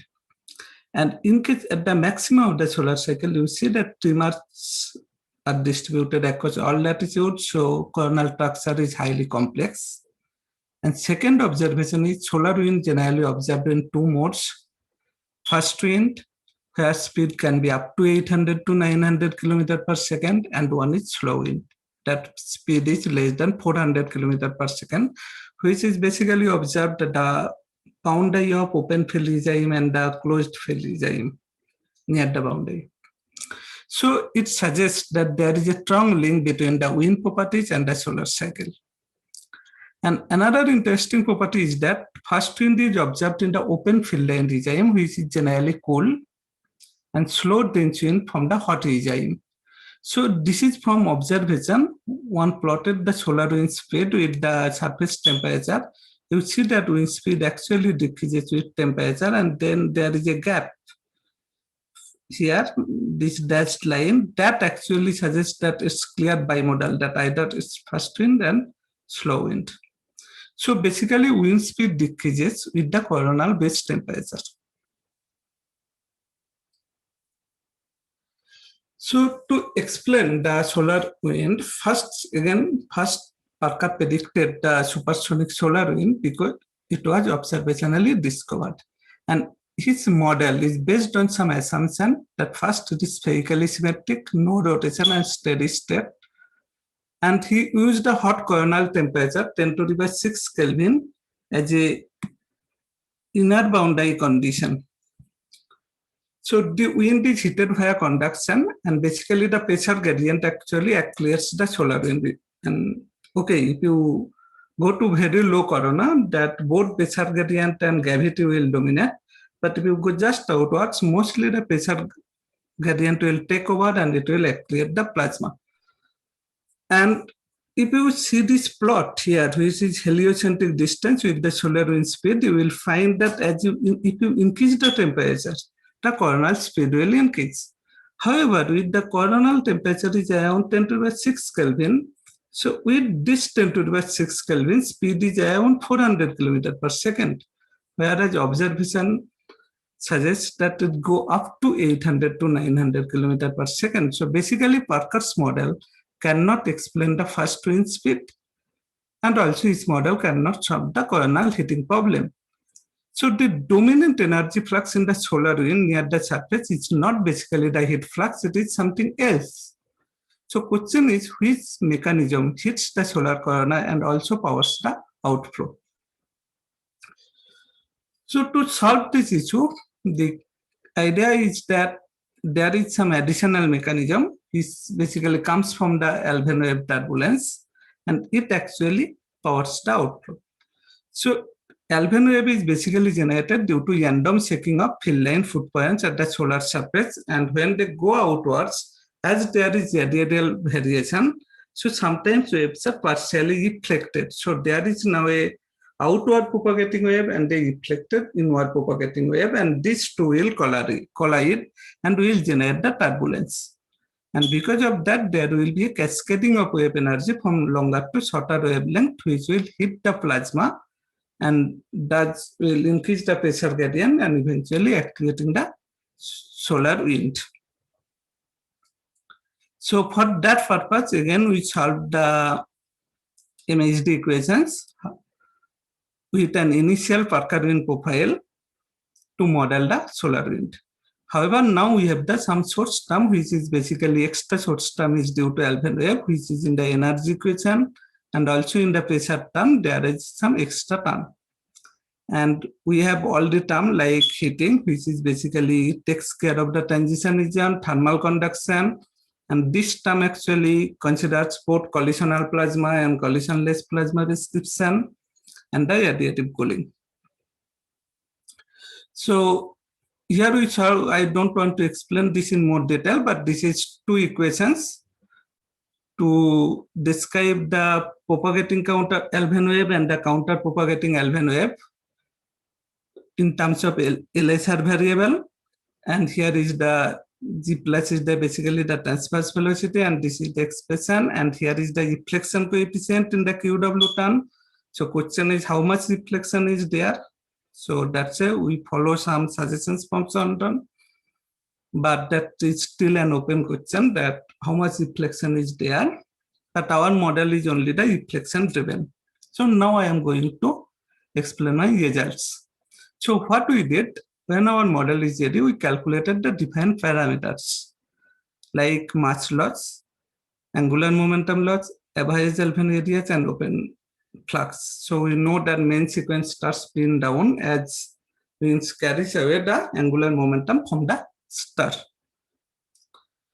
So what we compare two models. One is the polytropic model, which is basically close to Parker's model, which is basically the temperature driven, and Alfvén wind model. So at minima, which is the Carrington rotation 1919, so structure is very simple. And in Alfvén wave also we find that wind speed becomes higher, goes up to 700 km per second, whereas in case of polytropic it's only 300. At maxima you see that again the Alfvén wave model is able to explain the first wind speed, and also the structure is much more complex. And then in the bottom plot we find it is the frequency density with the poloidal velocity, that we know that it's a bimodal distribution. So what we find in case of both maxima and minima, we find the clear bimodal distribution in the Alfvén wave case, while that is not so in the polytropic case, which is the right left hand side and right hand side is the Alfvén wave one. So in case of Alfvén wave, we find this bimodal distribution. So in summary, Alfvén wave model is much more successful to explain the first wind speed as well as the bimodal distribution. Now I want to say something about the topology of the magnetic field, because it's about the maxima and minima. So the summation of alpha ln square, which is basically comes from the harmonic expansion of the solar surface magnetic field, and it's highly correlated. It gives you the estimate about the magnetic energy. So it's highly correlated with the solar cycle. This is the black one, and the red one is the how much contribution of the axisymmetric component. So you see that at the minima, axisymmetric components are highly dominant. However, at the maxima, when the magnetic energy is maximum, which is at the maximum of the solar cycle, non-axisymmetric components starts to play a very dominant role in all cases. So at minima, it's clear that it's mostly the axisymmetric component. However, at maxima, non-axisymmetric components are the major contributors. Second, what we did, again, the black one is the magnetic energy, and the red one is the parity factor. So you see that parity is mostly negative. So as we all know that for last 400 years, sun is always dipolar, and our results also indicates the same. However, at the near the maxima, there is some dominance of other components also. And third one is the, again, black one is the magnetic energy, and red one is the complexity of the surface magnetic field. It says that magnetic structure is highly complex at the maxima of the solar cycle. So these are all the form of observations, and we use the Wilcox data for this. So what happened that we actually, our model is 2.5D because we considered 3D simulation is highly complex or it's time consuming.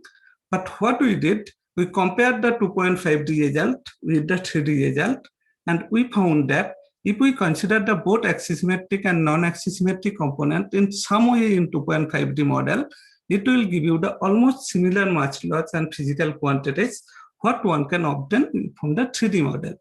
So that actually ensures that if we consider both components in the 2.5D model, then it will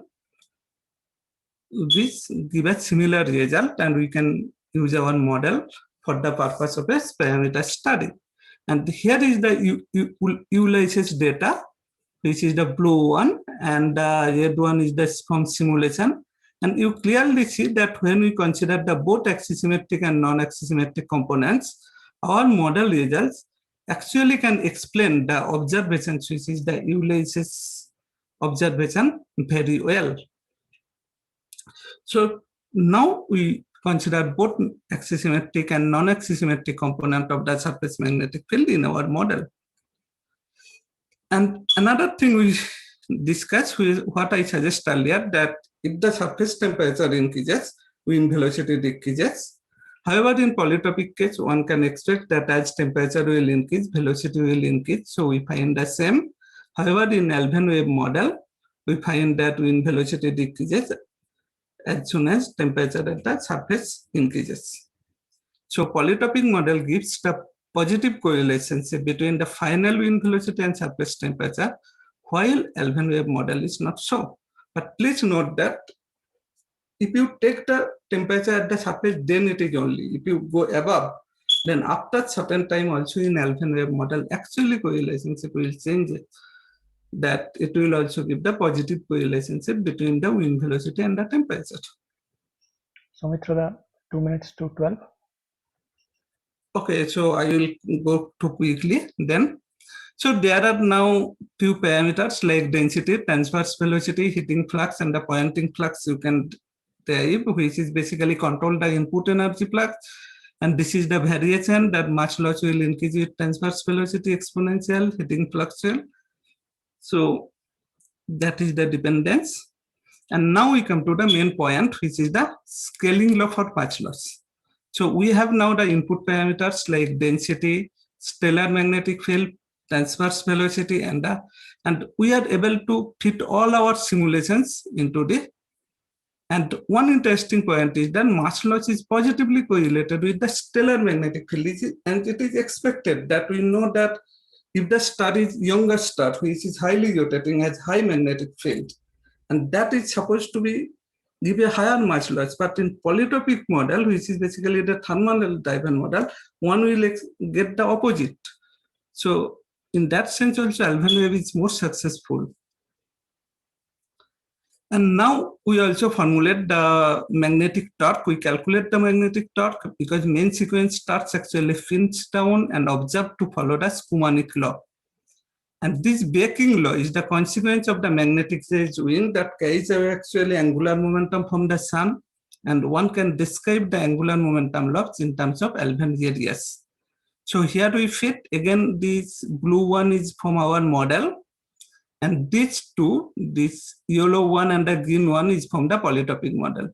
So, and blue one is from Alfvén wave model. So in one sense, the basic essence of solar wind is the magnetic braking. And both polytropic and Alfvén wave model actually captures the basic essence of the solar wind. So this is the evolution of solar wind corona during solar cycle 23. So you see that northern hemisphere is negative while southern is positive. As we go forward with the cycle, the more and more complex structure appears, and at the bottom again you see that now northern hemisphere is positive and the southern hemisphere is negative, which is exactly what we see in the observation, that in one cycle the northern hemisphere is positive and southern hemisphere is negative, and then in the next cycle it actually changes. So our model also actually shows the same. And finally, I come to the point, which is the evolution of the wind properties during solar cycle 23. So the black one is the solar cycle 23, and the red one is the obtained from the polytropic model, which is thermally driven, and the blue one is from the Alfvén wave model. And you see that Alfvén wave model, that mass loss is highly correlated with the solar cycle, although the extent of the mass loss is very less. It's from 2.5 to around 3.1. So, but however, in polytropic case, it's not so, and there is almost no variation. And also each cycle, we don't find any significant variation here. And in terms of angular momentum loss, what we calculated, we found a good correlation again in the Alfvén wave model. However, in polytropic model also there is variation, but which is significantly different. And recently there was paper from Matt et al. Or Finlay and Matt. They actually calculated the angular momentum loss from observational data. And this also actually suggests that the angular momentum loss is highly correlated with the solar cycle. And this is from the average Alfvén areas, but again, the average Alfvén areas formulation actually depends on the value of mass loss and angular momentum loss. So in summary, the topology plays a significant role in the Alfvén wave model, while in the polytropic model, it is not so. So, and also observation shows that topology plays a significant role. So in that sense also, you can say that Alfvén wave model is much more successful compared to the thermally driven wind model. So in summary, what we did, we systematically compared the results of the Alfvén wave driven wind model with the polytropic wind model, which is the thermally driven, and Alfvén wave heating model. Alfvén wave acts as an additional mechanism. AW model reproduced the observed bimodality. We also able to reproduce observed anti-correlationship between the terminal wind velocity and the source temperature. Again, in terms of solar cycle variation, AW model shows the best agreement, and polytropic wind model is comparatively less sensitive to the topology of the surface magnetic field. However, one point we can want to address that the basic essence of the solar wind, which is basically the magnetic backing, that actually both polytropic model and Alfvén wave model is able to capture the basic essence of the wind. Okay, that's all. Thank you. Okay, questions? Thank you so much. We are really running late. So one quick question we can have. I don't see any raised hands from online participants. Hello. Anyone over there? Yep. Hello. Soumitra, can you hear me? Yes. Okay, yeah. Thank you for a nice talk. I'm wondering, how did you exactly excite Alfvén waves at the inner boundary of the simulation domain? Alfvén wave? How did you excite Alfvén waves in the simulation domain? You said that, I mean, you are driving the wind using Alfvén wave pressure, right? Okay. Yeah, so how did you excite it at the inner boundary? Yeah. Okay, actually we solved all these 4 equations, and these Alfvén wave equations. Did you excite with a monoperiodic driver or a multi-periodic driver? No, actually we used some constant factor here, but yes, you can drive by periodic. Okay, anyway, another question is, yeah, I agree that, you know, Alfvén or the solar wind depends on the magnetic topology. So can you go back to the plot where you have shown the positive correlation in case of polytropic wind and some sort of negative correlation? Yeah, that. That's one. The positive correlation in case of polytropic case, the positive correlation between wind velocity and temperature. No, not this one. The previous one. You had 2 plots together. No, not this one. Can you go back? Few slides. Yeah, one slide back. Yeah, this one. Yeah, so in the second case, you said that there is a negative. So in the first case, I agree that there is a positive correlation between temperature and the fast wind because it is thermally driven. But in the second case, it is driven by Alfvén wave turbulence, so to say, right? Yes. So why should even temperature come into picture? Why should it show even a negative correlation with temperature? That's what I want to know. Okay, so that is basically, I think that when temperature will increase, wind velocity is supposed to increase. So here what we says that we took the best temperature. This is the best temperature. Yeah, temperature at the surface. But Alfvén wave turbulence actually above the base. So Alfvén wave turbulence actually clears the plasma much more. Yeah, so my point is should not even depend on temperature. I mean, why the temperature is even coming into the picture? I mean, why is even a negative correlation? Okay, I think we are really running late. So probably you can have this on chat. Okay. Yeah, probably. Yeah, I'm sorry because we are already quite late. So please do continue it in chat or in Slack. Okay. Okay. So thank you. And then we move on to the next one. This will be presented by Sandeep Kumar, and the title of the presentation is A Parametric Study of Performance of Solar Wind Forecasting Models. Sandeep, if you can kindly share your screen.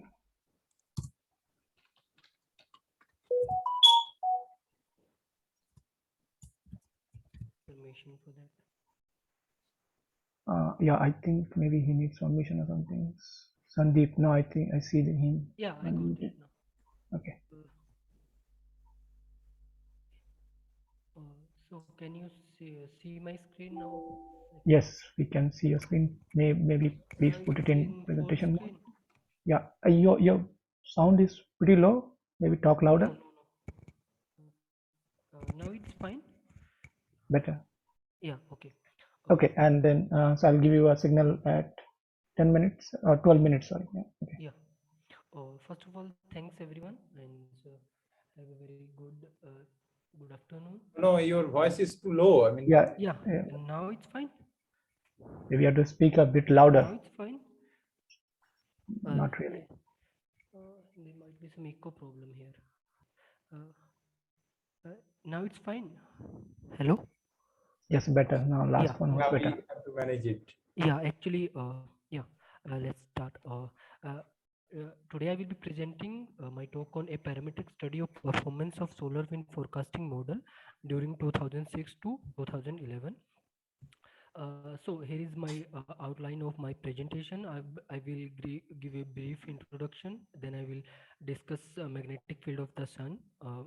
There will be some models that will provide us the solar wind velocity at the inner heliospheric boundary, and then I will be discuss. There is a whole study that I did from 2006 to 2011 on the solar wind forecasting model at L1.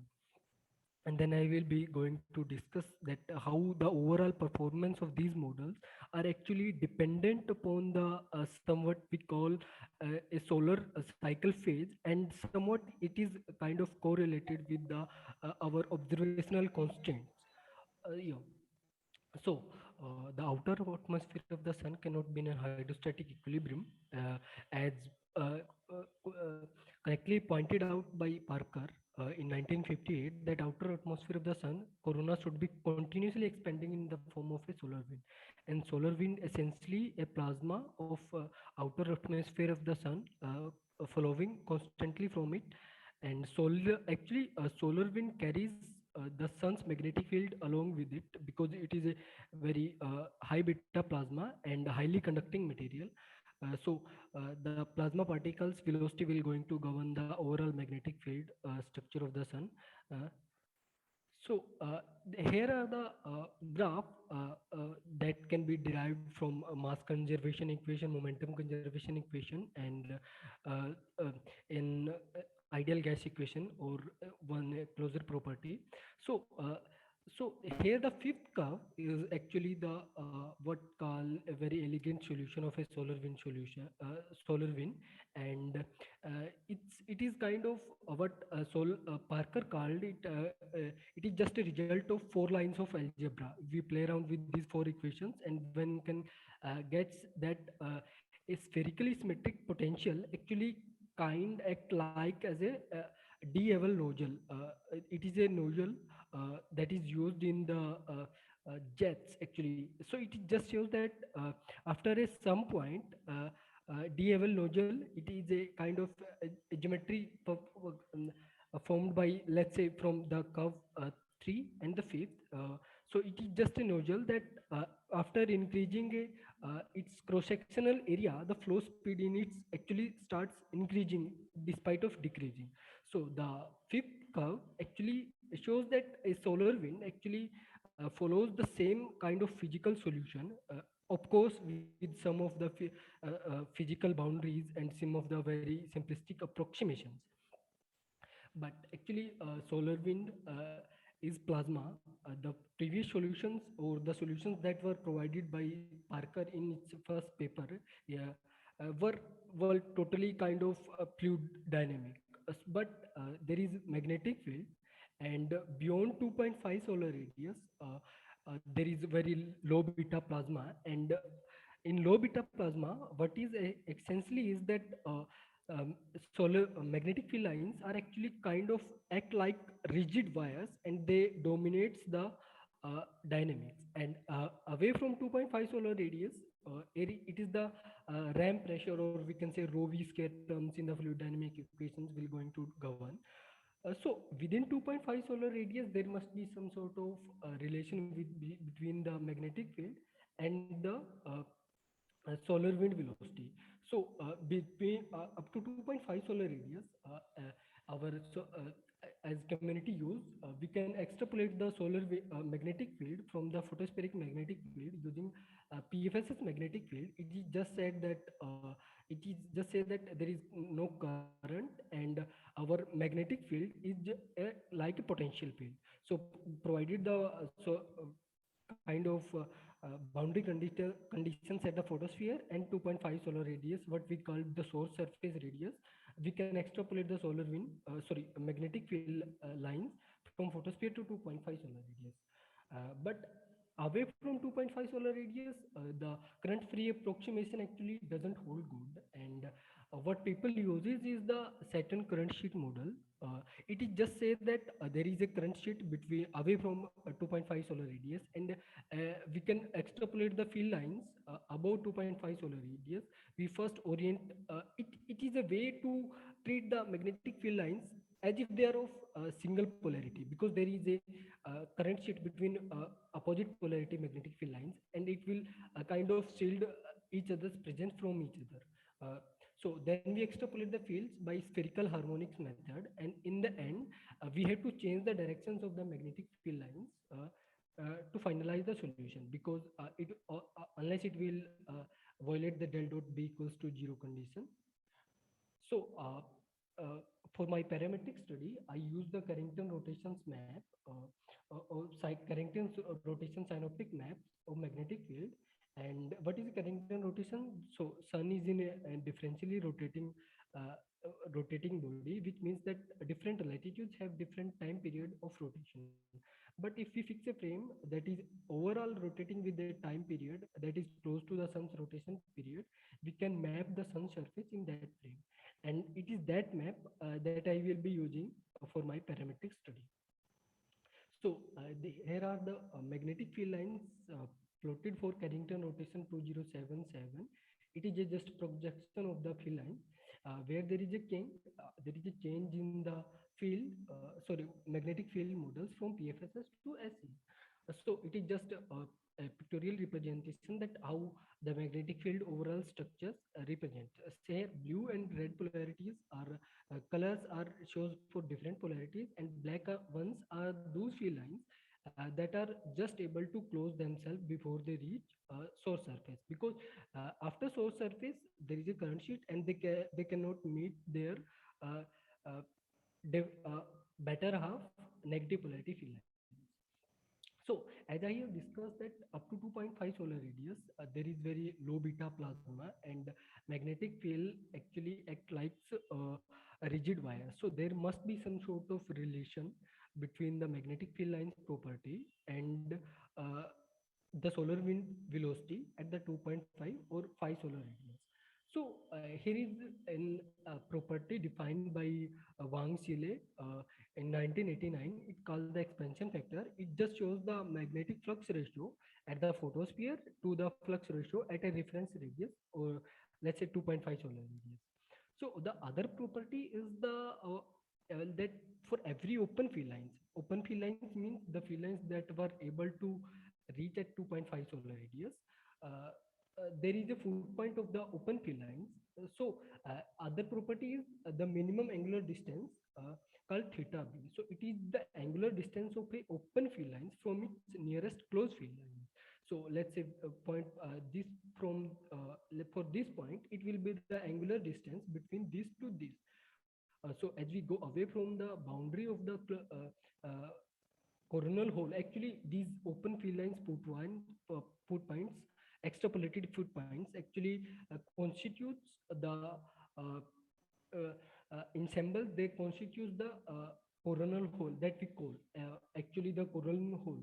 Actually the colored region is actually not the observed coronal hole, but it is the coronal hole that has been derived from the open field lines, extrapolated open field lines foot point. It will be going to play a very crucial role in my conclusion later. So there are I have discussed two different properties, that is the Fs and theta b, that is there here and here, and these are the two models that shows that what will be the solar wind velocity at the end of the inner heliospheric boundary. Let's say we can call it 5 solar radius or 2.5 solar radius if we are just using PFSS only. So all other than Fs and theta b, these are some of the parameters that one can play around or can tune to simulate the solar wind velocity at the inner heliospheric boundary. So these two models provide us the solar wind velocity at the inner heliospheric boundary. But what about later? In the later part, let's say 2.5 or 5 solar radius, the dynamics totally changes. Here is the high beta plasma, and in high beta plasma, the magnetic field doesn't play much role in the dynamics. So we can just solve these equations. Actually, this is called the HX model. It shows the extrapolation velocity, how to extrapolate the velocity from inner to outer heliospheric boundary. We can call it L1. So it provides with that what will be the velocity in the rest of the space. We can see that there is r plus 1 that is relating with the velocity at r only. So it is just a simplistic approximation of fluid dynamic equation that neglects pressure gradient, gravity, and magnetic field. For the parametric study of my case, actually I used the time period of Carrington rotation 2047, that is from August 2006 to 201047, that is February 2011. I considered two models, that is PFSS, WSA plus HUX, and the other model is PFSS plus SCS plus WSA and HUX. Actually, there were many parameters in WSA model, and I just tinkered around all the parameters that I could do that. And for every Carrington rotation, I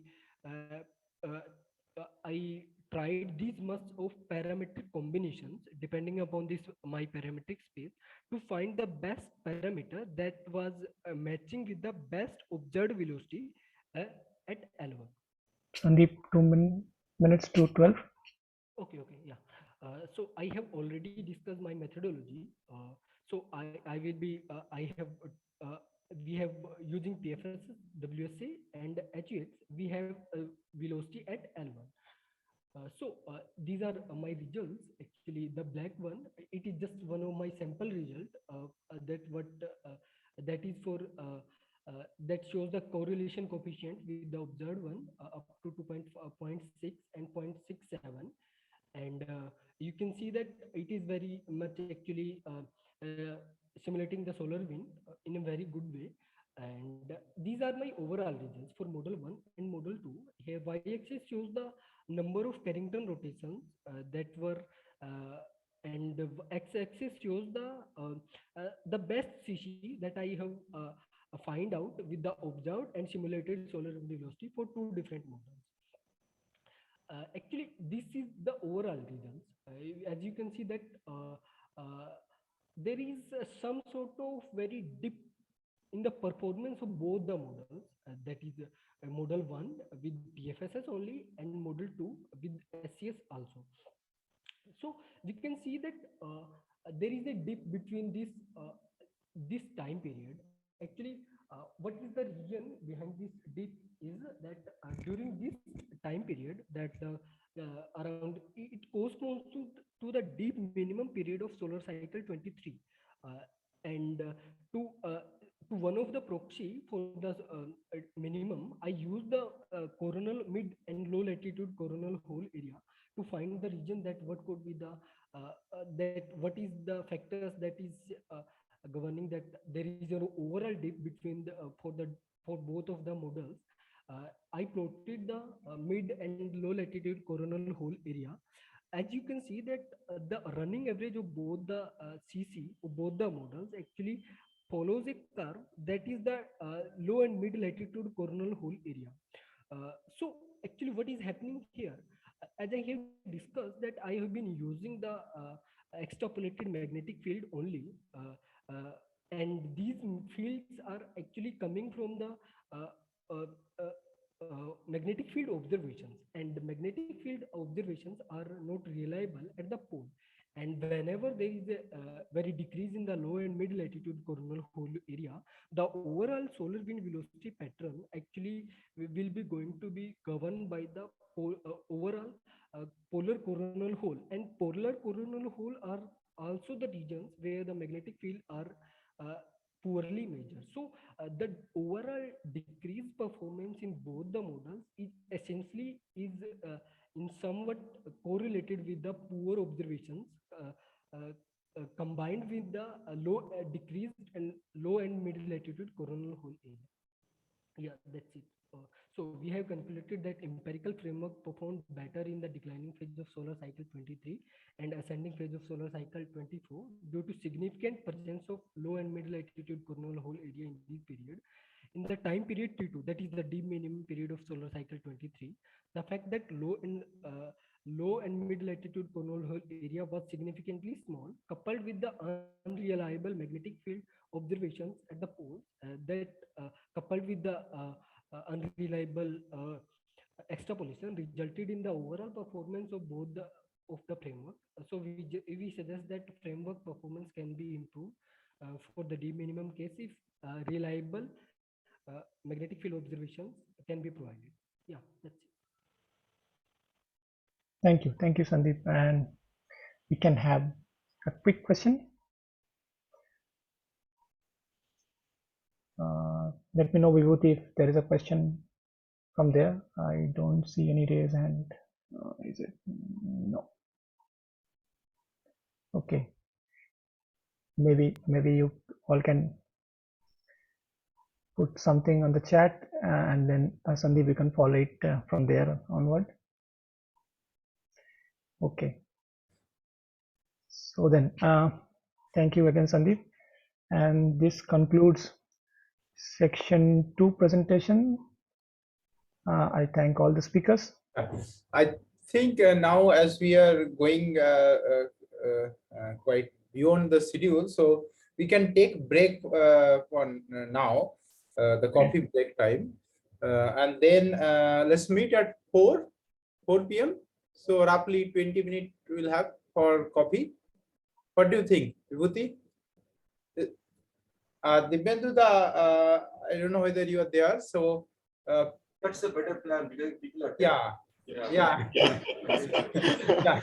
We all are not a good chair. I mean, particularly me. So we had a very tight schedule. So we are really going beyond the schedule. So let's meet at 4 p.m. Okay. Thank you. Okay, thank you. Let us meet 5 minutes past 4 o'clock because we need the coffee. Otherwise, we'll sleep. And the inertia of going out and coming in itself 10 minutes. Yeah. Okay. So yeah, it's fine. So okay. So 5 minutes past to 4. Yeah. Vibhuti, if anybody wants to.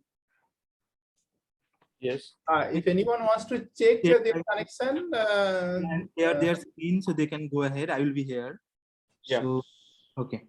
So in the next session, all the participants are offline, like in-person participants Yeah. or speakers. So everyone is here, so they can check their presentation. Oh, perfect. My presentation is already Yeah. out there. I don't really need to check it. It's a Yeah. PPT, so it's Yeah. just fine. Yeah. Again, I'm more worried about if I stand there for 20 minutes. Or whether I can sit down there. Yeah, there's chair there. Can I sit down there? Yeah, it's possible. If you want, like you can use your own laptop. Connect it to Zoom. That's better. Maybe, I don't know. The only the problem is that then Yeah, we have audio could be a little low. yep, this is the microphone here. वो यहाँ यहाँ हाँ, chair उस- को यहाँ जाओ. उसको ही खींच के इधर पास में हाँ, कर सकते हैं, वो कर सकते हैं. That is probably better. Yeah. This will catch if you are here and if you speak a little loud. It's the next talk, so you arrange that. Yeah.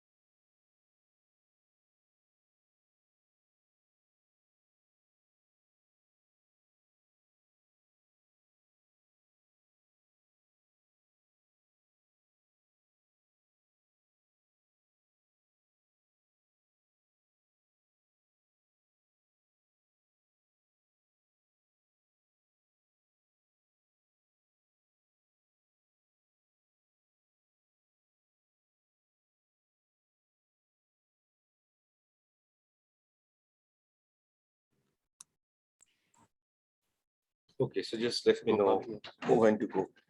Okay. So should we start? Yes, Gopal, we can start actually. So Okay. we are already 2 minutes late, Oh, so we can actually okay. Hello everyone. So welcome to the final session of this workshop. And now in this session, in the space weather prediction, we have 6 speakers. So 1 invited talk by Professor Dibyendu Nandi and 5 contributed talks. So in this talk, Dibyendu is going to talk about about the decadal to millennium scale variability of the solar cycle. So Dibyendu, you can go ahead, please. Okay, all right. Thank you very much. Thanks to Bidya primarily for inviting me to give this talk. So Bidya wanted me to talk on solar cycle predictions. I think that was the original invitation. But then I have got quite bored of talking about solar cycle predictions, I think ad infinitum. So I decided to talk more about the long-term aspects of solar cycle variability, which is more in line with the overall sort of aims of this workshop. And when you think of long-term solar activity, you don't really know what is long, right? I mean, one can think of a decade as a long time when you're thinking of space weather. Then you can think of millennium scale activity over thousands of years, which is relevant for the Earth's climate. You can also think of millions to billions of years of solar activity because that's the sun's age, 4.5 billion years, and talk about that. Then, the point is, which one do you select? So I was a bit worried about all of this. So I decided to talk about everything in 20 minutes. So I'm going to start with a brief motivation for why understanding long-term solar activity is important from various perspectives. And then go ahead and talk about a little bit of observations of long-term solar activity. Because you talking about something very long-term, you worry about whether you have any data points to constrain your theories or not, or you're just building dreams up in the air, which is all fine for a theorist, but it's always good to have your feet planted on the ground.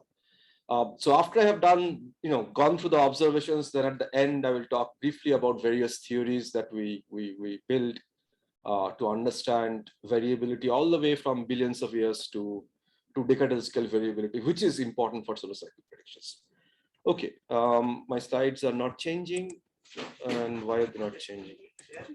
So I'm clicking here, so now it's going to change. Okay, so this talk, if you are interested in following up on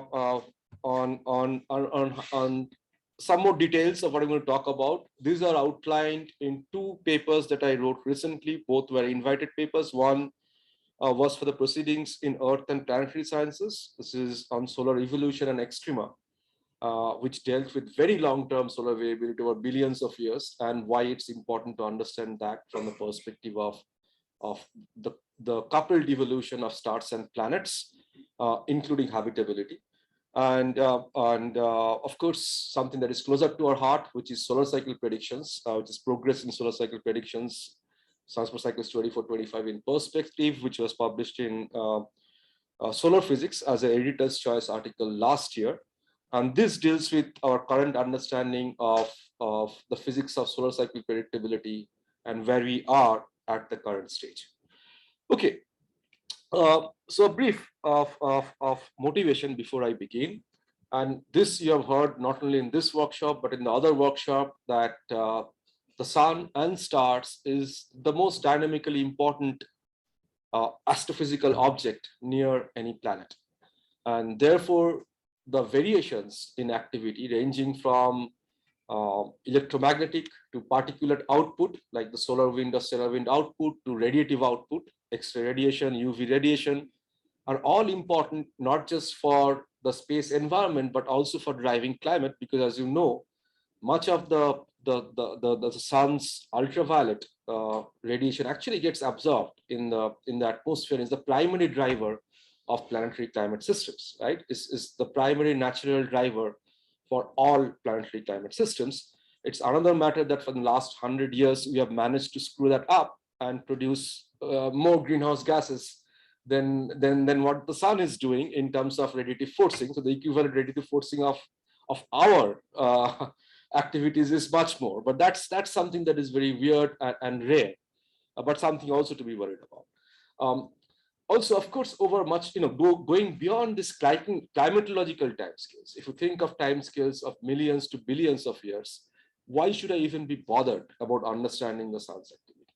Well, it should be because the co-evolution of the star and a planet happens not in isolation but together, and is the cumulative impact of the solar wind or stellar wind and solar or stellar storms on the planetary atmospheres or magnetospheres that eventually determine whether a planet is going to be habitable or not. And a beautiful example is Earth and Mars.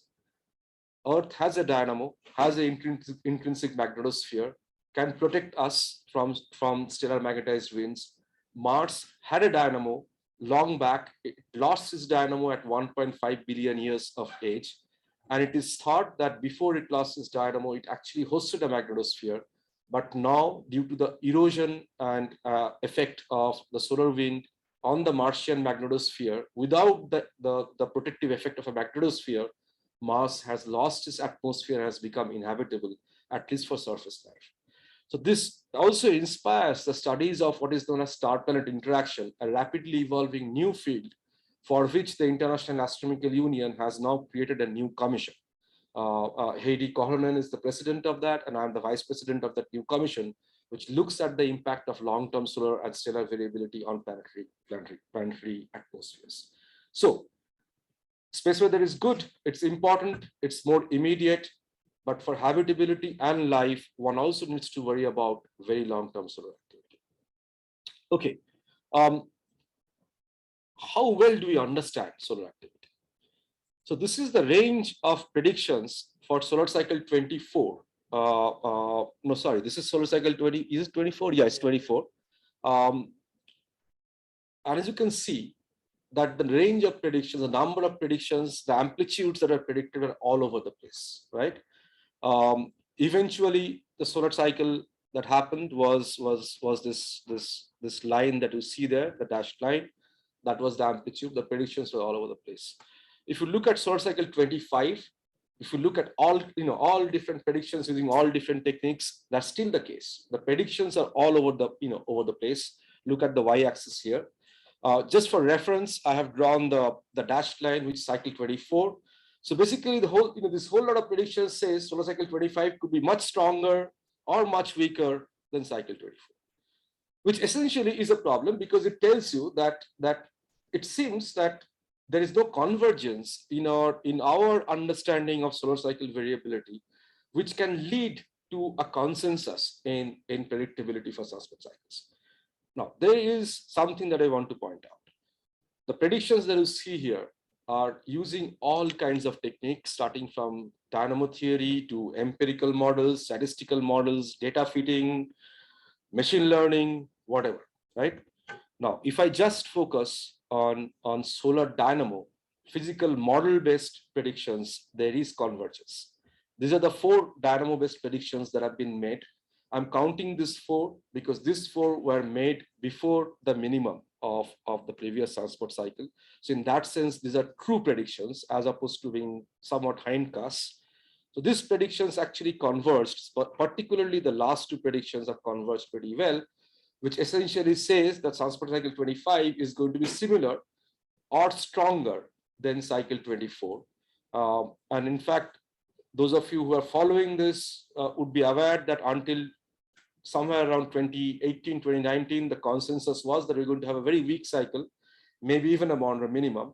But certainly the physics-based dynamo models are not supporting that, are not saying that there is going to be a sunspot cycle which might even be somewhat stronger. And the early phase of cycle 25 is living up to those predictions and seems to be clocking at a faster rate than what cycle 24 was at the beginning.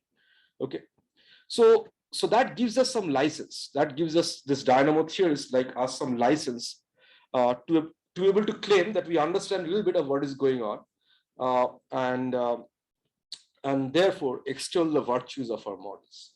Of course, all of us could be wrong, but that would be certainly a very rare and a very low probability case. Okay, now, so let's get back to the sun as a star. So Sun is a typical G-type star which lives in its main sequence for about 10 billion years, right? And it's this main sequence lifetime is what we are interested in, because it's in this main sequence over this 10 billion years when it starts forming this planetary systems around it. Is this 10 billion years when planets have a chance to grow, its atmosphere to evolve, for life to initiate and evolve and reach intelligent evolved state. Remember that evolution takes time. It is not rapid. Because it takes time, it also needs a stable astrophysical environment to be able to lead to more intelligent, more advanced life forms. So I want you to appreciate that our life is not in isolation, but we live in an astrophysical ecosystem which is strongly coupled to the activity of our parent star. Now let's look at that activity in terms of how does the sun vary over this evolutionary timescales and why does it vary? Okay, so here is a dynamo model which looks at the magnetic field production inside the sun, and what you see here is different components of the magnetic fields that are generated due to the interplay of plasma processes that I do not want to go into details of because I don't really want to bore you with the technical details.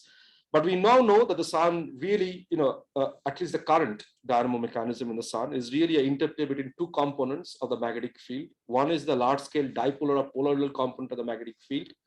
And the other is the toroidal component, which exists as flux rings inside the sun and emerge as sunspots due to magnetic buoyancy. And it's the conversion between these two which keeps the sunspot cycle going. And in this process, there are two important sources, one for the induction of the toroidal field, which is the differential rotation of a star. And the other is for the creation of the poloidal field, which is known as the poloidal source, for which there have been various mechanisms proposed. I'm not going to go into details of that. The efficiency of the dynamo mechanism, in other words, how much magnetic fields is a star producing, depends really on the interplay of these two sources, the differential rotation and the poloidal field source, and the dissipative processes, which is turbulent diffusion in the convection zone, which essentially results in the decay of magnetic fields. This is measured in terms of the dynamo number, which captures the relative efficiency of the source terms in the dynamo mechanism to the sink terms or the dissipation terms, which destroys magnetic fields. And we know that with faster rotation, the differential rotation also increases. This comes out of models. And therefore, you would expect the dynamo number to be higher and therefore dynamos to be more efficient when stars are faster rotating. And that already gives you a prior idea as a theorist of what to expect when you look at very long-term stellar activity over billions of years. So here is a plot. I think we're one of the first ones to look at this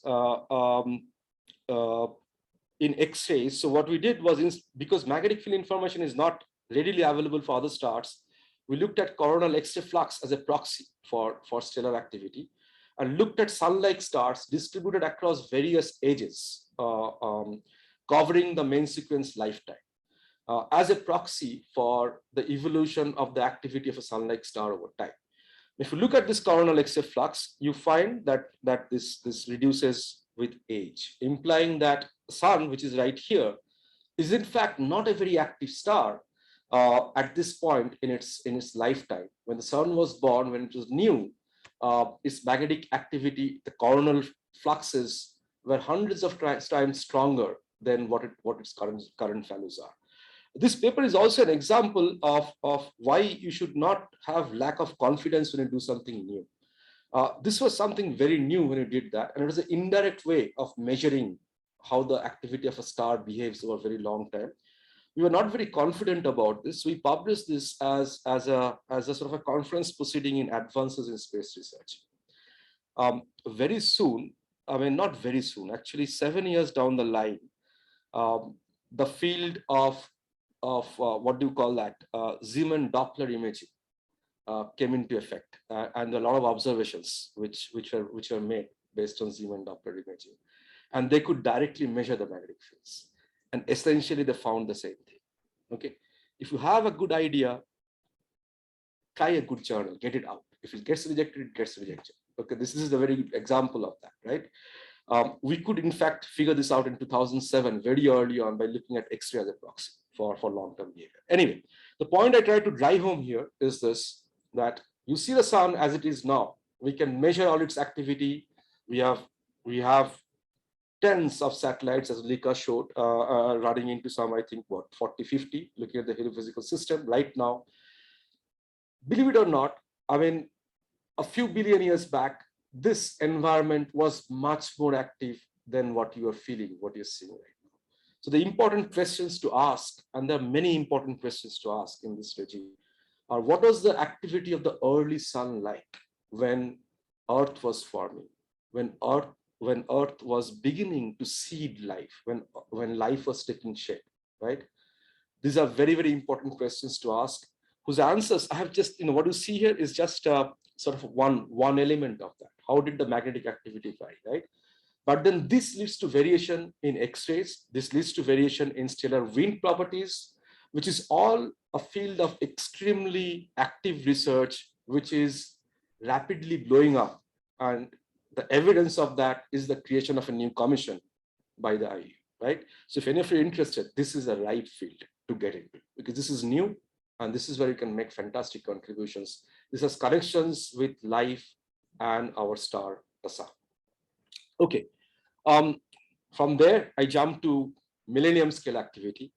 How does the sun vary over thousands of years, right? Why is this important? This is important because this is what drives planetary climates over the kind of timescales that we are interested in, right? So if you look at the variability of the sun over a few thousand years, you cannot rely on sunspots. So you have to look at more intelligent ways of reconstructing solar activity by looking at different proxies. And cosmic ray flux is one of those proxies. Carbon-14 in tree rings is another of those proxies. And Ilya Usoskin, for example, is one of the pioneers of this field, where he reconstructs solar activity based on these various proxies. What you see here is this solar activity reconstructed over past 3,000 years. The dashed line in the bottom are sort of delineates the average activity from very weak minimum phases. And the top line there, dashed line there, separates activity, level beyond which you have very strong activity. So what you can see here is very recently, over the last sort of few hundred years, we've just come across one of the most extreme phases of solar activity. All right, so that's important to keep in mind. And now we're sliding back to more average levels. And in the past 2,000 years, there have been at least 5-6 instances when we have had long minimas in activity, very much like the grand minimum between 1645 and 1715 AD. Okay, so the big questions there are: why does the sun vary? Along these long time scales, how does it get into this extreme phases and then this inactive phases of activity, and how does the sun come out of this inactive phases? How does it recover its magnetic activity out of these phases? So that's another very rich field of research in which many of us, including one of the organizers, Vidya, has been contributing. I've been contributing. Many people are interested in this long-term behavior. We then come to more relatable scale of solar activity. This is a plot that you've seen. This is the direct sunspot observations since the advent of the telescope by Galileo Galilei, Christoph Seiner, and Fabricius. So what we see here, of course, is the very, very well-known 11-year sunspot cycle. You see this modulation. Now, over and beyond this 11-year cycle, there are multiple quasi-periodicities in the sunspot cycle. One of the most infamous ones, I call it the infamous one because it is, it's called a cycle, the Gleisberg cycle, but it is not really a cycle. So don't get tricked into calling it a cycle. So you see, it's really chi by I. That is what you're doing here. You have these envelopes. It seems that there is this activity has this sort of overall. There is beyond the 11-year thing. There is overall envelope in the amplitudes. And if you sort of put this 400 years of activity into a wavelet filter or something like that, you will get some periodicities or a Fourier analysis at high periods. It doesn't agree. The periods can vary between something like 60 years to 110 years, and people start calling it a cycle. So I think quite a lot of solar physicists waste their careers on finding this periodicities, and the other half of solar Within physicists, 2 minutes. waste their careers trying to imagine that this periodicities repeat right in the future. They don't. It's important to remember that we're dealing with a nonlinear, highly stochastic nonlinear system. What you see in the past doesn't repeat in the future. Patterns don't repeat, just like in the Earth's climate, which is also highly nonlinear. That's a mistake that many people make. Do not make this mistake. So that's another thing that you need to worry about is what is the basis of these fluctuations. There is also this strange effect, which is the odd even effect, which manifests sometimes and then is lost. Where you see between 1850 and 1950, you see a strong cycle here. So where is the cursor? Is strong cycle, weak cycle, strong cycle, weak cycle, strong cycle, weak cycle, strong cycle, weak cycle. It keeps on repeating and then breaks in 1945. That's the famous odd even effect. The origin of that is also hotly debated. Another rich thing to worry about. Okay. And finally, of course, when you come to the 11-year solar cycle, you see this variability in the amplitude of the sunspot cycle. You would like to predict it. That's one of the grand challenges which we dynamo theorists worry about a lot. And we think we have made progress in this because we have converged, at least, unless we're all wrong, we believe that it's going to be a weak to moderate cycle. So I will not go into, I think I've taken up much of my time in trying to inspire you to look at what are the different fluctuations that are manifest over long term. There are various theories to explain that. Most of them deal with the idea of the presence of stochasticity, because the sun's convection zone is highly turbulent and stochastic. Depends on nonlinearity, because once you create a magnetic field, remember the Lorentz force, the J cross B force, which is sitting in the Navier-Stokes equation, is feeding back on the evolution of the plasma flows, the velocity fields. So that's a nonlinear feedback mechanism that exists there. And there are multiple other mechanisms that have been proposed that are observed, which I have detailed here, but I'm not going to go into details of in this talk, which produces these fluctuations from one cycle to another. Again, let me skip all of this, but once you incorporate them in dynamo models and you run these dynamo models over long term, you do get out these fluctuations where you see extreme episodes intersect with weak episodes. And we believe that one important aspect of the sun recovering from a very low activity phase is that you need to have additional alpha effect than the more well-known backproton alpha effect, the mean field alpha effect, to be able to kickstart the dynamo after it gets into a model like minima. But then we can actually, in fact, simulate both the entry and the exit from model like minima, utilizing what I have, the ideas, theoretical ideas that I have just proposed here. Okay, I will just end with this one thing here, that we have also now incorporated this current understanding to build data-driven models of the variability of the solar polar field. And based on that, feeding on this solar polar field to internal dynamo models, we have been able to reconstruct the last 100 years of solar activity. So you can take this as a hindcast and forecast cycle 25, which, as I've said, indicates that cycle 25 is going to be similar or stronger. There is always a range, and the range is important than the previous sunspot cycle. With that, I will close and leave you with this last slide to read. That's it. Thank you very much. Thank you, Dibyendu. So we are ready to take maybe 1 or 2 questions. So you can type in the chat or raise your hand.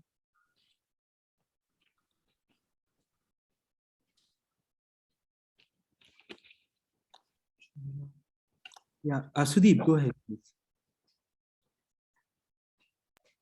Okay, hi Dibyendu, nice talk. So I would like to know your comment on the following, that you said over the evolution of a star, the star itself changes its activity. So we had quite a higher activity in the beginning, and then it came down. And the planet is also having its own evolution, being it the cooling period of it. So does it make the problem even more complicated to predict or analyze? Oh yes, absolutely. I mean, I was just talking of one element of the puzzle, right? And then you have planetary atmospheres, planetary chemistry, and all of this feeds into each other, right? So when you have much stronger fluxes of high energy radiation, the chemistry is also very different. So it's a very complex system, the system, and it is being forced by external factors. All we are now worrying about as solar physicists is what are those external factors. That understanding has to now converge with the understanding of what's going on independently inside planetary interiors to be able to then reach a more sort of, a consensus on how does the planet change because of this external forcing from the sun. So yes, so I think this requires both earth scientists, climatologists, and solar physicists to come together to build this global understanding of how this astrophysical ecosystem evolves and how it impacts life. Yeah. Thank you for that. On of the, please, you can unmute yourself. Yeah. Okay, so Dibyendu, you presented some of the recent results about how the activity of a star goes down with stellar age.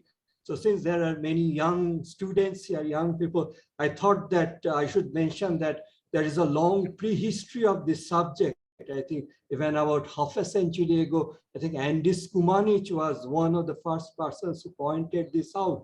And I think then in 1980s, when the first results of X-ray astronomy were coming, I think at that time, Bob Noyes and Nigel Weiss also did some work on it, how activity goes down with age. So I just thought that it has a long prehistory, but now I suppose we are getting much better, higher quality data, and I hope that the field will blossom. But we should not forget the contributions of from the people in the early prehistory era. Yeah, that is correct. I mean, the theoretical idea that the activity should reduce with age was well known for a while, and is expected from dynamo theory itself, right? But the observations that I pointed out are in fact very new, because early on you had this calcium H plus K project, but that was only for variability in stars over decades, not over very long term. So now since the advent of ZDI, which is Doppler imaging techniques, we have a very good idea that indeed the magnetic field is going down with age. We can take like another question in the chat. There's from Wagis Mishra. So he is asking, does our current base understanding of the evolution of the solar activity and the mass loss resolve the faint Young paradox problem in far back in time? No. So the problem there is twofold. One is we need to be well aware of what the sun was doing at that point in time. We also need to be well aware of whether our ideas of what the composition of the Earth's atmosphere was at that point in time. There are confusions about both these cases. Because very early on, the curve that I showed of the activity of the star reducing with age, if you go to very early stages, that curve actually saturates, and that saturation is also in fact pretty well known from dynamo theory, but I didn't want to go into all those details. Can't talk about everything in 25 minutes. So there is some confusion about that as well as the Earth's composition. So the faint young sun paradox is not a solved problem. If you can solve it, you will get a very very recognized, highly cited paper in Nature of Science. Thank you, Dibyendu, for this nice talk and all the discussion. Gopal, there is a question in person here. Yeah, please go ahead. We can take one. Yeah. Okay, thank you. So I am Akash from IIT BHU. So my question is that when you showed the millennium scale variability, so I saw that there was a spike in our lifetime, right, around last century. So does that mean that we are living in an exceptionally hostile solar activity? Well, well, I mean, I and you are not living on that. I mean, so you certainly are not, because we have now come back down. But yes, I mean, I think our forefathers have certainly have gone through what is known as the grand, what is it called, the grand maximum? Grand maxima, yes. There is a name for it. The modern maximum, the modern maximum. So yes, so we have gone through apparently what is quite an unusual state of high activity of the sun. Yes, that's true. And this was one of the confusions leading to whether the sun is more more responsible, or whether we are more responsible for global warming. But I think that question has been very convincingly answered by climatologists, climate modelers, demonstrating that it's the equivalent radiative forcing due to excess greenhouse gases that is responsible for the recent warming in the last couple of hundred years. So don't let this confuse you. Okay. Thank you. Thanks. Then we should move on to the Thank next. you. Yeah. Thank you so much, Dipendu. So next talk is by Pawan Kumar from IIT BHU, and he will be talking about that how early can you predict the solar cycle strength using the precursor method. Pawan, are you? Yes.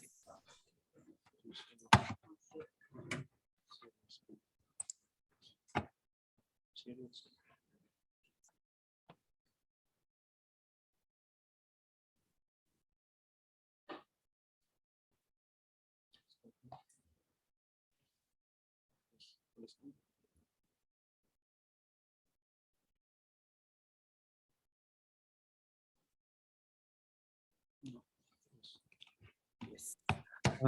So Pawan, you have 12 minutes. So I will give a reminder just 2 minutes before 12. Yeah, okay. Yeah. Please go ahead. First of all, I thanks to organizers to organize this workshop. So since solar cycle prediction is a very challenging work, and many people tried in previous to predict the reliable prediction. So our work on how early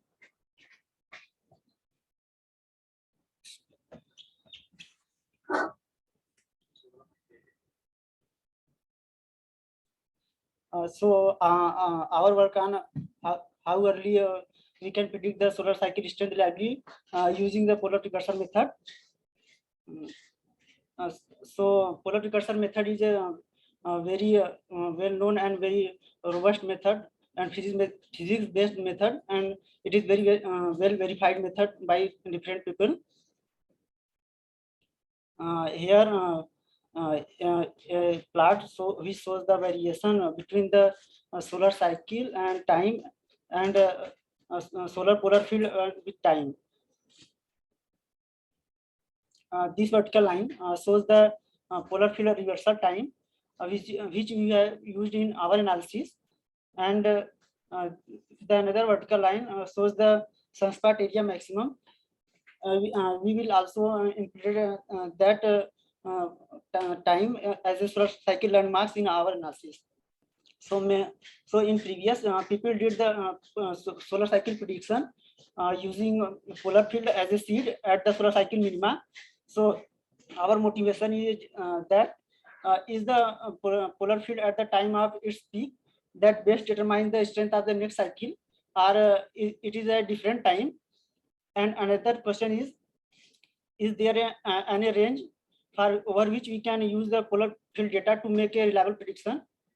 So and another question there is that is the we can make the prediction before the solar cycle minima.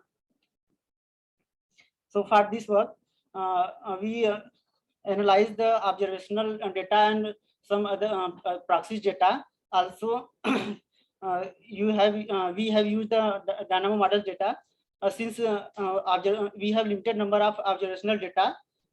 So we have used dynamo models. So we have used the 3 dynamo models. One is the Surya dynamo model, which is axisymmetric dynamo model and very well-known dynamo model. Another is the stable dynamo model, and last one is the 2x2D dynamo model. All these 3 dynamo model we have used data to analyze. So we have calculated the linear collision coefficient of the polar field with the next cycle amplitude as a function of time. So we measure the linear collision coefficient forward from the polar field reversal with the amplitude of the next cycle. From observational data, we make a plot between collision coefficient with next cycle amplitude and the variation with time. Here we choose the polar field reversal as a solar cycle landmark to measure the forward time from the polar field reversal. So these vertical lines, different vertical lines, shows the solar cycle minimum, time. So yeah, usually people did the prediction at these vertical lines. That means at solar cycle minima. So, but here in this plot we can see a plateau-like region up to greater than if you assume the collision coefficient greater than 0.8. So above that we see a plateau-like region, and for acceptable prediction, if we accept collision coefficient greater than 0.8, so we can make prediction after 4 years of the polar field reversal, which is 2 to 3 years before the solar cycle minima. So from this idea, we can predict the next cycle amplitude before the solar cycle minima 2 to 3 years. So since we have a limited data number of points, so this idea was verified by different dynamo models. So we have used all these 3 dynamo models, and since these dynamo models have different parameters, so in all these dynamo models we can see some discrepancies. But despite this, we only consider the features which they produce a like feature. So in all the dynamo models, we also see a plateau-like region above the collision coefficient greater than 0.8. So using this dynamo model, this also give an idea that we can predict the polar field next cycle amplitude using polar field after 4 years of the polar field reversal. So after this work, we have explored more using rise rate of the polar field to predict the next cycle amplitude. So we have seen the correlation between the polar field rise rate and amplitude of next cycle. So we have calculated the rise rate using polar field time between 0 to 3 years. So we have calculated the rise rate between 0 to 3 years at different phase of time, and we take the average rise rate, and for one cycle we take for each cycle we take an average rise rate. So and we make the correlation to the next cycle. Since we have only 3 data points, so there are some doubt on the robustness of the result. So this idea we also applicate on the dynamo model. So dynamo model also shows a strong correlation with the rise rate of the polar field and amplitude of the next cycle. Using this idea, we have predicted the next cycle amplitude is that is 137 plus minus 23 will be cycle 25. So also we have seen an interesting result, that is the highly correlation between rise rate of the polar field and the rise rate of the next cycle. So this relates the rise rate of the polar field to the rise rate of the next cycle. So this idea relates the with the Waldemar effect, that is WE2, which is deeply analysis in the Karak and Chaudhary in 2011 paper. Also, we have used the Waldemar effect, that is WE2, to predict the cycle 25 strength. So we did the linear regression analysis, and we predicted the next cycle 25. And we using this idea, we have also predicted the previous cycles. So we see that our prediction of previous cycle is very quite close to the observational peak values. Somewhere it is some deviation in our prediction to the observation values. So using this idea, here we also found that the amplitude of the cycle will be 138 plus minus 26. So our conclusion is using the polar recursion method, we find a prediction range in both observational and model data, and using this method we can predict the solar cycle amplitude after 4 years of the polar field reversal, which will be 3 years more earlier than solar cycle minima. And if we consider the for prediction polar field rise rate, then we can predict the next cycle amplitude up to 9 years before the solar cycle maxima, and also the rise rate is connected with the Waldmeier effect, and that is the Waldmeier effect, that is WE2, is very well discussed in Karak and Chaudhary. So there is a physical link between the polar field rise rate and the Waldmeier effect. Also, we have predicted the 25th cycle using WSO data after 4 years of the polar field reversal. So after 4 years of the polar field reversal, we have predicted the 25th cycle amplitude will be 120 plus minus 25, and using polar field rise rate and Waldmeier effect, we have predicted 137 plus minus 23 and 138 plus minus 26. So our prediction is in the range of these predictions. So we can say that the cycle 25th will be slightly stronger than previous cycle 24. Thank you. Thank you, Pawan. Yeah, so we have a couple of minutes, so we can take, if people have questions, we can take a few more. There's some questions in person auditorium. Yes, please. This is the correlation that you find for the one what you're calling as a Waldmeier effect between the polar field and the total field. That's very interesting.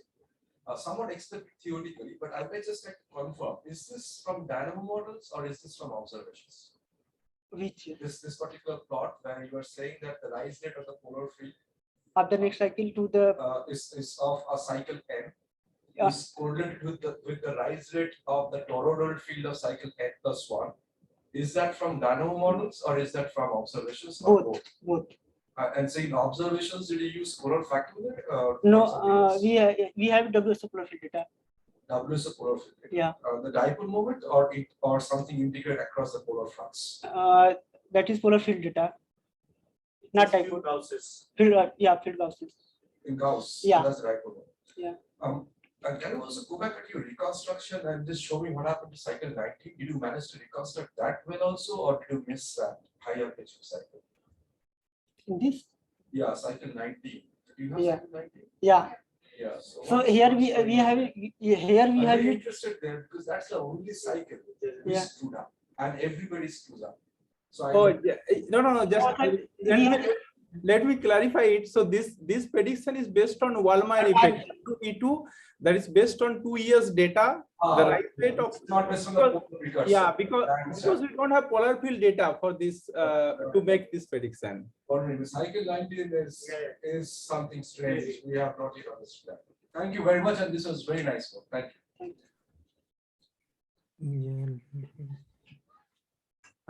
This is Dipankar here. Yeah.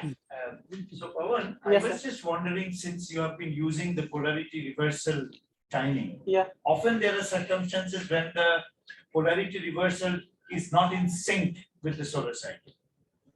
No, there is a delay in the polarity reversal. Yeah. Also, there could be circumstances where both the hemispheric polarity is the same for a few months or so. How do you take care of those in your calculations? We have so it's the timing which is important. Yes, right? sir. So the polarity reversal is not always happening for every cycle at the same time. When you expect. We have analyzed different hemispheric data. No, in the dynamo model, do you reproduce that first of all? In dynamo models, we did not consider asymmetry. So that is something which you have to, because of course you're including both the hemisphere together.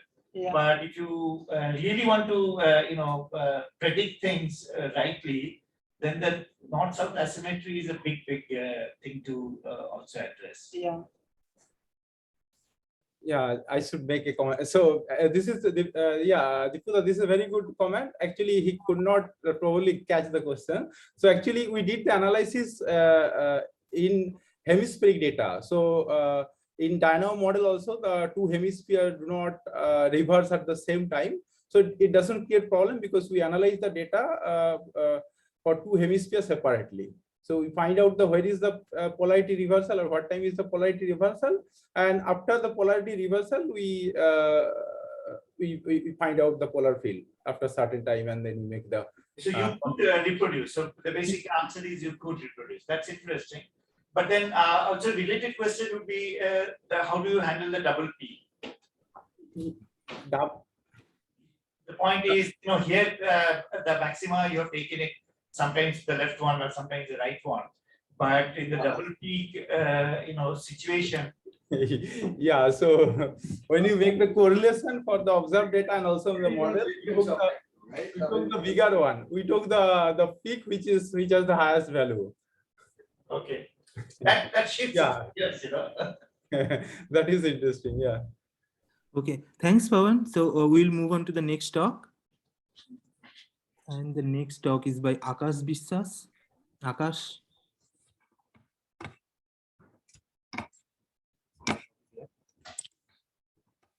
This one.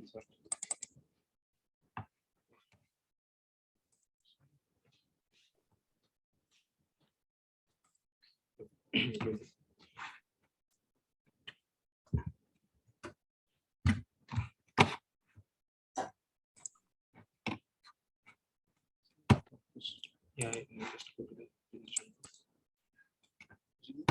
No. I think here. Yeah. Okay.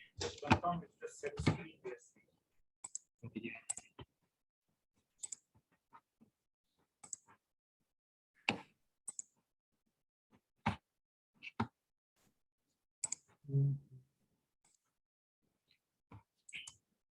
Yes. Hello? Yeah, perfect. Okay, so Akash, I will give you a reminder at 2 minutes, like before 12. Okay, thank you.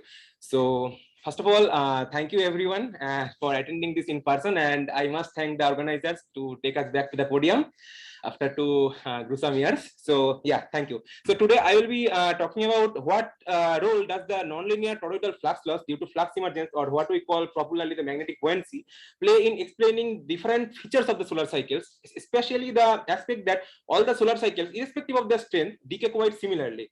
So yeah. So here are some motivations about that study. So from where this began. So in 1935, Waldmeyer has given the 2 very famously known Waldmeyer effects. So that there is a established anti-correlation between the rise time and the peak of solar cycles, and there are some strong correlation between the rise rate and the peak of the solar cycles. And in 1955, however, Waldmeyer said something about the decay phases, that all the solar cycles decay quite statistically similarly. But this result did not get that much attention until recently in 2016, when Cameron and Schussler investigated observational data, produced a dipole type dynamo model and see to reproduce other features as well as these features as well. So there is another personal motivation for me, that when my guide was a PhD student in 2011, he did some great work in the other Waldmeyer effects, what Waldmeyer said about the rising phases. So now as an early career PhD student, I am trying to see what Waldmeyer said about the decay phases. Now, enough of motivation. Let me take you to the observational results. So here I am just taking the results by Cameron and Schussler. So in the butterfly diagram, you can see that I have taken out 1 year spanning data of the sunspot distribution, and you can see that these are quite very well resemble the Gaussian distribution, and they have been fitted with the dash graph as well. Now, as we can take 2 very important ingredients from these Gaussian profiles. One is the central latitude, that gives us a positional idea of the latitudinal bands or the sunspot bands, and the width of the Gaussian profiles, or the FWHM for this case. Now, if we plot the annual sunspot number with the annual Gaussian mean, so can you see my cursor, please? Can you? Yeah, so with the Gaussian mean, you can see that so naturally these cycles begin from the right hand side when the Gaussian mean is at higher values, and it drifts towards the equator with the sunspot number evolving quite dramatically. Now, on the other hand, the width also evolves with the when we plot them with the Gaussian mean latitudes. Now, here are some key features that I would like to point out. That you see, if you see the rising phases, they are quite different, right, from cycle to cycle, depending on their eventual strength. See the stronger cycles, they rise quite rapid. They start at high latitude regions and rise quite rapidly. On the contrary, the weaker ones, they start at a lower latitude and rise quite slowly and reach their maxima at further low latitudes as compared to the stronger cycles. But when they start decaying, that's the most interesting phase for my study. When they start decaying, their trajectory converges quite well. You may argue that they are going into the same direction, I mean in the same region, so they will converge at some point. But see that at the end, the last 4-5 years of their evolution, their trajectory converges quite very much well. And if you see the width plot as well, we see same story. The stronger cycles start at higher latitude with larger or wider sunspot distributions, and then they rise quite rapidly at higher latitudes, hitting their peaks. And on the other hand, the weaker ones, they start at lower latitudes with narrower distributions and rise slowly to lower latitudes, and then while they decay, their trajectory converges quite well. Now, here are some brief note on the dynamo model. We are using the Surya code here, which is a 2D asymmetric kinematic model. And here are the evolution of the equation of the poloidal and the toroidal field that the dynamo code solves. And in the Bagwell-Eaton dynamo, it is a believed notion that due to the large scatter around the BMR tilts around the Joyce law, the cycle strength vary quite well, quite much. So to capture this effect, we have given some stochastic noise on the Bagwell-Eaton alpha model here. And here is the note on the Bagwell on the magnetic buoyancy or the flux loss, how we are capturing this in the model. So after every certain time interval, we check at a certain grid point if the toroidal magnetic field has crossed a already mentioned critical field that we fixed before the code. And if at certain point this toroidal field crosses that value, then what we do is that just half the value of toroidal field at that grid point and take the other half to the surface layer. That is how the sunspot eruptions are taken into consideration in the code, as well as the flux loss is happening in the code. So this is the, and I must say that this is the only nonlinearity in our code for these results. So here are some brief results that you can see here. The surface radial field, which is quite in the range of observational values, and here at the bottom, at the middle panel, you can see the model butterfly diagrams on the top of the toroidal field information, and the contours show at the when the toroidal field becomes to the strength of BC at the bottom of the convection zone. Now I must say that we fix the value of the critical field at around 8,000 Gauss. Now why this is so? So we need to get two things correct. So we have observational limits of the surface radial fields. So this is somewhere around of tens of Gausses. So we get this here, as well as to limit ourselves in our model the lost flux due to each eruption. So yeah, so these two things keeps our BC value or the critical magnetic field value in constant. Now you see that we have taken out the butterfly, we have taken out the sunspot information or of the distribution from the butterfly diagram of the model and do the similar analysis as that has been done in Cameron and Schussler. So here are our model results. You can see that we can see good agreement with the results that the stronger cycles, the red ones, they start at higher latitudes, they rise quite dramatically and rapidly to higher and hitting their peak at higher latitudes. And on the contrary, the weaker cycles, they start their journey from a lower latitudes and they rise very slowly and hit their maximum when they have traveled to a much lower latitude. Now, when they start decaying, you can see quite good convergence in their trajectory at the last 4-5 years of their evolution. Also for the width, we see that the stronger cycles have larger width, hitting their maxima at high latitudes, and on the contrary, again, the weaker cycles, they have narrower distribution, hitting their maxima at lower latitudes, and when they decay, the convergence is much better here. So we get some good physics insights of the toroidal field evolution from these plots. Now let me explain this. So when a strong cycle begins, the poloidal field at last minima has been quite strong. So the buildup of the toroidal field is quite strong at the early stage of the cycle. So the flux eruption condition is satisfied at a higher latitude. So this explains why the strong cycles start at a somewhat higher latitudes. But and again, due to the strong poloidal field, the toroidal field actually gets built up quite rapidly to a much higher value, and the mean subsurface toroidal field go to a much higher value compared to BC. Now, as a result, the flux eruption condition is simultaneously satisfied at different latitudinal grid points, having a wider sunspot distribution as well as a rapid number of surges in sunspots. But here is the catch, that with each sunspot emergence, there is associated flux loss. So as the cycles are rising rapidly, the mean subsurface toroidal field is actually decreasing due to the associated flux loss. So what is happening here, that this flux loss is actually taking the value of subsurface toroidal field down to a value around somewhere around BC. Now this is the crucial time when the cycles are saturating and hitting their maxima. Now the story of the decline is quite simple. So what happens is that any further buildup of the toroidal field is actually compensated by the further flux losses due to the further sunspot emergences. Now for the during the cases of the weak cycles, we see somewhat a difference at the beginning. So what happens is that the poloidal field at the previous minimum of a weak cycle is weak. So they take quite a long time to for the toroidal field to satisfy the flux eruption condition. By that time, meridional circulation, what it does is that it drags the toroidal field to the lower latitude regions. And as a result, the flux eruptions start happening, or the sunspot eruptions start happening at lower latitudes. And as the poloidal field strength has been weak, so their toroidal field buildup is also so slow. As a result, you see their rise is also quite slow and take quite some more time than the stronger ones. So they hit their max. As a result, because of the low rate of flux loss, the B value, or the mean subsurface toroidal field, actually it takes more time to come down to a value of BC when the cycle saturates. But when the declining phases, their story is quite similar to the other cycles. That is, any further buildup of toroidal field is actually compensated by further flux losses due to the eruptions, and which gives the value of mean subsurface field somewhere around BC.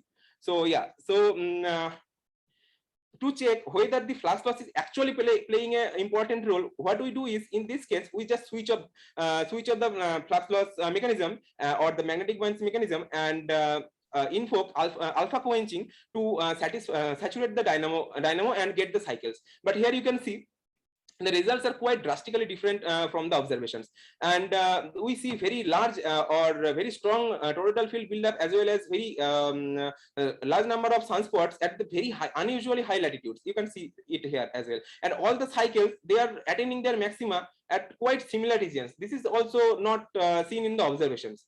And 30 minutes to 12 minutes. Yeah. Yeah, I'm just reaching my conclusions. Okay.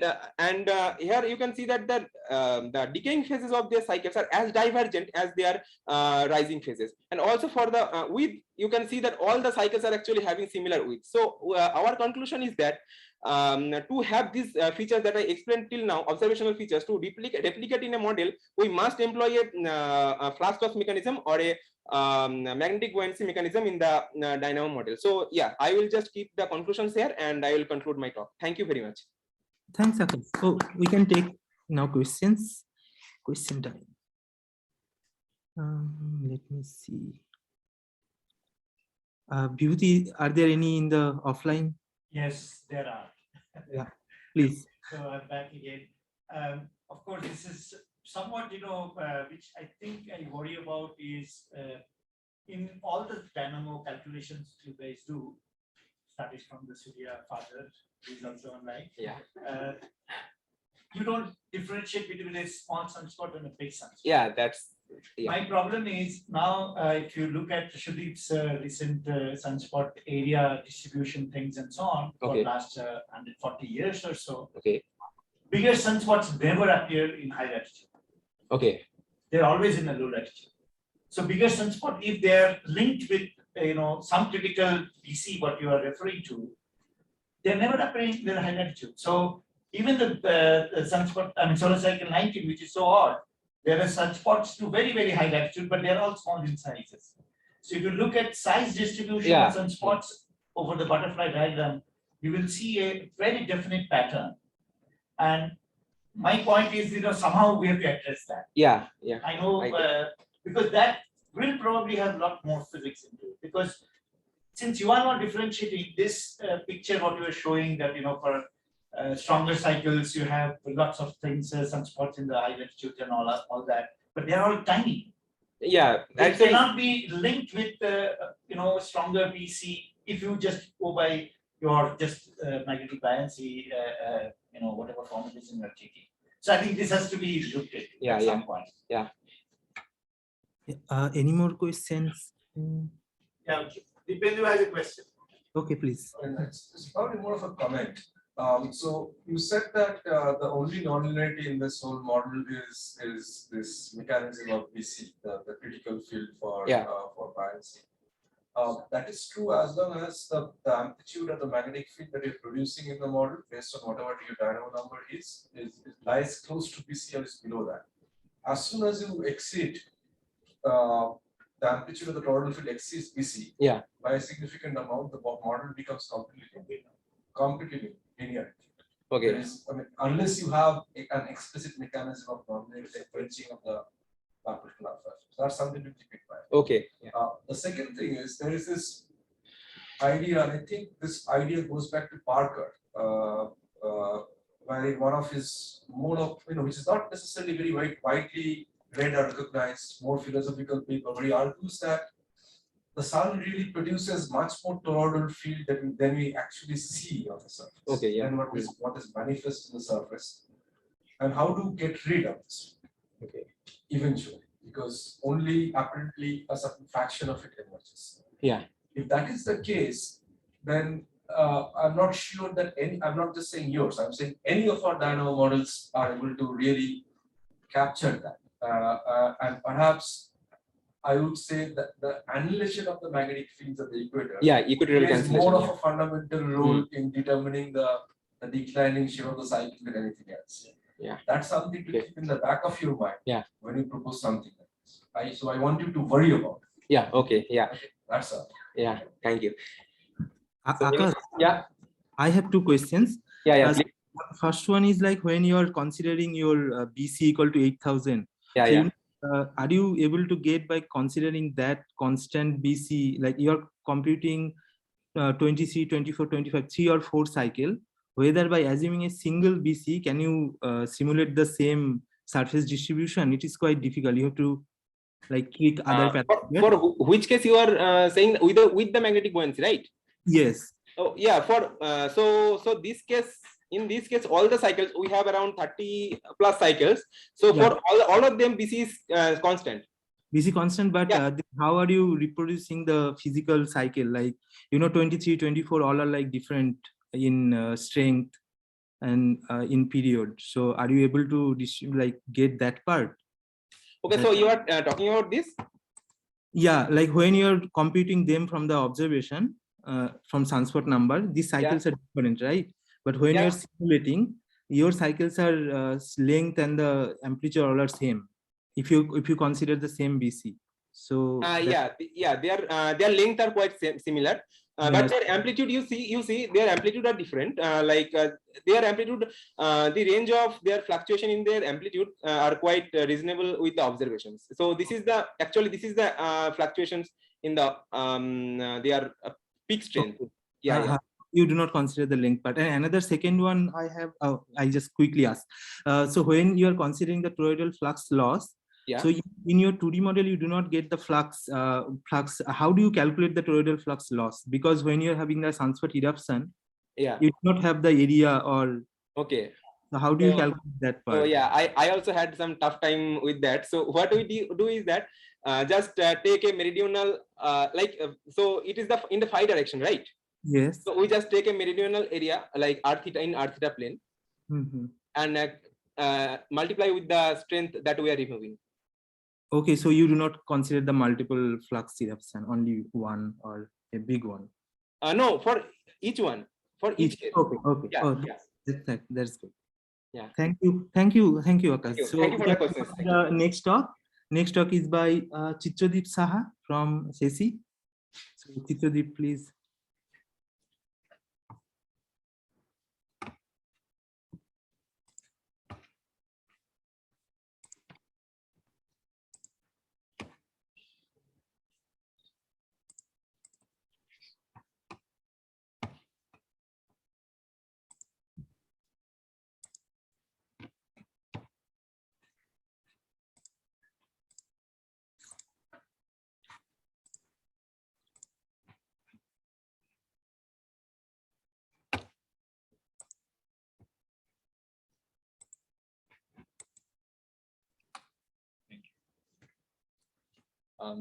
Yes, Chitradeep, please go ahead.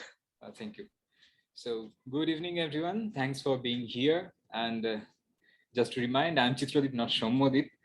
And yeah, let me welcome you. Thanks to the organizers, first of all, for providing me with this wonderful opportunity to talk at this wonderful meeting after a long time being held offline. And yeah, let me take you all to a regime when our host star, the sun, goes to quiescent phases, technically known as solar grand minimum. Basically, during these episodes, there is no visible surface activities, no significant visible surface activities, I would rather say. But what happens within the interior of the sun? What happens in the convection zone? What are the dynamics that plays important role eventually to recover back from these quiescent phases? These are some of the important questions to ask. And here in this work that we have done recently at SESI with my collaborator, a brilliant MS student Shanghita, and my supervisor Dibendu Nandi, we are going to address some of these questions.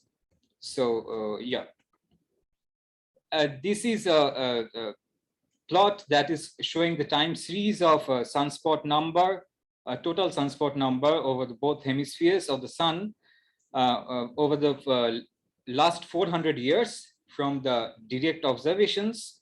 And you can see there was a time when the significant decrease in number of sunspots, which is known as Mounter minimum, that persisted over like 70 or 80 years, starting from 1645 to 1715. And also there is a intermittent declination in the sunspot number during this period around 1800, that is known as Dalton minimum. The question is, can we simulate this kind of behaviors in the long-term dynamo simulation? The answer is yes. Again, we have used this Surya dynamo model to model this kind of grand minimum behavior.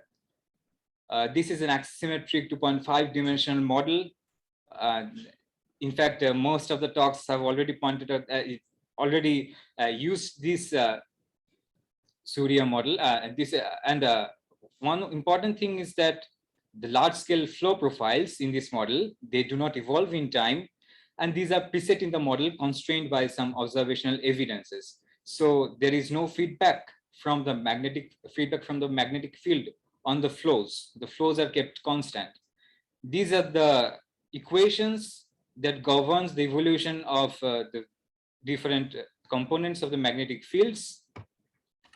The most important thing in this work is the stochasticity that is present in our model. Basically this alpha Babcock-Lytton and alpha mean field sources. What does the stochastic fluctuations signify in our model? Let us discover. So yeah, this is a time series that is showing the fluctuation that is present in the alpha Babcock-Lytton in both the hemisphere north and south, as well as the fluctuation that's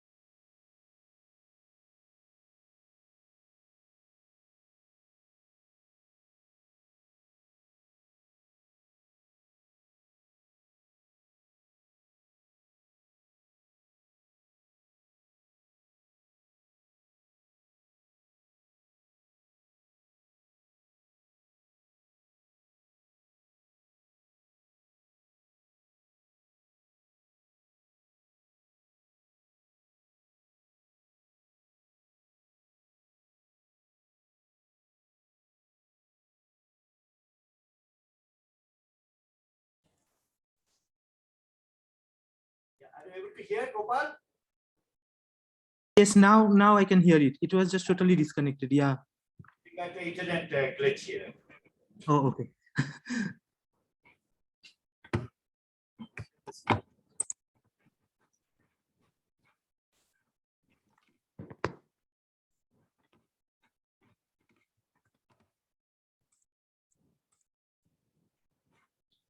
Alda, can you see the screen? Yes, yes. Sorry for the inconvenience caused. I believed there's no solar flare recently. So yeah, I was here. Yes.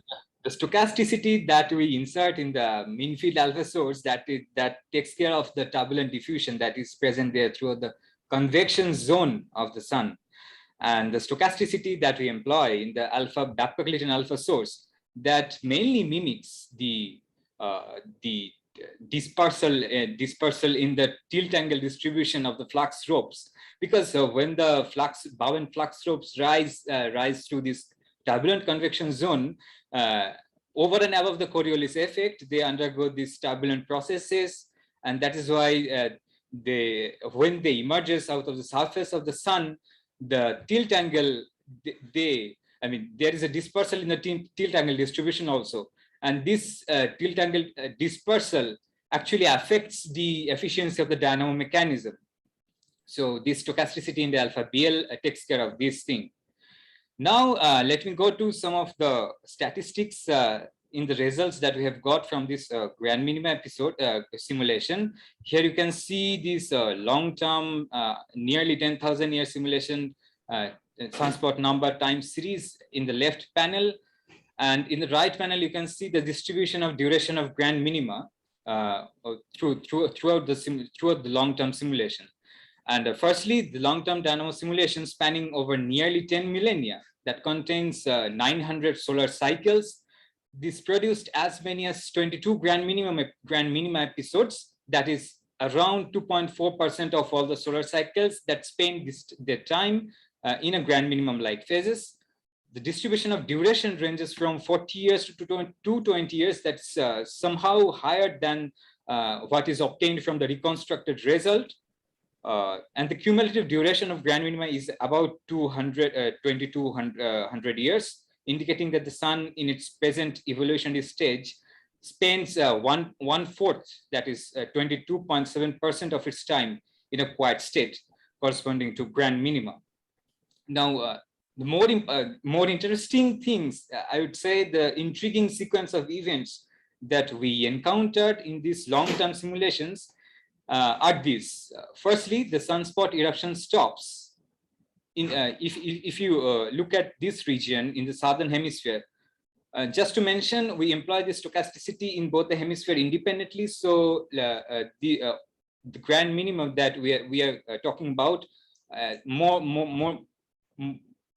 basically there is hemispheric asymmetry, and the grand minimum are basically the hemispheric grand minimum. Although there were certain episodes where both the hemisphere undergone these grand minimum like phases. These are the episodes where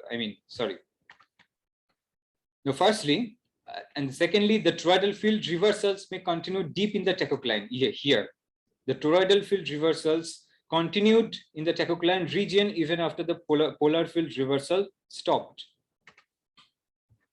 And here, if you see, there are some high frequency phenomena that were observed in the polar flux time series. In the blue one, that is the polar flux time series, and the red one is the toroidal flux time series. Whenever these simulations entered to a grand minimum like phases, there was this peculiar behavior that were encountered, this high frequency cycle kind of thing.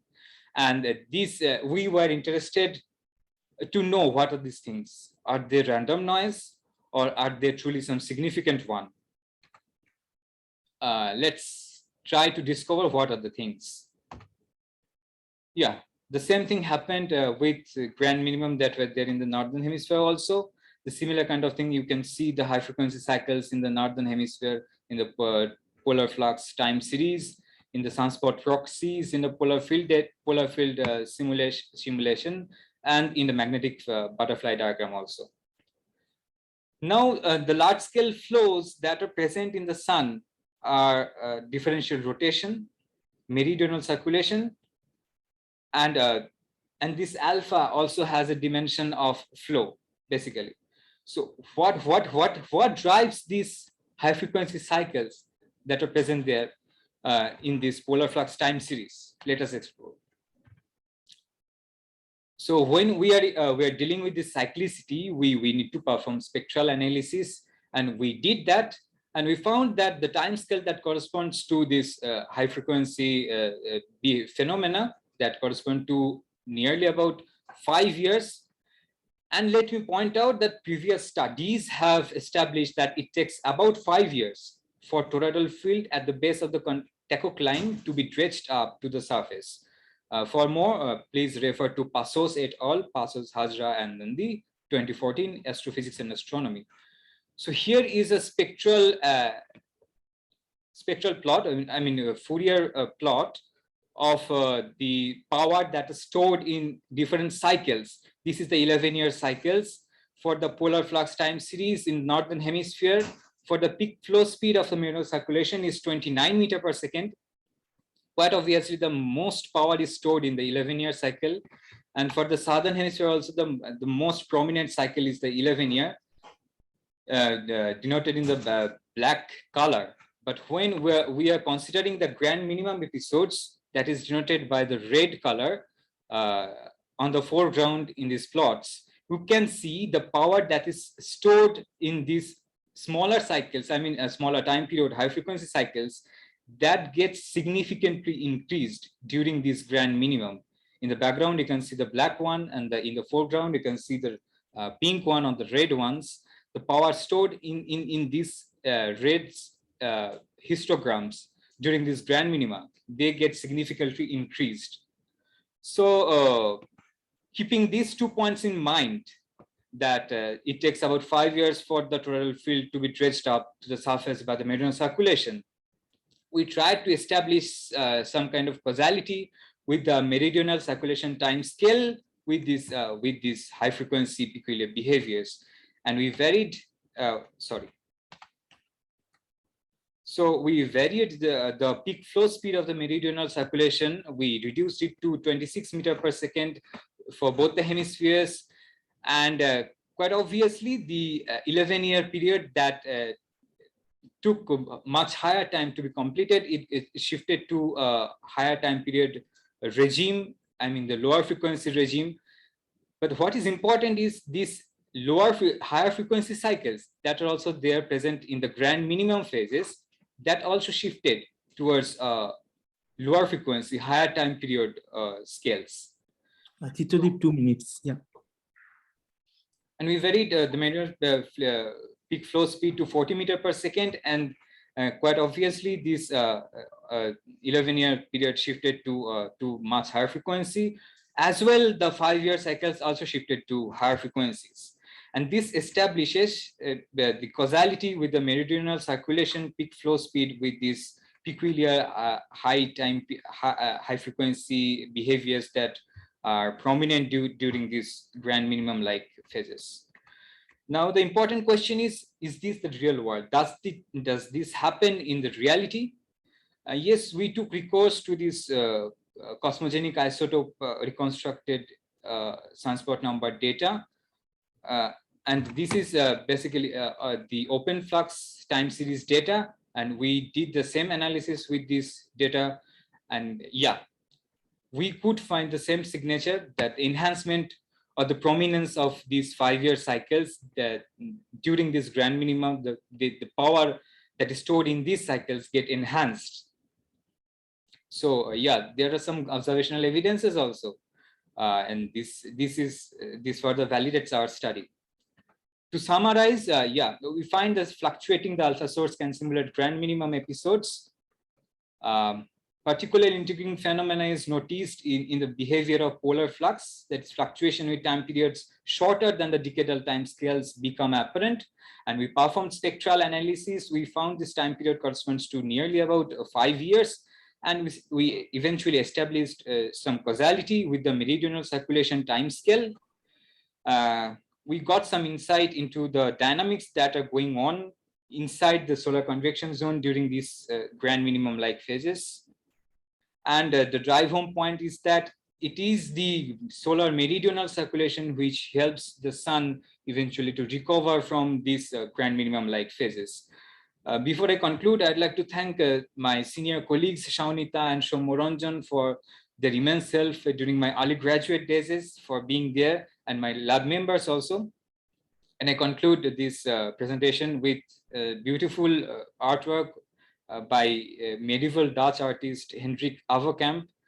If you see this timestamp, this was created during 1608, the early onset of the mountain minimum, and where he depicted that the rivers of the Netherlands started to freeze, and people they're doing several activities on these frozen lakes and river. The point that I'm trying to extract is that the activity of the sun, such kind of extreme activities, they do have significant effects on our lives. And yeah, as pointed out by Dr. Nandi sometimes ago, that we live in an astrophysical ecosystem. That is true. So it's important to know what drives the dynamics of the sun during these phases, and to predict the occurrences of such extreme activities. That's not quite understood, but I think we all think somewhere something incredible is waiting to be known. Thank you. Thank you, thank you so much. So we can take a quick question. Bidyada, please go ahead.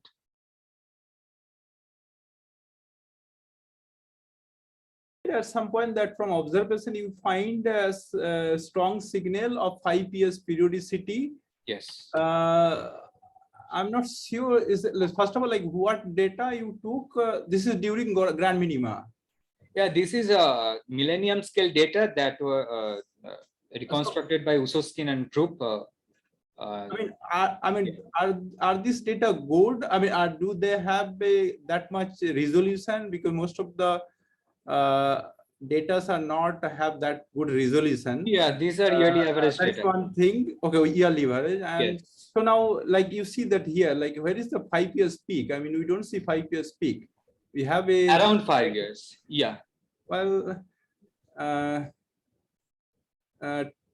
mean, to be honest, like okay, there is a lower bound and then it decreased. So I'm not sure. Kind of bimodal distribution. Yeah, in fact, during the regular cycle, the signal is, oh, okay. Anyway, I mean, I'm not very sure that it really means that there is a 5 years. So it may be that there are some signal, but it has no fixed periodicity. I mean, that's what I can. In fact, for our simulation results also, there is a dispersion around this 5-year periodicity. There is a dispersion because the whole process is chaotic. So quite expected. But in the other case, like for 29 meter, you have a very, very strong peak. Okay, but yeah, for other speed also, yeah, you do not have. Okay, I got it. Thank you. If somebody has a quick question, I can take one. Offline, anybody?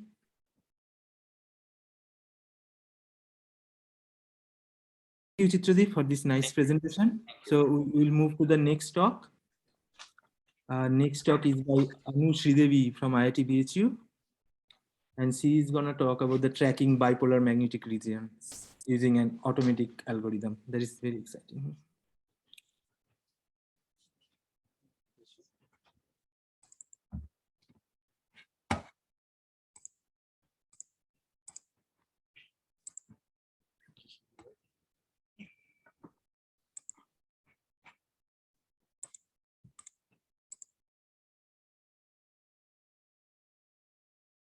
Okay, so from Dynamo models, let me guide you through an algorithm. So first of all, good afternoon, everyone. First of all, and thank you to the organizers who have given me this opportunity to talk about this work. This is an ongoing work. So it is titled as Tracking of Bipolar Magnetic Region using an automatic algorithm. Here I'll be presenting the initial results of tilt, flux, and field strength. So I will be mainly concentrating on how the algorithm works. So yes, so moving on. So before we get into the algorithm, a brief background for all of you. So we know that bipolar magnetic regions, or BMRs, are intense magnetic field regions on the surface of the sun. So the sunspot, the dark spots you see in the white light images of the sun, are basically the opposite polarities of this BMRs. And it is found that they are tilted with respect to east-west line at an angle called tilt angle. And this tilt angle is found to be statistically increase with respect to the latitude, the very famous Joyce law. And we all know that how much tilt angle is essential in Babcock-Leighton process, which explains polarity reversal in magnetic cycle.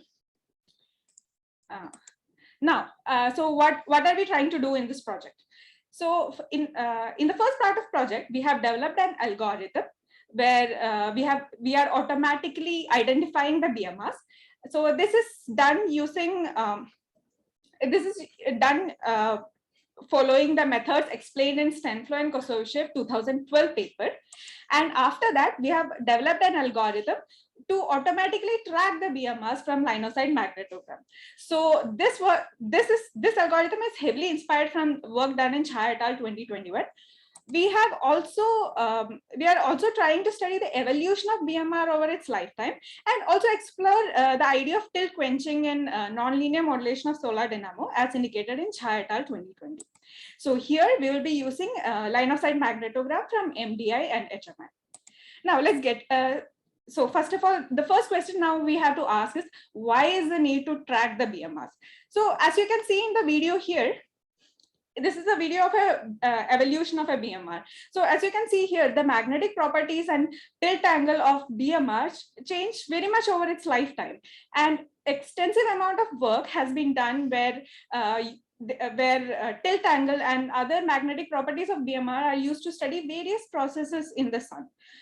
Most of them does not include the aspect of this varying tilt angle and magnetic properties over its lifetime. And if the tracking is not taken into consideration, one particular BMR will be counted multiple times at different phases of the BMR, and it eventually gives different weightage to different BMRs in your analysis. So now getting to algorithm. So since we have followed the same steps of Stenflo and Kosovchev, I will briefly go through how the algorithm works. So what you have here in figure 2 is a line of sight magnetogram data. So from line of sight magnetogram data, you have to get vertical magnetic flux density. So you have to correct for the projection effects. So after doing the doing the correction for the projection effects, you get something like in figure 3. From figure 3, now you have to identify the BMRs. So when you since they are intense magnetic field regions, you should look for the local maxima in line of sight magnetogram. That will serve as our region of interest. But every local maxima may not be BMR. So you have to apply a flux balance condition. So here we have used a flux. So here our flux balance condition is pretty strong. So we say our flux balance condition is that both the polarities should be at least comparable by 40%. So once you apply the flux balance condition, you can filter out the BMRs from your region of interest.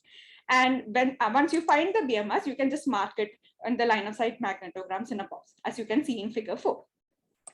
Now you should extract the information of the BMR into a binary file like this you see in figure 5. Now you have extracted the BMRs. Now what to do? Now you are free to extract the informations like area, tilt angle, positional information, magnetic information, latitudinal info, anything can now be extracted. And now we can move on to tracking. But before moving on to tracking, we should keep few things in mind. First thing, that as you can see in the video, the morphology of the BMR changes very continuously. So you should take care that the tracking program can accommodate the changing morphology of the BMR. And second thing you have to take care is that you should take care of whatever shortcomings our detection algorithm has. So sometimes it can happen that two different BMRs will be identified as one BMR by our detection algorithm, like this. So here you can see that close to the limb, it is identified as one BMR, and in the very next magnetogram, as it came to a bit side, it is identified as two different BMRs. So now how to solve this? This merging of boxes thing happens very close to the limb. So one thing you can do is restrict your detection into 0.9 radius of the sun, and then you can extract the binary file. But sometimes it can happen that the merging of boxes happen in the center of the disk. So it is better, for safety purposes, it is better to extract the morphological information of the BMR before we get into tracking. So what can you do for that? So we can use morphological close function to extract the morphology of the BMR. So the morphological close function works on a kernel. So here we have used a radius circular kernel of radius 6, as you can see in figure 8. But again, I would like to draw your attention to this fragmented structures on the BMR, which is actually part of BMR, but due to the size of the radius of the kernel, it is not. It exists as a fragmented structure. Either we have to incorporate it into BMR or we have to remove it. So what you can do for that is like systematically increase the radius of the kernel to match with the initial number of BMRs. So from here to circular kernel of radius 6 pixel in figure 8, I have systematically increased the radius to 9 pixels. So now I get I can extract the morphology of the BMR. Now, at this point, we can go ahead with the tracking. Now, how the tracking is done.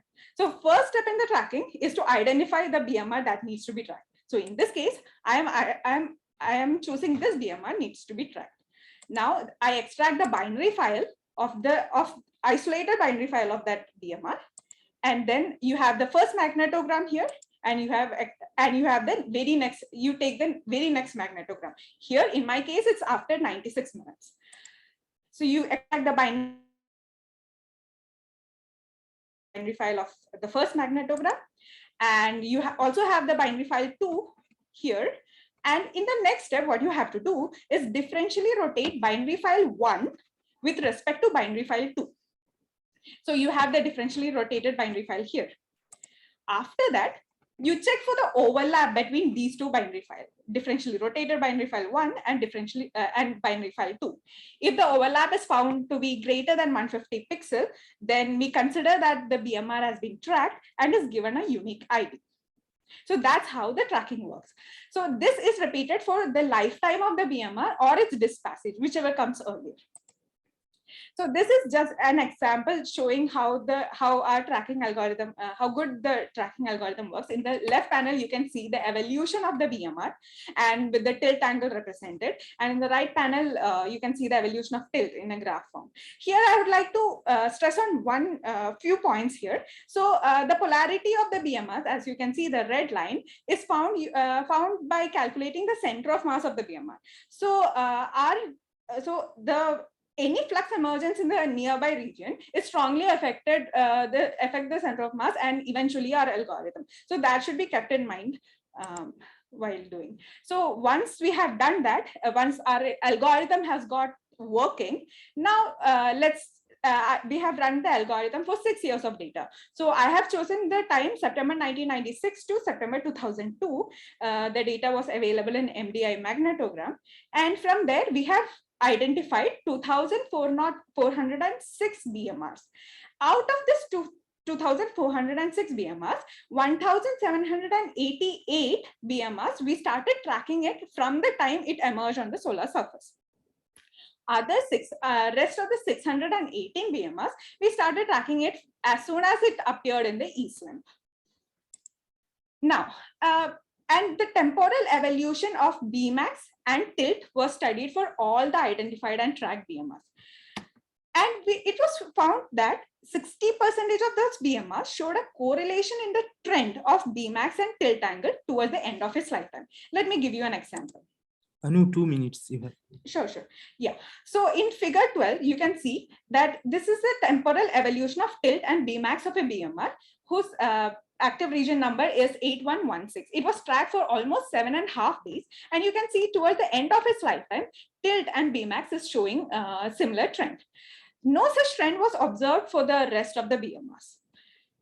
Further studies has to be done. Since it's an ongoing work, further studies has to be done why this happens. And also, I talked about emergent BMRs, which we tracked from the time it emerged on the solar surface. So 1,788 such BMRs were tracked, and they were sorted based on their lifetime. So each bar in this plot represents number of BMRs in that particular interval. And the dots represents the average tilt of all such BMRs for that particular interval. The color of these BMRs shows represents the area of the BMR. Now, a few observations that can be made from this is, as expected, higher the area of the BMR, higher would be its lifetime. And most of the BMRs has a lifetime between 0.5 days to 2 days. This is just 6 years of data, and we are planning to combine four cycles of data together. So more conclusive results will be produced by then only. So to just conclude and summarize, so we have developed an automatic algorithm which can detect and track BMRs from line of sight magnetogram. So as preliminary analysis, tracking was done for a period of 6 years, and we found that we detected and tracked 2,406 BMRs. Out of that, 60% of BMRs showed a positive correlation between tilt and Bmax towards the end of lifetime, and temporal average of tilt and BMRs were also studied, and we found that, as expected, higher the area of the BMRs and then higher will be its lifetime. So yeah, thank you for your attention, and I'll be happy to take any questions if you have. Thanks, Anu. So let me see. Vibhuti, any question in the offline? Yes, Dibyendu. Dibyendu, please. Yeah. It's kind of interesting that you find this correlation which is positive between Bmax and tilt, in the sense that if Bmax is higher, tilt is higher, Bmax is lower, tilt is lower, then the cycle can end of the lifetime. Because if you look at the theory of flux emergence, it seems that stronger flux tube should rise faster and therefore should be less tilted. Now, there is of course a confusion between flux and magnetic field there, both of which play a role. So I think it's a very powerful tool that you have, and in principle, you can actually answer and address this very important question of whether the Coriolis force is what is responsible for the tilt, for the dynamic, throughout the dynamics of flux tube for the convection zone, or whether it's some other effect, near surface effect that creates the tilt. I would advise that you read this paper, which is a bit of a controversial paper by Kosovicev and Stenflo, written sometime in the 2000s, I think, when I was still a postdoc or student at the paper, who actually did this analysis of MDI data and claimed that. So we use the same method as Stenflo and Kosovicev 2012 paper. Like their automatic algorithm for detecting BMRs. So it'd be very interesting to figure out what you come to, what your main conclusion is, whether it's a Coriolis force or near surface effects, which creates this tilt. If you can actually redo the analysis and figure out what's this is just 6 years of analysis, so we plan to do for MDI and HMI. So we hope that we'll get it. So you don't have any traced information. Sorry? So you're only doing this analysis on MDI, not HMI. Currently, for this time period, MDI, but we are planning to add HMI also. So when you get to HMI, you can also get the information on twist, because when you do that, let me know. I will send you some interesting progress. Because you see, the evolution of tilt and twist are right coupled through this thing called kink instability. And that's something that's a fairly interesting topic. Okay, thank you.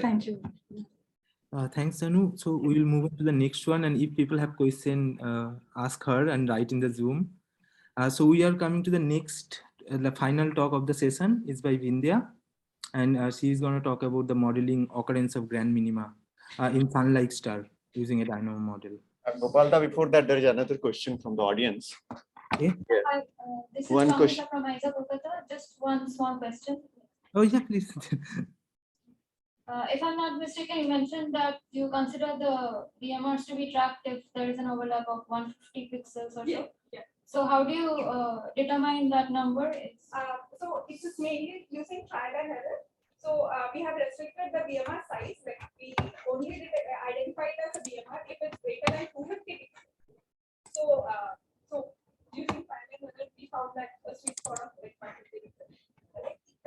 So the program works really well even if you increase that threshold by even 50 pixel or even to 200 pixel, it works. Thanks.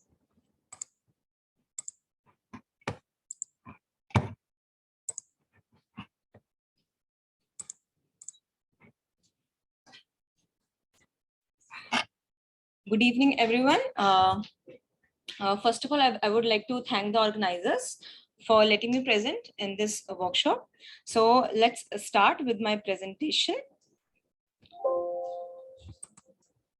So, as we know that many sun-like stars have magnetic field and magnetic cycles. Different stars have different type of magnetic field and cycles. And one of these classification was beautifully explained by Bellevue et al. In 1995, where he classified the stars in various types. So I want, let me get easy with you. So I'll just give a 3 classification. First,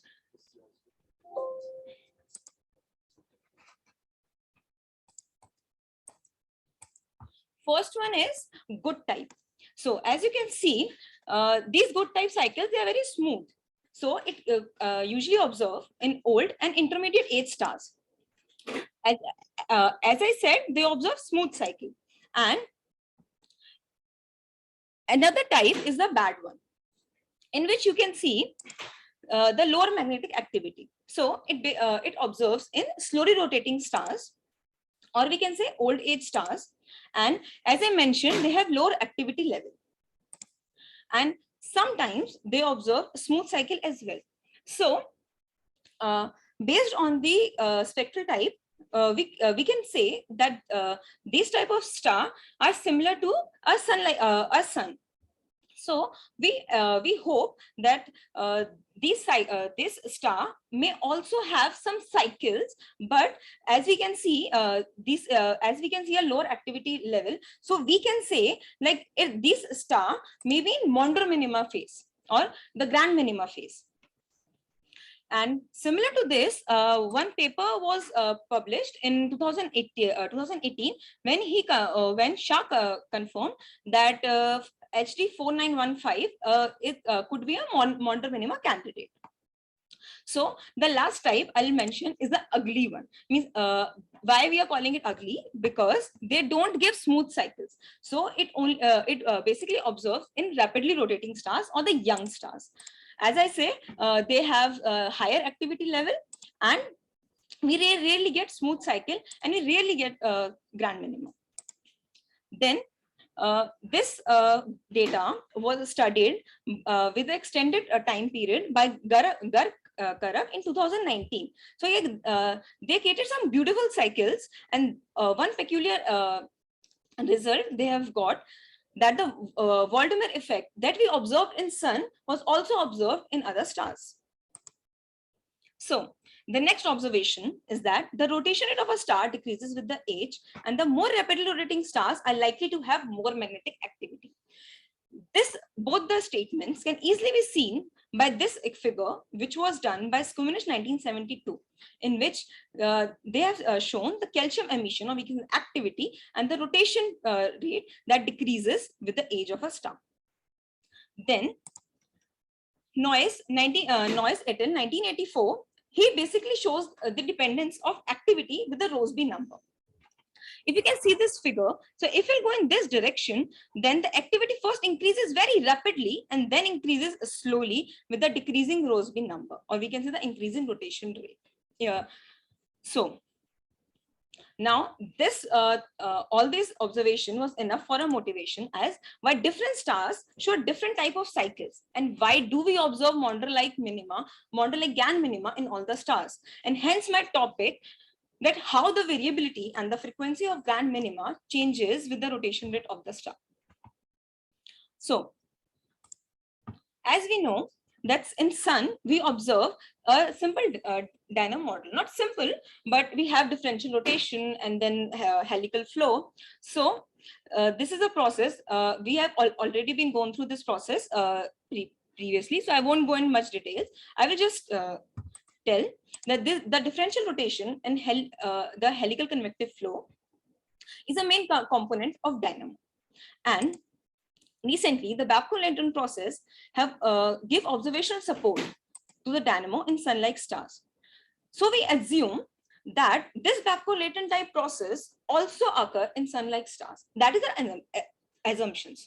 So different stars have different type of rotation. So we'll consider different rotation rate at in different star and different flow. So we are taking a kinematic flux transport dynamo model that we take in our sun. So these are the basic toroidal field and poloidal field evolution equation. The first one is in the toroidal field equation, this is the source term. And for the poloidal field, this is the source term. In this source term, we are adding the quenching in this form. And the alpha, which you are seeing here, is the Babcock-Leighton type alpha. And the magnetic field here is the toroidal magnetic field radially averaged over the Tecock line. Now, since we know that this Babcock-Leighton alpha has some randomness associated with this, due to the scatter of the bipolar active region tilts around the Joyce law. So we have included the fluctuations in this form, the uniform fluctuations. And then what we have done is that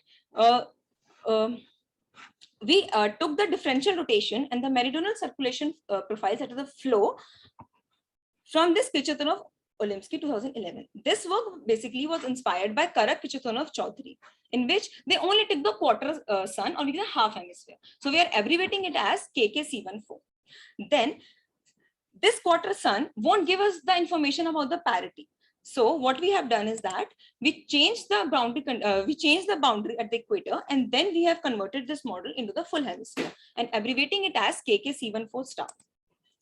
Then we have included the diamagnetic quenching as it was done by Hazra et al. 2019, and we are abbreviating it as HJKK.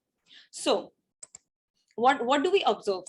From the quarter sun, when we observe the time latitude plots, then we observe that the cycle duration decreases as the rotation period increases. And if you see this diagram, the strong cycles are basically observed in fast rotating stars as compared to the slowly rotating stars. Then the slowly rotating stars show more regular cycle. As you can see, some scatter in the fast rotating stars. So we conclude the slowly rotating stars show more regular cycles. And if you give a trend of cycle period and rotation period, so in this trend we observe. Then to see the long-term variability, what do we observe? I'm taking the two cases to give you an idea. So what we did is that we plot the time series along with a smooth curve of absolute radial field and average over the whole surface. And then if you'll see this red line, basically this red line is the average by 2. So below this line, whatever field, whatever cycles we get, so we consider it is the minima phase. And if it is greater than the twice of the cycle period, then this we consider in a grand minima phase. So in fast rotating stars, we do not observe any grand minima, but in slowly rotating stars, we observe some of the grand minima. As I've shown the case for sun, that we observe a few of the grand minima. Now, if we'll see the frequency of occurrence of the grand minima and the duration of the grand minima, then we can able to plot this histogram. As we can see, it is only mean crowded in this duration. Now, to conclude, like what we observe is that with the rotation period, the number of grand minima basically increases, and we do not observe any grand minima in fast rotating stars. Now, since we need to check the parity, so we converted our model in the full hemisphere.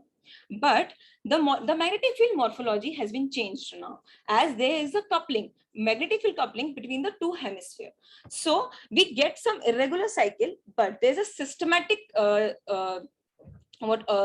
systematic observation that we observed is that first of all, this is the cycle period and rotation period relation.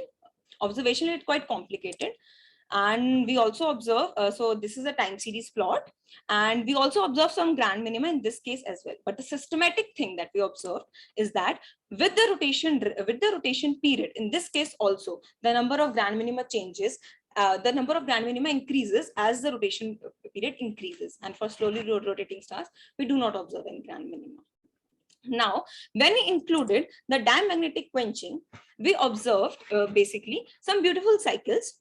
And I'm sure in this figure, I've shown two basically cases. First one is for 1 day. Sorry, pumping. Yes, flux transfer. Yes. Sorry, I just.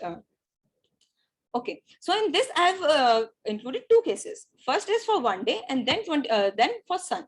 So what do we observe? That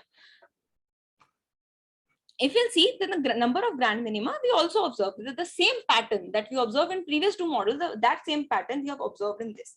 But one peculiar thing that we observe in this case is that the fast rotating stars, they are in quadrupolar parity. They have quadrupolar parity. Then, for now, I'm at my conclusions that in all the models, we consistently find that for slowly rotating stars, cycles are more regular and show frequent grand minima. For rapidly rotating stars, magnetic field is strong and cycles are more irregular and show no grand minima. Now, if you'll see the frequency of occurrence of grand minima with the rotation period, then we see a decrease in trend. Increase in trend with the rotation period. Then in some these all the above results were in accordance with the observation from Bellinus et al. 1995. And we also observed that in some models, the rapidly rotating stars show quadrupolar magnetic field. Basically, this work was also observed by Hazra et al. 2019. Thank you for your time. Any you may ask any questions. Thank you, Vindhya. So we have we can take a couple of questions. We have time, and thank you for finishing in time. Same old man. Yeah. So you showed this initially, I think while you're doing this quarter sun simulations, that you have a faster rotator, the time period of your cycles decrease. Yes. Right now. Are you sure you're not trying with something else? Like, are you not? No, actually, is it only the period which you are increasing, or is the meridional circulation or diamagnetic pumping scaling with the period of rotation? No, actually, we are changing the flow with the rotation. Means we are taking meridional circulation. So we are changing that differential rotation and meridional circulation. That is key, which you missed saying, right? In all flux transport models, the time period or the cycle of the model is not, strangely, not governed by the dynamo number per se, the traditional dynamo number, alpha, omega, and eta combination. It is governed by the meridional flow speed, to some extent by the diffusion coefficient. So unless you change the meridional flow speed or the dominant pumping, scale that, you will not recover this. Now that I have uncovered it, I have to tell you some things. This is something we had already done. There's a paper, I think, I don't recall, I think 2004 or something, I did the paper in solar physics, where we had shown that unless you scale the meridional flow speed with the rotation, you will not recover this stuff. In the evening, I will give you the reference to this paper. The concerning thing is this, that more recently, Shashabrun and company have done full image simulations where they're showing that the meridional flow doesn't necessarily become faster with a faster rotation, which implies that there could be something more complex going on which you do not understand. I'll also send you the reference to this particular paper, which is it's kind of contrary to what we found early on, 2004 or something. So meridional circulation profile is still a area to discover. Yeah. So, but here we have to assume that it becomes faster with faster to get the observations right. And a full image model is saying that it doesn't change the way we assume it to change information. So that's the problem that I tried to point out. Yes, thank you.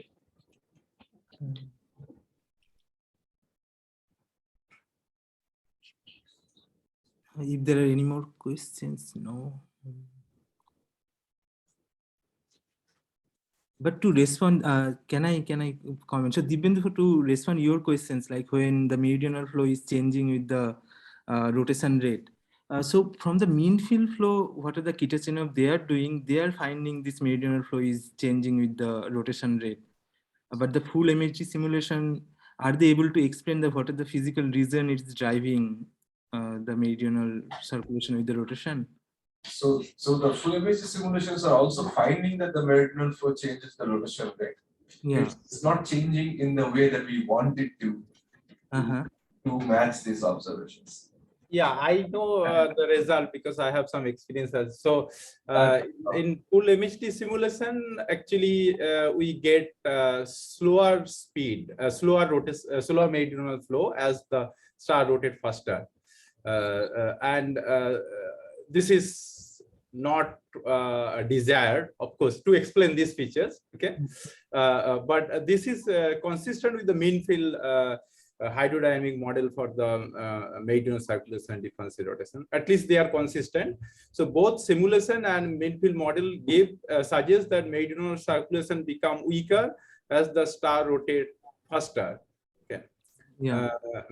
Yeah. So we need some other mechanism to explain.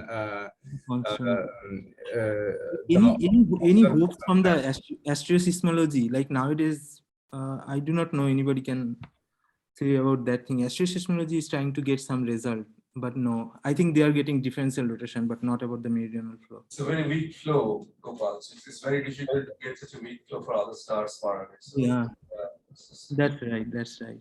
So read the 2000 paper in solar physics I wrote. I think it's called Exploring Magnetic Activity from the Sun to the Stars, in which we did exactly what you're doing here. And we found that unless you vary the meridional flow with the rotation speed, you cannot explain the observations with the backward. Yeah. So this is true. Yeah. All right. Okay.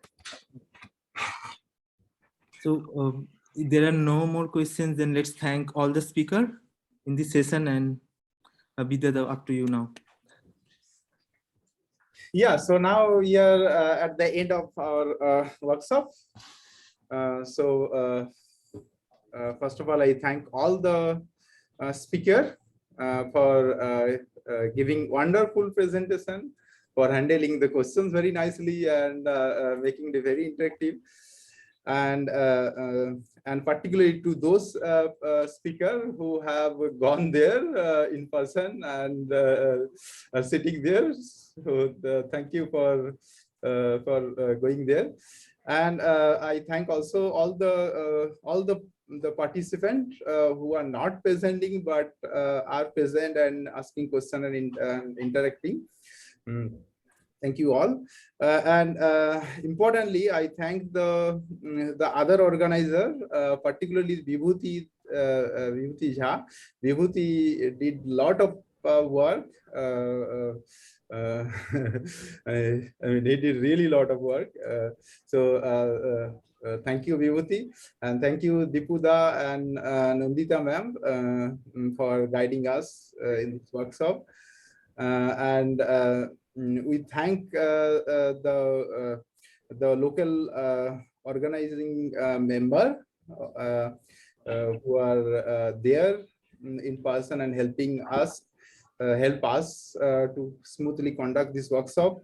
So particularly Divya and Gurpreet. So I request Vibhuti. Yeah. So we see some of them. Yeah. So it's a Vidya, can you request to turn on their cameras? Yeah, please. Yeah, all the participants, can you please turn on your camera so that we can take some snapshot? We are just standing here. We don't have cameras to turn on. You don't have to stand. You just show your face. That's all.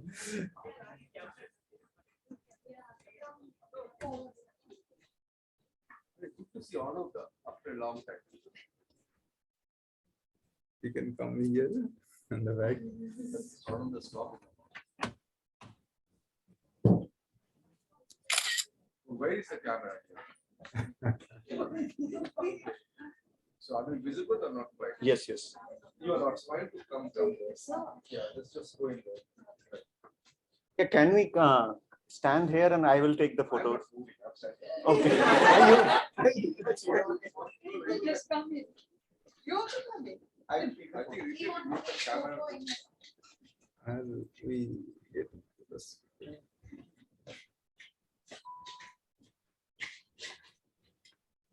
that Nandita or what? Yeah. Hi, Nandita.